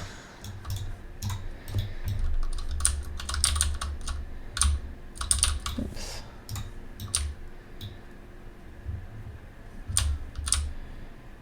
Jump. Okay. So I'm going to do the same thing with the pit in room 3 as I did in room 2, which again was I extended these walls down and I did put a bottom in it, and I left it, I mean the floor of the pit colored black so it appears bottomless. So let's do the same thing in this room. And just, I'm going to change to unlit mode just to see these pieces a little better. Although it is probably worth putting some more lighting in. Okay, I have everything selected around there. I'm gonna make sure my snapping is at 100. And I'm gonna press Alt and move this down. And one more time, let's do it twice. And then before I put in the floor, I'm just gonna play from here. Now, because this room is a little bit wider, I think I'm gonna extend these walls down a little bit farther, just because it's a little bit easier to see down into it when it's this wide. So I think I'm probably gonna do this probably 2 more times. I think that sounds good. So holding Alt, losing my gizmo, looking around for it, finding it, and moving things down. So 2 more times. Before I put the floor in, let's just play from here one more time. Okay, so that looks pretty good. You'd have to, you know, really be on the edge here. And again, we're gonna put the floors in. So let's come down to here, grab our floor piece, and just start moving it into place. I think that is right there. Looks good. I'm going to open up the details panel and change this to the black grid we made. And I'm also going to make sure I move this to room 3. And I believe these pieces here, yeah, these are from room 2. So we forgot to put these in our folder, but no worries. We'll just put them in there now. Okay, just holding Alt and duplicating these out.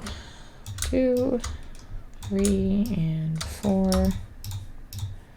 You can select all of them by holding Shift and clicking, and then holding Alt, and we can duplicate multiple at the same time to speed this process up a bit.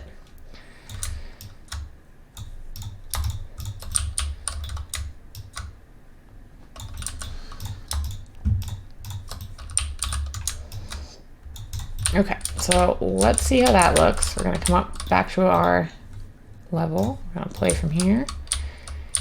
And I think that looks pretty good. Can't really see the bottom there because of the lighting. Let's look from over on this side. I mean, if you see this like sort of light flickering happening on the edges of my screen, these are just some artifacts, I believe, from the new Lumen lighting system. And I believe once you build and run the game outside of the editor, I do not think that that happens. So I think that is just sort of a visual in-editor bug, but I don't believe that will actually cause us any problems on the final build of our game. Okay, so that pit looks really good. I'm just gonna come in and start doing some more columns in this room.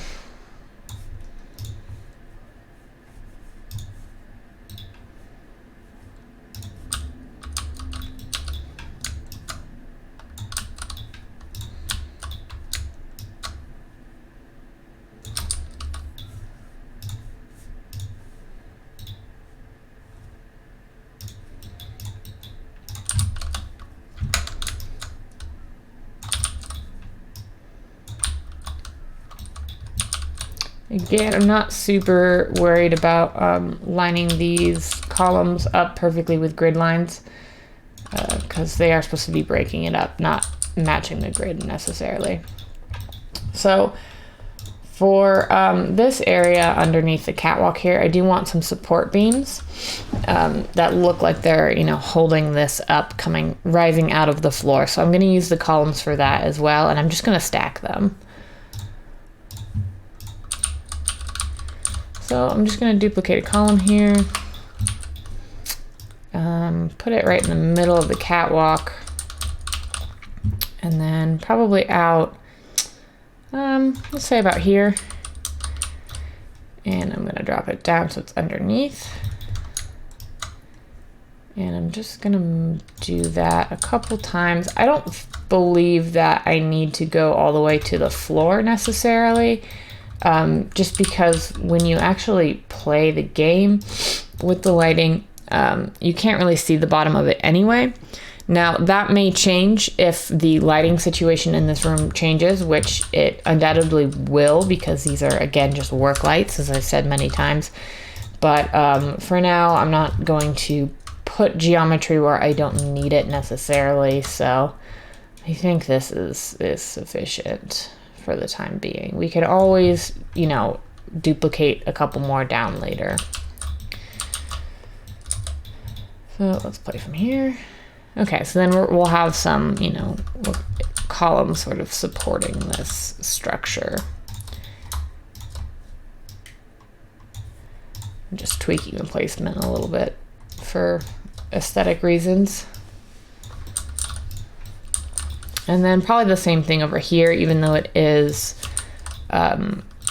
attached to the wall on this side, we can still add some more support columns. Again, the more time you spend on this sort of block out phase, and the more things that you add into it, probably the better it's going to look.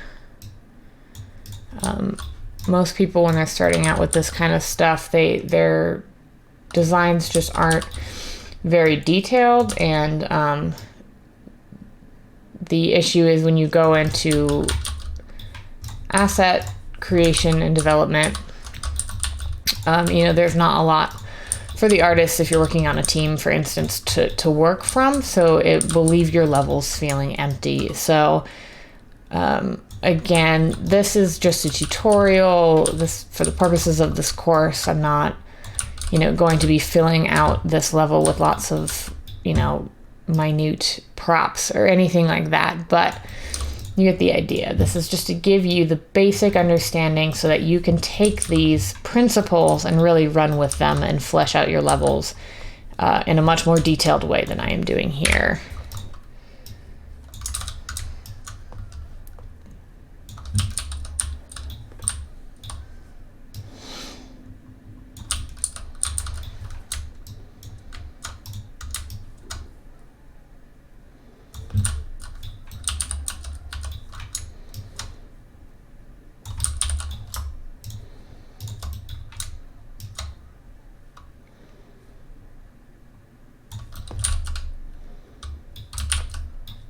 Getting a little Z fighting right here. Just snap that back. My goal here was to have a little bit of an overhang on this platform, but I'm getting a little bit too much Z fighting, so I think I'm actually gonna walk this back a little bit.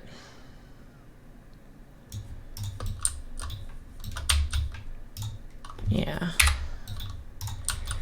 And you'll start to get a feel for what works and what doesn't, and with snapping and your levels and things like that as you continue to build out more and more levels.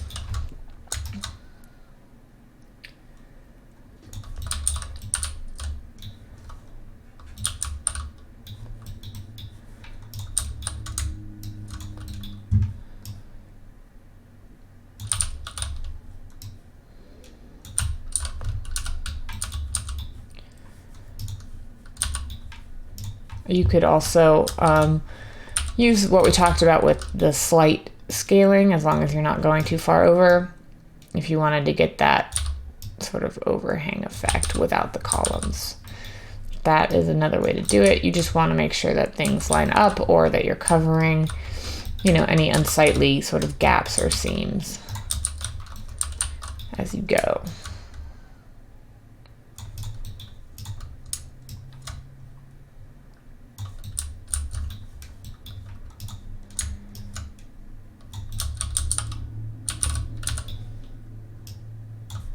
Make sure that these are actually reaching the full height of the ceiling.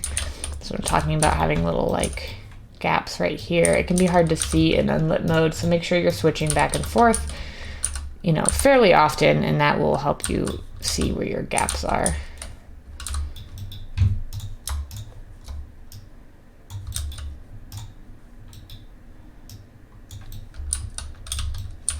Again, I'm not going to spend a lot of time, you know, fleshing out a bunch of geometry down here where we're not even going to see it. Just extending it far enough down until it fades into the darkness. But that is largely design dependent. So let's take another look at this room. If we come into it here, we have our columns, our floor of our pit is finished out, but I feel that the ceiling is a bit low in here actually, because it's feeling quite small and I want this room to feel sort of large and grand. So what I'm going to do is to raise this, a portion at least of this ceiling up,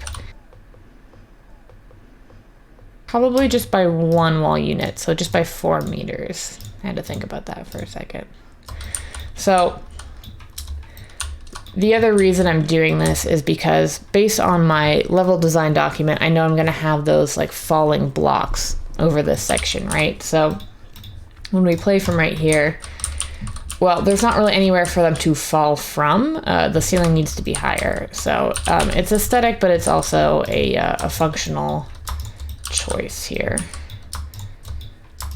to give those blocks a little bit more clearance. So I'm just going to select everything here. And probably keep going all the way around, right? Because we need the blocks to be across this whole piece. So let's do at least these ones, if not just the whole thing. Okay, so my snapping, I'm going to set it to 100 to make this easier and go 1, 2, 3, 4 meters. Okay, I'm gonna play from here again. I think that's gonna be a little bit better. So now we just have to fill in our gaps here. So let's come into lit mode and I'm gonna start selecting this northern wall here. Alt drag to move it up. Same thing here. Just with the rotation, alt and rotate. And I'm leaving the ceiling a little bit lower over the entrance platform because I really want to emphasize like sort of the height of it here and the depth of it here. I want to emphasize like the verticalness of this space. And that can be achieved if you push, you know, as you're moving through, if you push from a area with a low ceiling into an area with a high ceiling, it really just emphasizes the height of it. So yeah, let's continue this. This one actually needs to go this way.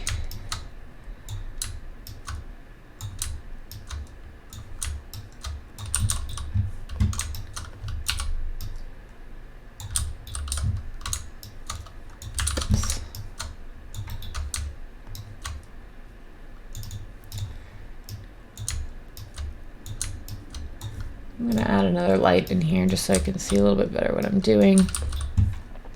I'm going to push the attenuation radius. I'm also going to push the intensity just to light this area a little bit better. Okay, so we need to extend these columns up by duplicating them. Let's do that right here.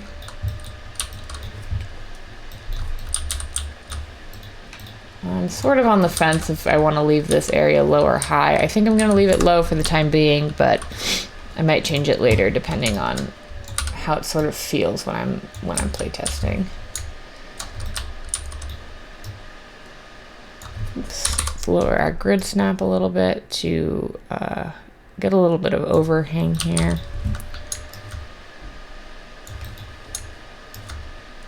Three,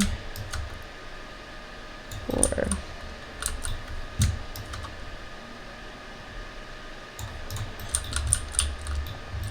And then we're going to want to cover this Z fighting, this flickering as well. So we're going to do that with more columns. Let's put one sort of overhanging this. Let's duplicate up.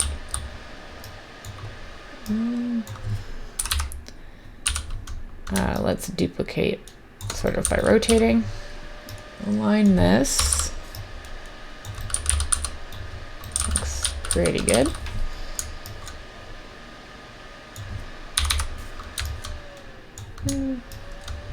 Three, four.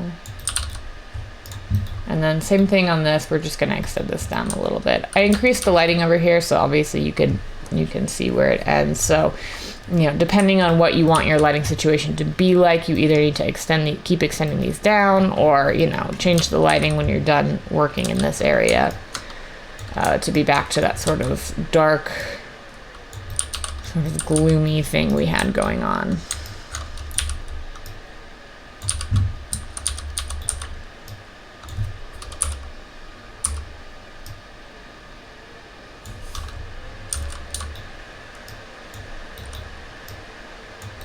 Something like that.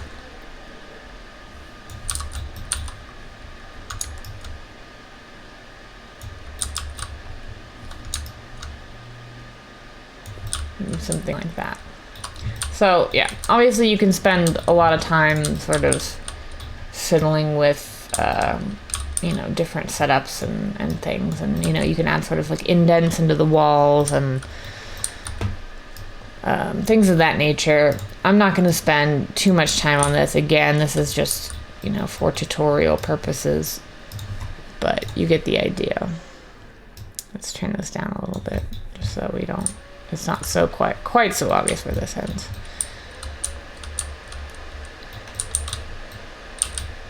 I think I want one right here as well.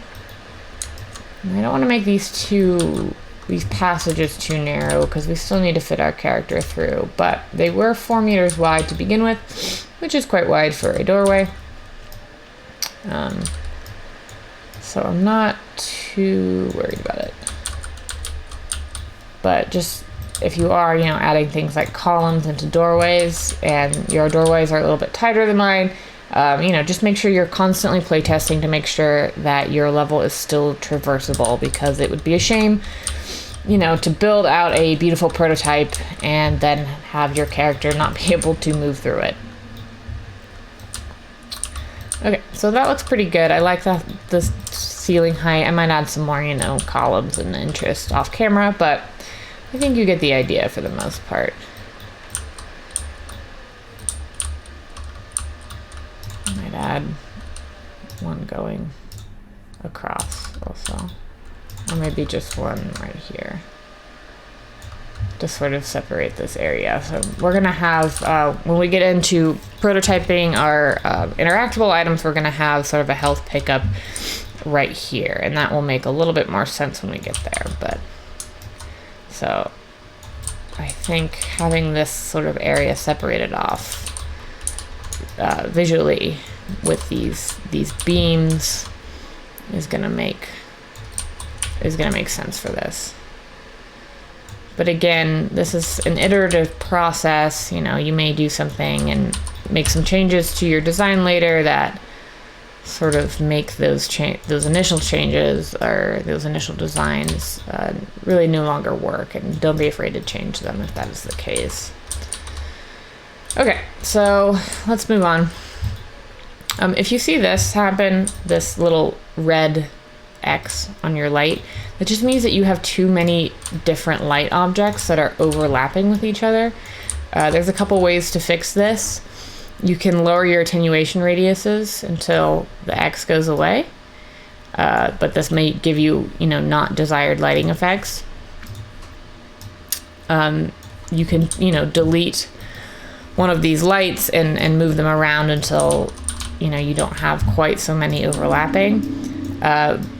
Or you can change these to movable lights. So we'll probably talk about this a little bit later when we get into lighting, when we have our art pieces, but the mobility of your lights sort of affects how they work. By default, all lights are set to stationary in Unreal Engine. And if you hover over it, they'll give you a little brief description of what that means. But for our purposes at this level, if you see one with an X, you can just change it to movable. You'll get these little arrows instead. Movable lights are slightly more costly than stationary lights with regards to performance, but they are less costly than having too many stationary overlights overlapping with that X. You'll get some performance drops because the lighting is just now too complex to be calculated at runtime in an effective, efficient way. So, and you don't have to change them all. You can just change, having one will sort of negate this overlap effect. So we'll change the ones that we're having issues to movable just for the time being. We'll fix it up a little bit more later, but so let's continue on. Play from here. Let's continue on into room 4. So same procedure here. We need to extend our pit down so we can't see out of the world. You can see now we can even see sort of the exterior walls because we've extended them down so far in the previous rooms. So let's do that. Let's jump into unlit. Actually, no, because I'm not going to jump into unlit here because you'll see that it can be a little bit difficult to tell, which is part of this room and which is part of this room. So let's stay in lit, actually.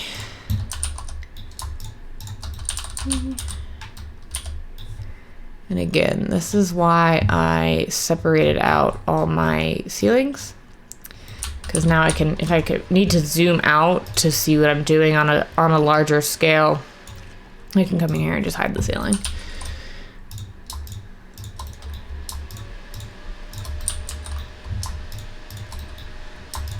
Oh, I'm just gonna select every piece along the perimeter. Okay, I'm gonna hold Alt and drag it down.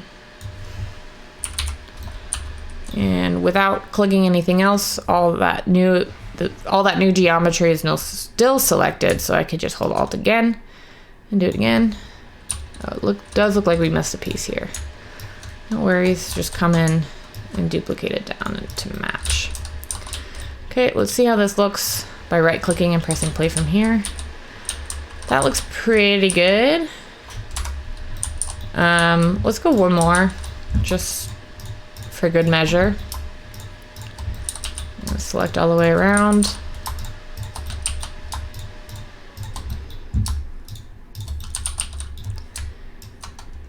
And we're gonna lose the gizmo, and we're gonna find it again, and there we go.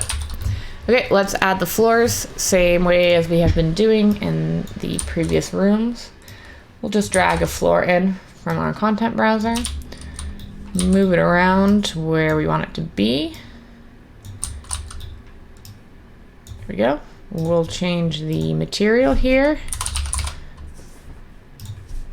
and we'll throw this in the room 4 folder, and we'll just duplicate it out.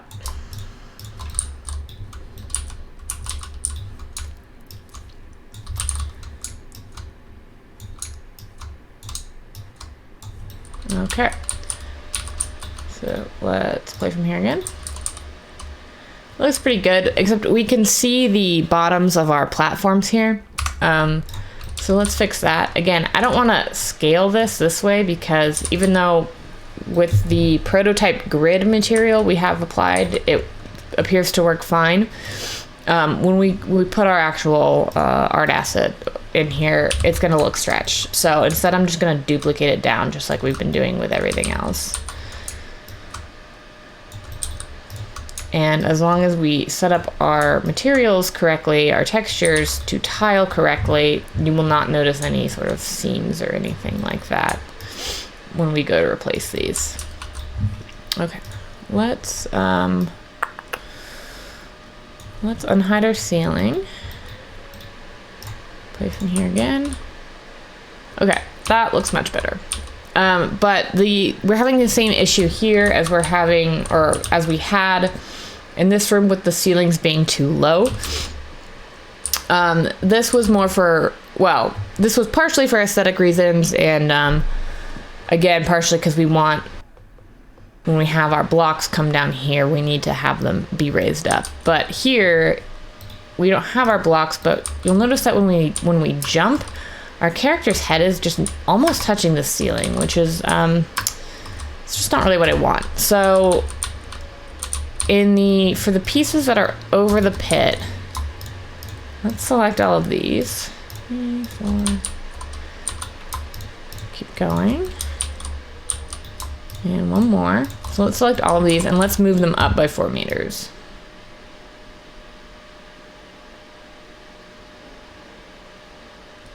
Yeah, I think 4. I had to contemplate whether or not I wanted to just move them 2. And, you know, you can move them 2, test it, and if it's not enough, move them 4. I'm just going to go for it and move them up 4 meters.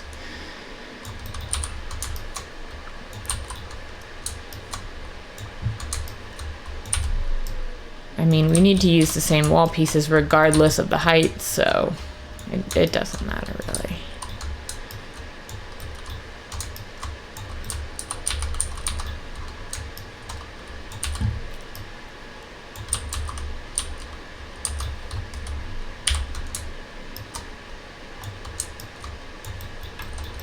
Okay, so before we start adding columns and stuff, let's just give this room a quick play test.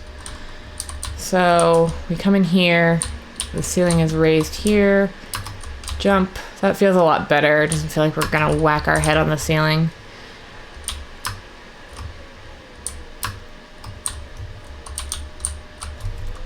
Yeah, okay, so I'm happy with that. So let's start adding some columns in to break it up.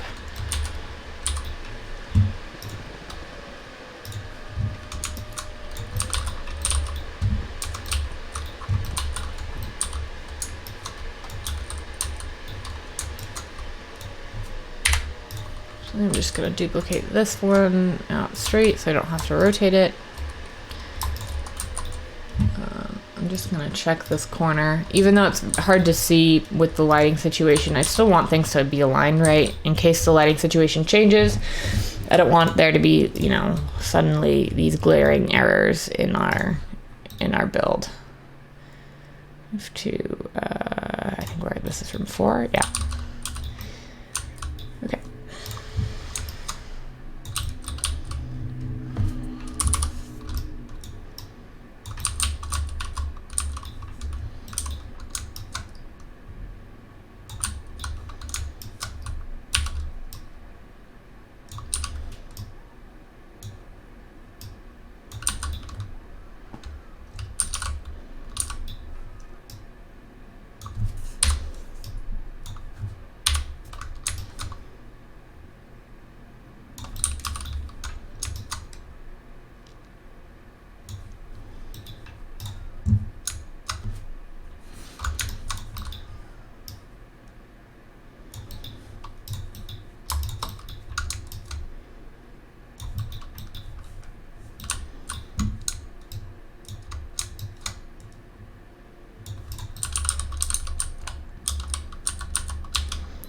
So we're still getting some Z fighting here, so we need to drop these lintel pieces down a little bit. That's what those are called, by the way. If you ever see these like sort of supports, these parts are called posts. These are lintels.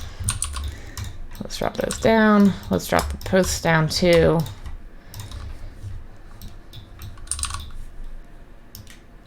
There we go. Great, no more Z fighting.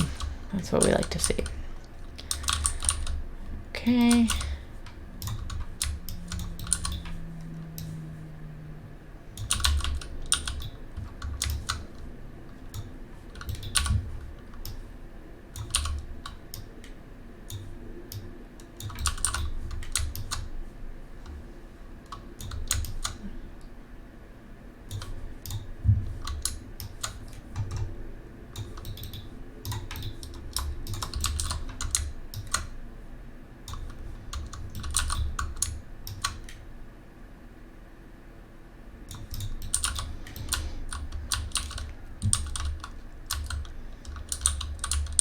Okay, let's see how it's looking in game.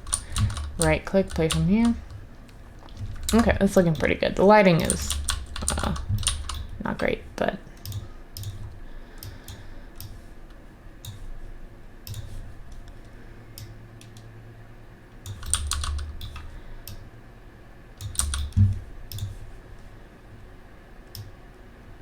can also increase this value here, this indirect lighting intensity, and that's just going to fill out these darker points a little bit more, flooded with light. It's not very realistic as far as lighting goes if you're going for sort of a realism, but we're not going to be doing that, so I'm not worried about it.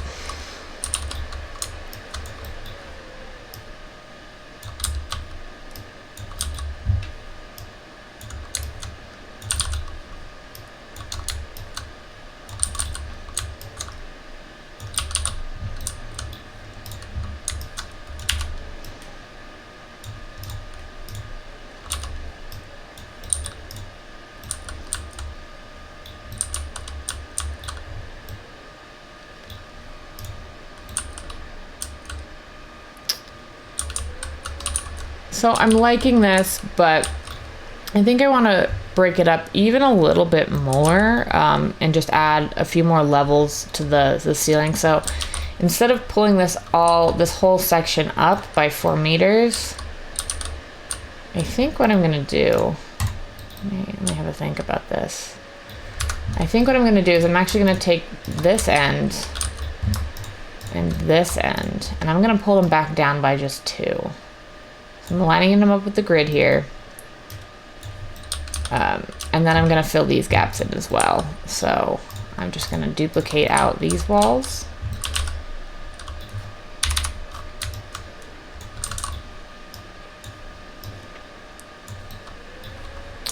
And again, this is not a functional thing. This is just purely a design aesthetic thing. So now when I look at it, there's a little bit more going on with the ceiling. It draws the eye upward a little bit, you know, and it emphasizes the height of the room.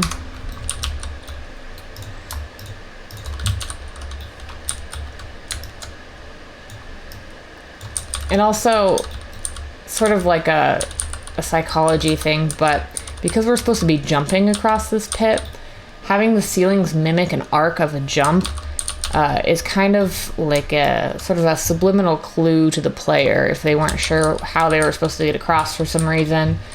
Having things like that built into your level itself can be helpful with that kind of thing. So yeah, we have the ceiling sort of arc in a way that mimics the parabola of a jump,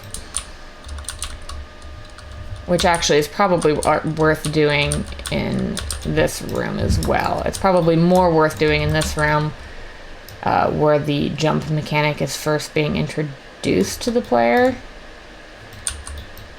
We might have some issues with this, but let's test it out. I'm going off script here. That's 1 meter. That's 2 meters. Let's go up 1. And I've been sticking pretty strictly to this like 4 meter height increments, but you definitely don't need to. I don't recommend building off the grid at this stage. Keep your grid snapping on, but you know, when I raise the ceiling, I've been doing it by 4 meters, but you know, there's no reason that you can't raise it by 1 meter or 3 meters or whatever works for your level. Oops, I meant to duplicate that, not move it. Let's try that again. I know I'm going over this part really fast, but this is all literally just review.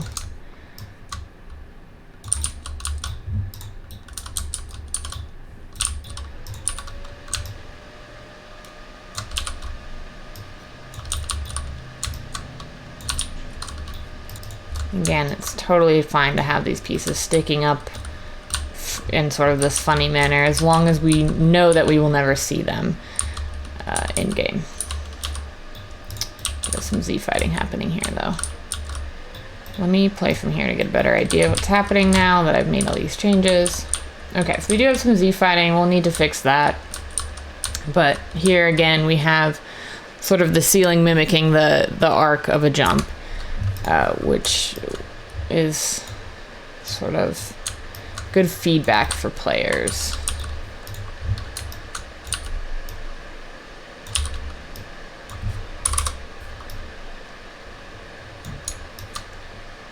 All right.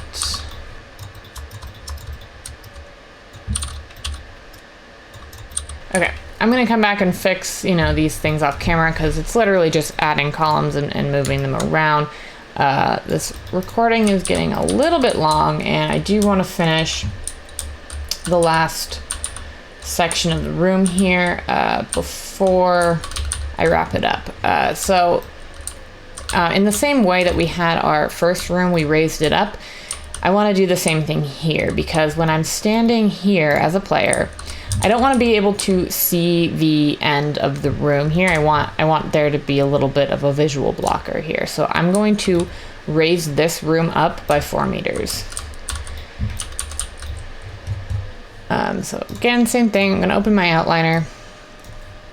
Let's collapse some of these. This one is, oops, sorry. Just keeping things tidy here so I don't have a mess to deal with later. Okay, so let's open up room 5. I'm just going to select everything under room 5, which selects this whole box at the end here. I'm going to move it up. I'm going to make sure my snapping is correct by changing it to 100.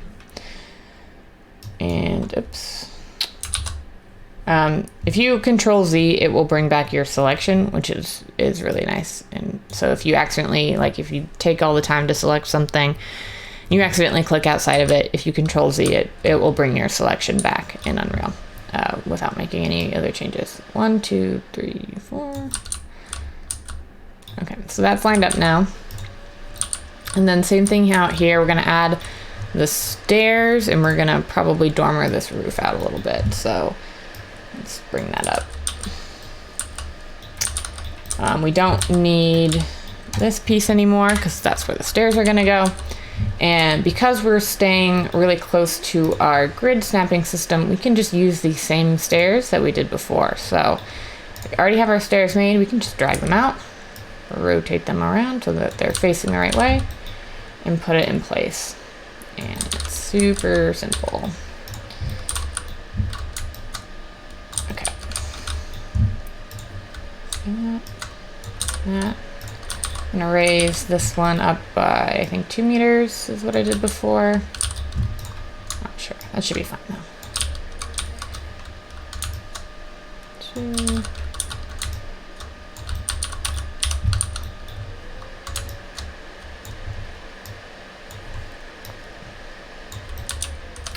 Okay, let me see how it looks from the opposite side of the room.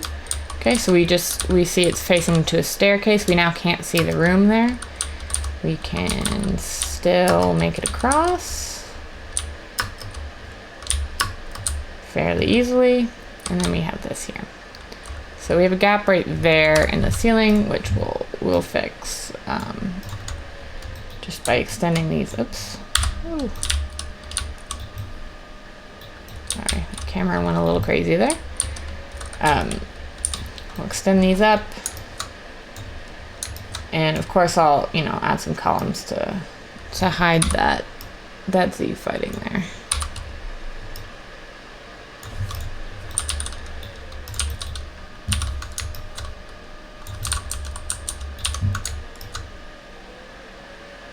Okay.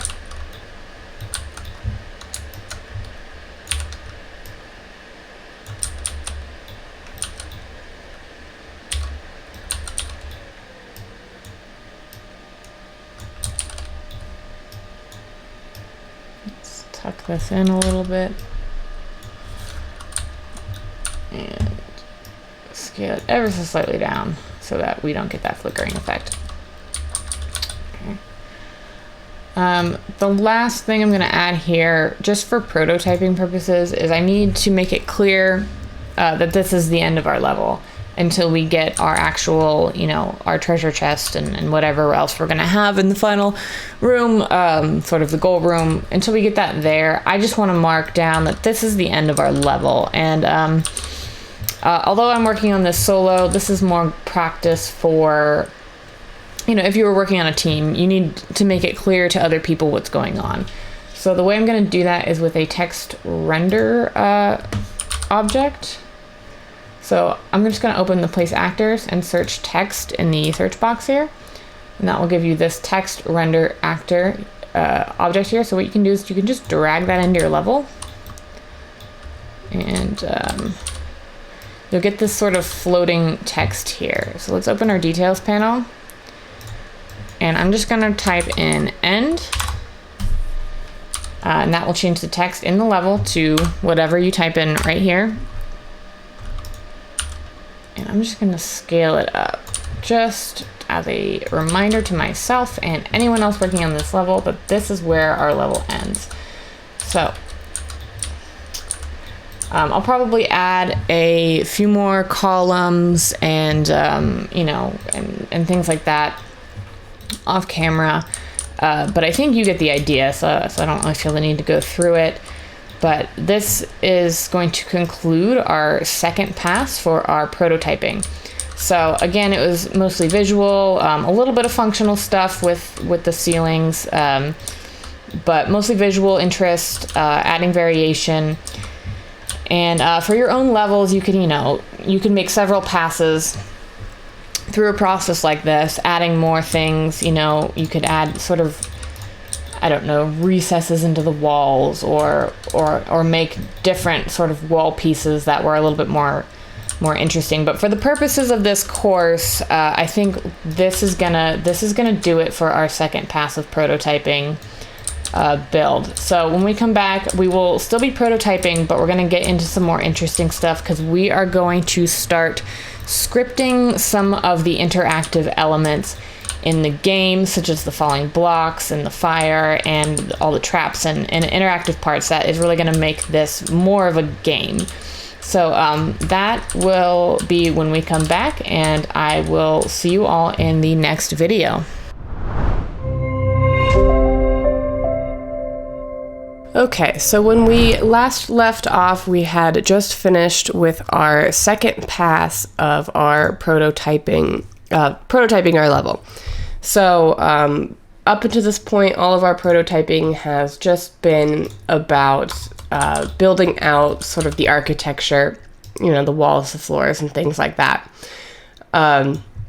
So I've gone in, as I said I would, and done a little bit of work off camera. All I've done here is just added some columns, mostly just to the first room, to create sort of this hypo-style room, just because it was very empty and boring. I sort of recessed an area of the ceiling here, and all I've done is gone in and changed some of my lights from point lights to rect lights. So I will talk a little bit about that before we get started with the topic of this video. So if you recall, we had basically placed all of our lights in our level as these point lights, which basically act the way a regular light bulb would, meaning that the light emanates from a single point in space and emanates in all directions.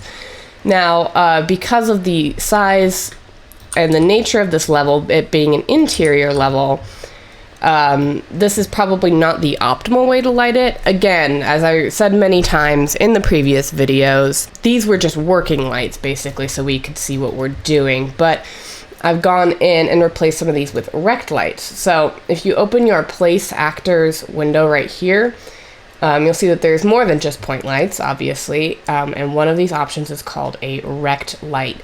So basically what this is a light that when you drag it in, you can see that it emanates in a single direction outwards from a plane. But the really cool thing about this is you can open up your details panel with your rect light selected, and you can change the scale of it. So if you're doing interior scenes, this is really good for doing things like ceiling lights, because you can rotate this around so it's pointing downwards, and you can scale this using the source height and width, so it basically will emanate light unidirectionally evenly from this plane. So if you have things like fluorescent lighting in an interior scene, this can mimic that really well.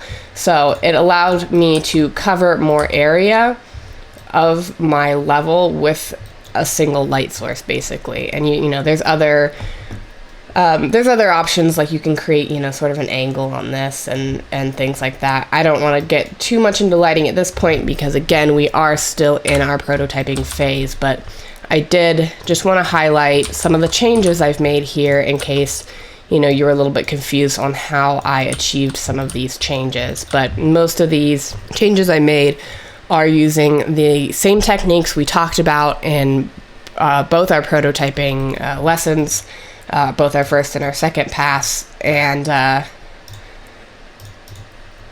really should all be reviewed, just adding and moving columns and walls and things around. I didn't really make too many changes. Mostly it was just to this first room to add a little bit more visual interest. And I apologize for my voice in this. I am just getting over a cold, so I apologize if my voice sounds a little off. Just try to bear with me, I guess. Okay, so now that we've gone over that, in this lesson, we're going to start talking about scripting. Now, scripting in Unreal Engine 5 and 4 is basically the method by which we are going to add code to our game in a sort of more artist-friendly visual way than just writing line-by-line code as you might have seen in other, you know, development environments. So the method that we use for scripting in Unreal is called the blueprint scripting system. Now, we discussed blueprints a bit already when we made some adjustments to our default player character. If you remember, we navigated down through our template content into third person, blueprints, third person character. So this should look a little bit familiar to you at this point. Now, this is the blueprint editor. Now, think of the actual blueprint as a container which can hold any number of different asset types. When assets are placed into a blueprint, we call them components. Right here we have our component window with all the different components that make up this blueprint, such as the mesh that makes up our visible character, the camera that follows it around, and several non-visible elements when we actually are running our game. But these are all elements that contain certain aspects that make the game run properly. Blueprints also contain what is called an event graph. Now, this is where our actual code is. You know, Unreal Engine runs code in C++, which is a fairly low-level language, and it is quite difficult to parse. So Epic, the creators of Unreal Engine, decided to implement this visual scripting system.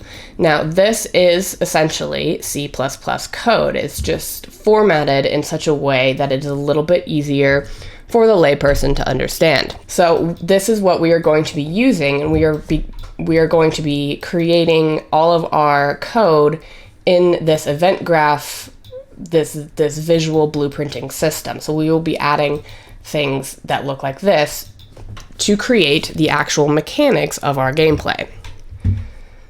So that's just a little review on blueprints for you. Again, we went over that a little bit when we made some changes to our player character, but now we want to start adding new things into our game that have gameplay logic in them. So all of our obstacles in our level that we discussed are going to be scripted using blueprints. So if we hit play on our game and we run through, now here we are in our second room. Now the first thing that we need to handle as far as logic goes is these bottomless pits, because although they're very easy to clear, we need to be testing what happens if we fall into them. And currently, if we fall into this pit, we just hit the bottom. It's not actually bottomless. We just made it appear that way. And currently we can still play our game, but there's no way for us to get out. So actually this is a game-breaking bug right here. So I'm just gonna rise out of this pit. And for the purposes of testing all these scripts, I'm going to be moving my player start around. You can obviously just right click and click play from here to get a quick test going. But I often forget to do that, and it's like one more click than just hitting play. So I'm going to delete my player start from the room 1 here, and I'm going to come into my room 2 and come into basic under the place actors menu and grab a new player start and just put it here. So now when I hit play, it should just start right there. And this is just to speed it up, because once we get into these rooms and start coding, our traps in here, we don't want to run through the level every time for areas that we've already completed. It's just a bit of a waste of time. Okay, so let's get started on our first type of obstacle, which are these pitfalls here. Now, we need to tell Unreal basically what we want to accomplish, which is when we fall into this pit and we reach a certain depth of it, we want the character to die essentially, and then respawn at the beginning of our level. So the way we're going to do this is actually quite easy. Epic has added a lot of actor types here that can really speed up your process. So instead of having to write line by line code that detects the depth and the where you are and then responds, what we're going to do is we're going to come into our place actors window here, and up in the search bar we're going to search kill Z, and you'll get this result here, which is a kill Z volume. And if you hover over it, it'll give you a description. A kill Z volume is a volume used to determine when actors should be killed. Killing logic is overridden and fell out of world. Don't worry too much about that last statement there. But basically what this does is when our player character intersects with this volume, which I'll drag out right now, you can see it's just a simple wire box. This won't appear visible in game unless we tell it to be. Basically, when our player hits this box, it's going to kill our player. So let's place this in our pit. So I'm just going to move it down. And we want to keep in mind that when it hits any point in this box, it's going to kill our player. So we want to align the top of this box with where we want basically our kill point to be. So I'm just going to scale it to fit the size of this pit so that even no matter where you jump into it, you will hit this box. And again, I'm going to hide the ceiling, in room 2, so I can see what I'm doing. So let's scale this. Okay. And if you're having trouble seeing it, you can always go into your orthographic views. You can look at it from the top down. So here we are in room 2, and we can see the bounds of our box. If we change it to wireframe, we can see the bounds of this kill Z volume right here highlighted in yellow. So we're going to extend it a little bit out of the sides just to make this a little error proof. And I'm going to look at the right view. I'm just going to make sure the depth is appropriate. So yeah, that looks about right to me. I do want the player to hit this kill Z volume before they reach the bottom here. So I'm going to have it a little bit above. All right, let's return to our perspective mode, and let's just see what happens right now when we hit this kill Z volume. So let's hit play, and let's fall into this pit. Boom. Okay, so you can see there, our player is now gone from the world, and I can no longer move the camera around or do anything. If I hit my WASD keys, nothing happens because we no longer have a player to control because it has been killed. So to get out of this, we're just going to hit escape. So we have not added any logic that would end the game or respawn our character yet. All it does is it kills the character and we have to hit escape to return to the editor. So what we have to do in this case is we need to tell Unreal Engine what we want to do when our player dies in this way. We want to tell it to either, reach a game over screen or to respawn automatically, or, we have to tell it to do something. Otherwise, we're still in this game breaking state where when the player hits this kill Z volume, they can't do anything. So the way we're going to tell Unreal how to respawn our character is through a special type of blueprint that we haven't talked about yet, and that is called the level blueprint. So the level blueprint, as I said, is a special type of blueprint that is attached to this level itself. Now, remember that our level here, you can see it's got, it's made some auto backups, but this is our level here. When we went into File, New Level, and we created this scene in which we have built up all of our geometry and our mesh pieces, it created a file here in our content browser for the level itself. And of course we can open any level. Let me just save it before I close it out, but we can open any level by finding it and double clicking on this level file, right? So this was our template level that we started with. We can see it is still in our game at this point. And it is saved under this file. So there is a blueprint automatically attached to these file types, whether or not you have any code running in them. So let's go back to our level. Here we are. And let's open our level blueprint. So to access the level blueprint, we have to come up here to the top to this sort of blueprint icon right here. Let's click the drop down and hit Open Level Blueprint. Expand this window, and I'm actually going to dock it next to this window here. If you want to keep them separate, if you have two monitors, that can be really handy because you can see the code running, in real time alongside your actual level. But let's just dock it right here for now. So this should look pretty familiar. It has all the same it has the same layout as our character blueprint, which we were altering earlier in the course. We have our event graph right here in the middle. We have our details panel off to the side. And off to this side is slightly different. We have a My Blueprint tab, which has sort of all of our functions in it. Now, you'll notice that there's no Components tab here that lists all the components that make up this level blueprint. And that is because, it is a level blueprint, as I said. So all the components are the things that we drop directly into the level in the level editor window. Now, when you open your level blueprint, you will see the event graph will have some tabs that are grayed out. This is only because we don't have any code running from this node. All the boxes in our blueprints are called nodes, so we don't have any nodes running off of this. So essentially, when we begin play, we're not doing anything, so it's just grayed out. But you'll see that if we start adding things to it, it'll run just fine. And the way we add things to our nodes is we can just drag off of these pins, and that will give you this pop-up window with executable action. So basically, anything that you can do at begin play can be found in this menu.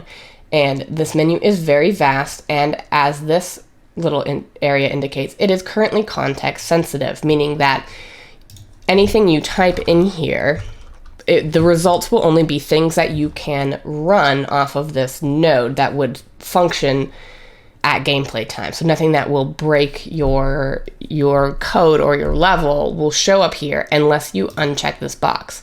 Now, unchecking this box here will give you access to every single blueprint node in the Unreal Engine. I recommend leaving this on, at least at this level, unless you know specifically what you are looking for and you know how to implement it correctly. I would leave this context sensitive box checked. So the first thing we're going to do in our level blueprint is we're going to create a reference to our player.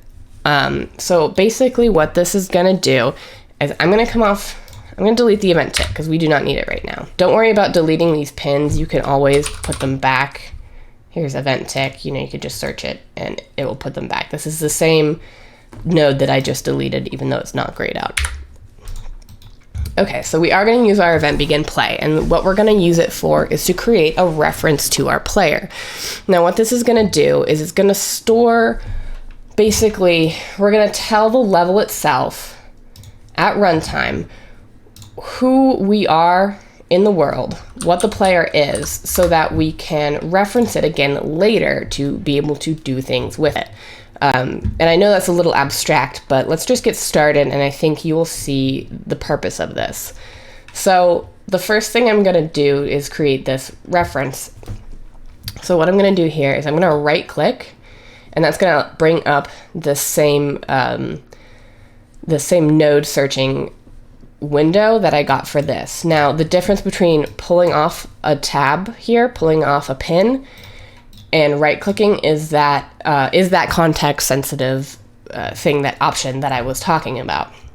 So when I pull off this executable pin, basically the context-sensitive option here is saying, okay, what can I run off of this particular pin?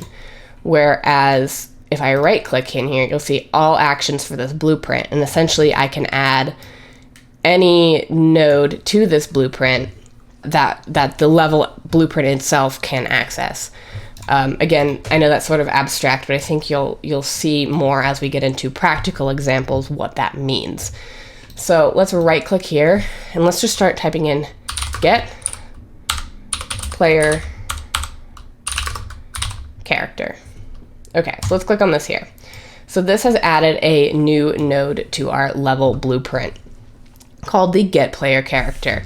Now, all these nodes essentially represent C++ functions that have been pre-written by the team at Epic because they are common functions that we need to write gameplay code. So this just saves us a lot of time from writing that line-by-line code that would access and basically do this. So these nodes are just going to save you a lot of time, and you essentially won't have to reinvent the wheel when it comes to coding gameplay, because a lot of gameplay elements are very basic, and a lot of games use really common elements and really common functions. Okay, so let's look at this get player character. So right here we have our player index, which is at 0. And we want to keep it here. What this means, this is essentially for multiplayer functionality. So getting the player of player index 0 is essentially telling us to get player 1. When we are using lists or arrays in coding, we do not start at item 1, we start at item 0. So all of our list functionality will begin at 0 and end wherever it ends. So you have to kind of, if you're not used to coding or don't have a coding background, that's just something you have to get used to. Lists start at item 0. So getting the player at the player index of 1 for a single player game essentially is just getting the single player reference. So right here we have a return value, and this is what the get means. So basically this node is telling Unreal Engine, okay, when we start our game, we're gonna look at who is playing it, the player character, and we are going to return that value and say, this is who's playing it. So we need to do something with this return value in order for this to have any meaning. So what we're gonna do is we're gonna click and drag off of this pin to pull up our context-sensitive search window here. And you can see it says actions taking a character object reference. So this is only going to return nodes that can take this player character value that we got and do something with it. So what we're going to do is we're going to type in cast to third. You'll see when I type in cast to that we get a cast to all sorts of things here. I'm going to type in third just to narrow this down, and you'll see that we get this cast to BP underscore third person character. Now, if you'll recall, our player character the blueprint that we're working off of, what spawns in here at the player start when we hit play, is this BP underscore third person character. So all a cast2 node is essentially doing is saying, all right, who's playing the game and is it this type of blueprint? So if we connect our executable pin to output to the input of this, again, just by clicking and dragging, this is telling Unreal Engine that at the time when we press start, at begin play, when we press play, the first thing it's going to do is look at what spawns in here and check to see if it is this type of blueprint, which it is because that is what we have set up. But you have to remember that computers are very stupid and they can only do exactly what you tell them and nothing else. There's no inferring for a computer. So we have to check first that it is this before we can do anything with this. So when you're writing blueprint code, it should be fairly intuitive, but it's going to read it from left to right. So anything that I pull off of this is going to happen after it does this function. So once we have found our player character, and once we have asked Unreal if it is this type of character, we can do something with this type of character. So what I'm going to do is create a variable to store this information for later use. So a variable is just a value in code that can change, essentially. If you're, think back to your sort of grade school math, we talked about variables as being X and Y, and those values can change on a graph.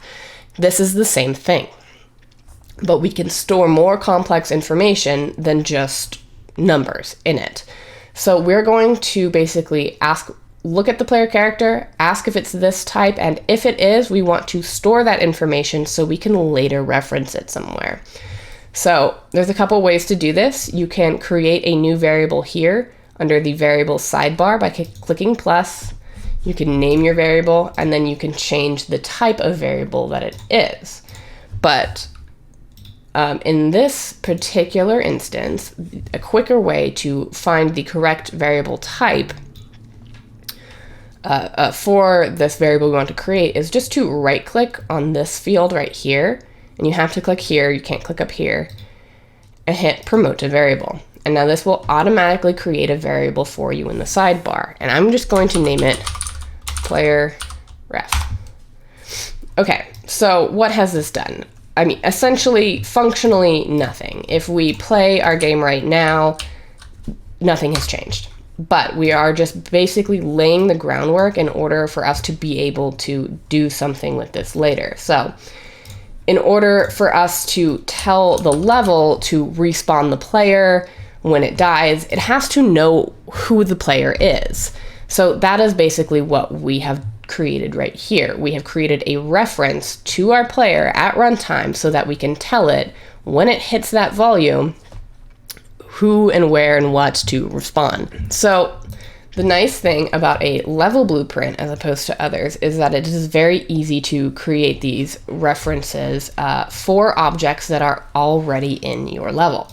Now we've gone through this whole casting process here because in the level editor, we actually do not have a player in it before we begin play.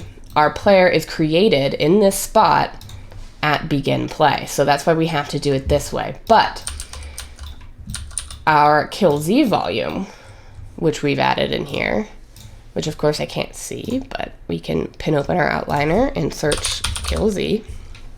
Our kill Z volume does exist before runtime. So because this is true, we can reference it easily in the level blueprint. So what we're going to do is select our kill Z volume, either in the level editor here or on the outliner here. Make sure it's selected. We're going to come in here, back to this is our level blueprint once again, and underneath this somewhere we're just going to click, and you can see here we're getting some contextual items for the kill Z volume that we have selected. this will work for anything that you select in the level. So if I wanted to do something with this floor piece, I could select it in the level, come over to the level blueprint, right click, and now you'll see we have some contextual things for what we have selected. So let's go back and select our kill Z. And we're going to come in here. Now we can create a reference. Basically is doing the same thing that this is doing, except we don't need to set it first. We just need to get it because it already exists. But what we're actually going to do is we want basically to tell the engine that when our player, this player here that we've created, intersects with this volume, we want to do something. And Epic has handily created a function that will do just that. So with our kill Z volume selected in the level editor, what we're actually going to do is we're going to add an event. We're going to come into collision, and we're going to add on actor begin overlap. You can also do this by searching, on overlap, and then finding the add on actor begin overlap. It's very important that we're doing begin overlap and not end overlap. So basically this function will fire every time whatever we tell it to, whatever something overlaps, begins overlapping with the kill Z volume, it will do whatever we put in right here.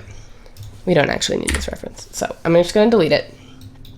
So basically what we want to do here is when our player overlaps with our kill Z volumes, begins overlapping with our kill Z volume, we want to basically just restart our level. So the first thing we need to do here is we need to filter out everything except for the player that is overlapping it. Because if we just right now said on actor begin overlap, restart our level, what would happen is we would play our game and it would immediately restart because our kill Z volume in here is already overlapping with this piece and this piece and this piece. And we're not telling it to filter out any and ignore any of those pieces. So let's tell it to pay attention only to this player that we've created. So the way we're going to do this is we're going to get our player reference. Now we set it up top at begin play. So now we need to get it. And there's a couple ways that you can get the reference. The easiest is probably just to come into your variables sidebar here and pull it in, and you'll get this pop-up window saying, do you want to get it or do you want to set it? Well, we want to get it. So that will create a node that looks like this. This is basically just saying, hey, whatever we set this to up here, we're just going to return that same exact value right here. So we want to know if the other actor that is overlapping the kill Z volume is this, and we only want to do something if it is. So first we need to check if it is this.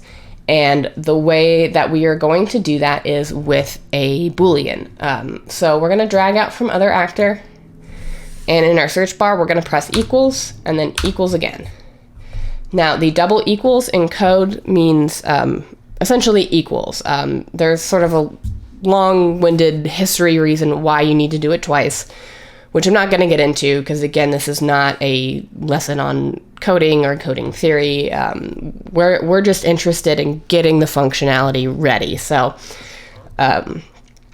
basically, it's a single equals is for setting values and a double equals is for checking values in very brief form. So we're going to type in 2 equals, and we're going to get a single option here for utilities operators equal. Let's click on that. Now this is going to add this equal node. So basically whatever we plug into this, whatever objects we plug into this, it's going to check if this object and this object are the same. If it is, it's going to return a Boolean value of true or false. And you can always hover over these nodes and they will tell you more concisely what they're doing, but that can be sort of vague sometimes.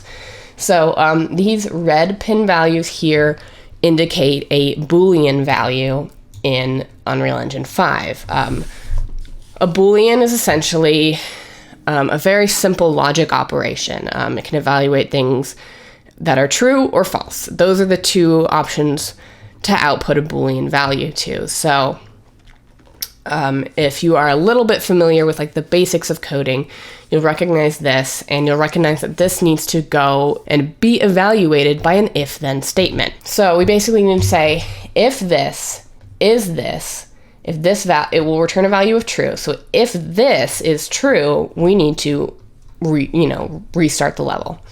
So the way we do an if statement in Unreal Engine, it's not called if, confusingly enough, it is called a branch. So we can either pull a pin off of this and search branch.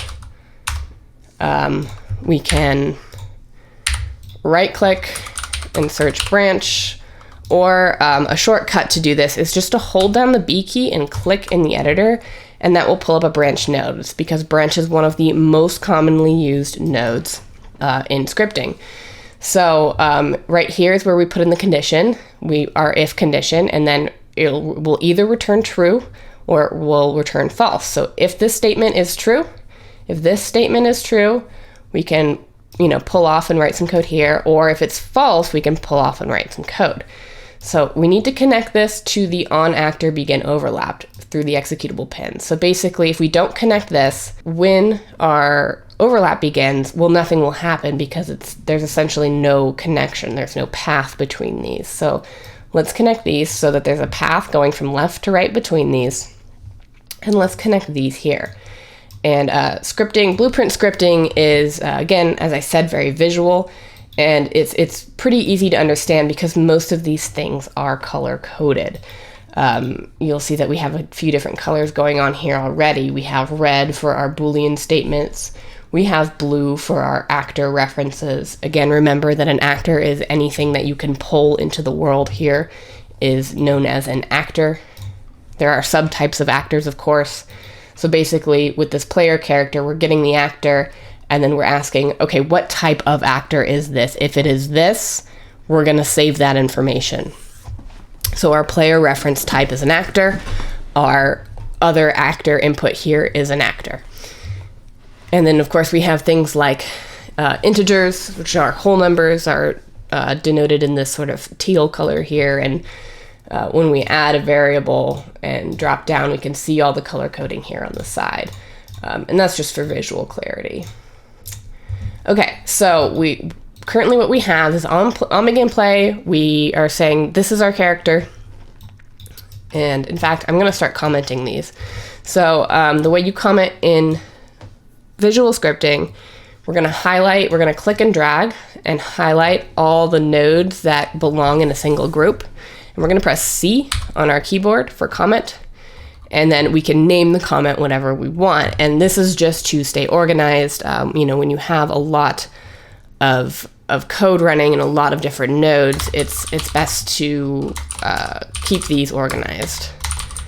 And even if you open a default, like a pre-made one, you'll see all of our nodes are put into these comments that tell us about what these nodes are doing, that tell us about these functionalities. So I highly recommend using comments early and often, just as I highly recommend organizing all your level pieces into folders. It's just going to save you a lot of time.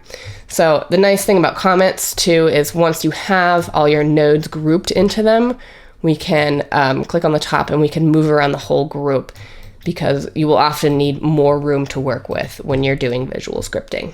Okay, so now we are evaluating what is overlapping our kill-z volume. We're basically asking if it is our player reference, we want to do something, and if it's anything else, we don't care. So we need to actually do some functionality. Now, before I put in the actual respawn functionality here, I just want to test that this is working.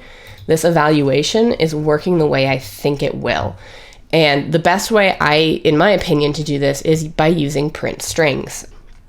Print strings are the very common nodes that will basically just output any information that you tell it to right here. It will show up at runtime when you play your game. It will show up right here in the top left corner. So before I put a bunch of code in here to make it do the thing I want it to do, I just want to check if this is working. Because if you write these big long functions and they don't work the way you expect them to, sometimes it can be hard to know what exactly is going wrong with them. But if we do it incrementally and we test each little bit of the function as we go along, we're much less likely to make mistakes that we can't pin down. So what I'm going to do is right click, I'm going to type in print, and I'm going to hit print string, which will give you this print string node here. Now the print string node, as I said, will print whatever information is in this box up in the top left corner of the screen. So at this point, if I were to say connect it to the begin play, let's just connect it afterwards. So this is it's gonna make this reference first and then it's gonna do this, but it's gonna do it so fast it'll be almost simultaneous. So if I connect this to begin play, for example, and my in string says hello, which is the default, let's compile and save. And we press play here. You can see in the top left corner of our screen, let me do it one more time in case you missed it. Watch right up here in the screen. It's going to print out the word hello in little blue letters. Okay, so print strings are really useful for testing early functionality. Also for knowing, if you feel like you've written some code and it's for some reason not firing, it's not getting to that code, a print string is a really good way to debug this. And we'll talk about this a little bit more when we get into some more advanced scripting.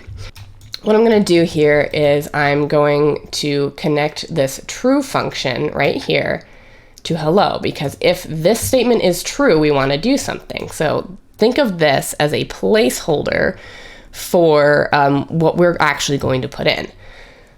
All right, so the second thing I'm going to do, instead of saying hello, although this will tell us at this point, where we are and if this is working correctly, I just want this to be a little bit more informative for me.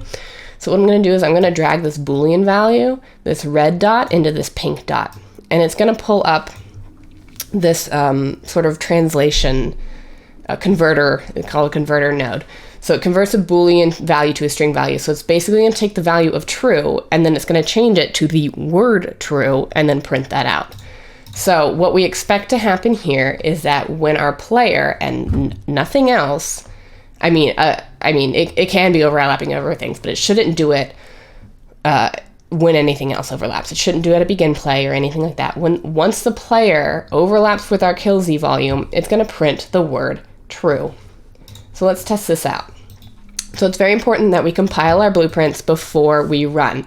So basically, you're going to hit this compile button. It will be if you make any changes, it's going to be a yellow, I think it's a question mark? Yes, a yellow question mark, which just means that it is dirty and needs to be recompiled. So what this is going to do is when you hit compile, Unreal Engine is going to look at all the code you've written and make sure there are no errors in it. If there are no errors, you'll get a green check mark. If there are, you'll get like a red X and you'll get some error messages. And we'll talk about that a little bit more when we get into debugging. So at this point, what we expect it to do, once again, is when our player overlaps with the kill Z volume, it's going to print the word true. It's also going to kill our player, but it should print the word true. So let's test it out. Let's compile and let's hit save. Always hit compile and save in order to basically push this functionality into your level. So let's hit play and let's fall in. And you see it up in the top left corner, it printed the word true. Okay, so we are well on our way to getting our first obstacle fully functioning here. We're going to take a quick break because this recording is getting a bit long, and when we come back, we are going to fill in this functionality with what we actually want it to do instead of just the print string. Of our kill Z volume working, basically what we have here, when our player overlaps with our kill Z, we're printing a string that just says true for the condition being true. So the last thing we really need to do before we move on from this is to put in our actual functionality. So I'm going to go ahead and just delete this print string. This was for sort of debugging purposes only. We don't actually want to print anything when we hit our kill Z volume. What we do want to do is to restart our level. So unfortunately, with a lot of these Unreal Engine blueprinting nodes, how you know what nodes to use is largely just through practice and experience, and sometimes a lot of Google searching. But the node we are going to use to restart our level is going to be an open level by name node. So let's pull out from this true pin here, because we only want this to happen if this condition is true. And let's just search open level, or just open, and you'll get open level by name or by object reference. We're just gonna go with by name here. So it will pull up this node for you with one input here for your level name. And currently it is set to none. So what this is gonna do is it's going to check whatever we type in here, and it's going to search our content folder for a level of that name. So in order for this to work properly, we need to type in our level name exactly as it appears here in our content browser. So this means it needs to be not only spelled correctly, but the capitalization will matter here, as well as the spacing. It will not ignore blank spaces. It will not parse for capitalization differences. So what we're gonna do here, we're gonna delete where it says none, and we're gonna write in tutorial temple. Again, I have both T's capitalized, and I have no space in between them on the actual level file name. So this is exactly how it needs to appear. So what we're going to do is just compile and save. And let's test this out now by returning to our level and hitting play. Okay, we have our little guy here. We're going to pop him in here. And you'll see that instead of just deleting the character and leaving us in the pit, we are instantly respawning back to where our player start is. So essentially, that is all we need to do here for our kill Z volume. Let's group these together by clicking and dragging over everything to highlight it, and let's press C to comment it out. And we're going to call this Pitfall respawn, or something to that effect. And again, I'm just commenting these to keep my code clean, and so I can group these together and move them around. So this is pretty simple here. Now, in order to get this working, all we would need to do is to extend this functionality into every room in which we have a pit. So currently, if I jump into the pit in room 3, this does not work. And this is simply because when we put our kill Z volume, if you remember, into our level, we extended it only around the bounds of this first pit. So there is no functionality right here. So in order to get this to work everywhere, you have a couple options. Either you can duplicate this process by duplicating a new kill Z volume over here and over here, and basically for each kill Z volume, duplicating this code. Or in our case, what is very simple for us to do is we're just going to make this bigger, and we're going to make this encompass the entire bottom of the level. Now, this is only going to work if you all your bottomless pits are relatively the same height. So what I mean by that, let's go into the right orthographic view. So if you recall, we raised a couple of our rooms. We raised room 1 and room 5 to add some variation to this level. Now, I didn't raise or lower any of the rooms that contain bottomless pits. But if you did, you would need to account for those variable heights in order for this to work, and you may need to duplicate the kill Z volume and basically copy and paste this code in order for it to work. But since all of our pits are at the same height here, instead what I'm going to do is I'm just going to move the kill Z volume to the center, and I'm just going to start scaling it out. So about there, and I'm going to come into the top view, and I'm going to scale it along the Y.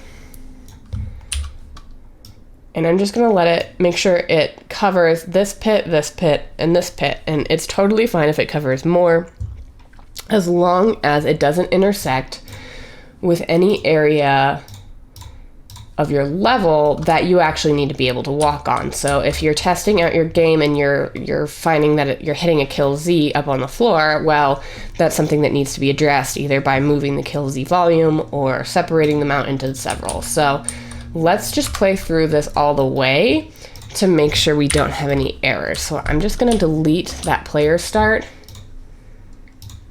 and I'm going to put it back over here. So as long as you only have one player start in your level, Unreal should not be confused by you deleting it and re-adding it. If you have multiple, it might start at the wrong one. So we have that. Great. That works correctly.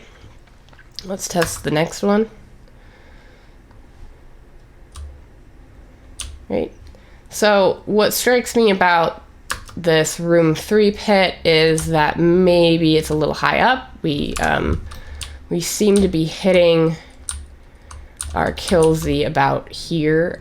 So I'm just going to lower it down a little bit. So I'm going to go back into right orthographic view right here. I'm just going to lower this down to about here so we fall a little bit longer before we respawn. And because this kill Z covers the entire width and length of our level, I don't necessarily need to give it a lot of depth, I don't believe. So let's test this again. Room 1, room 2. So we fall a little bit farther before we respawn. Jump. And fall a little bit farther again. And now how far you want to fall and things like that is largely up to you. You just want to make sure that it feels good to play. So take some time to play test all your rooms and all the conditions for failure in your rooms to make sure that it feels right. So that feels about right to me. So with that in mind, we can move on to our next our next obstacle here. So I'm just working in this level from basically start to finish. So we have no obstacles in the first room, we just run through. All right, we've taken care of the first obstacle here, which is a pitfall, but because of the nature of it, it actually covers, you know, all the bottomless pits here. So the next thing that we need to code for is we need to make these falling blocks that are going to fall down as the player runs across this catwalk. So I'm actually going to pause the recording here, and we're going to come back in the next video and start fresh with those falling blocks.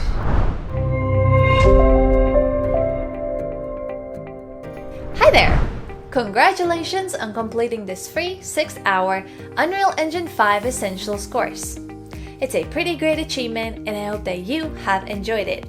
You are now ready to get started on your game development journey. If you would like to uncover all the hidden tips and tricks of game development in Unreal Engine 5 and Blender, head over to skillademia.com.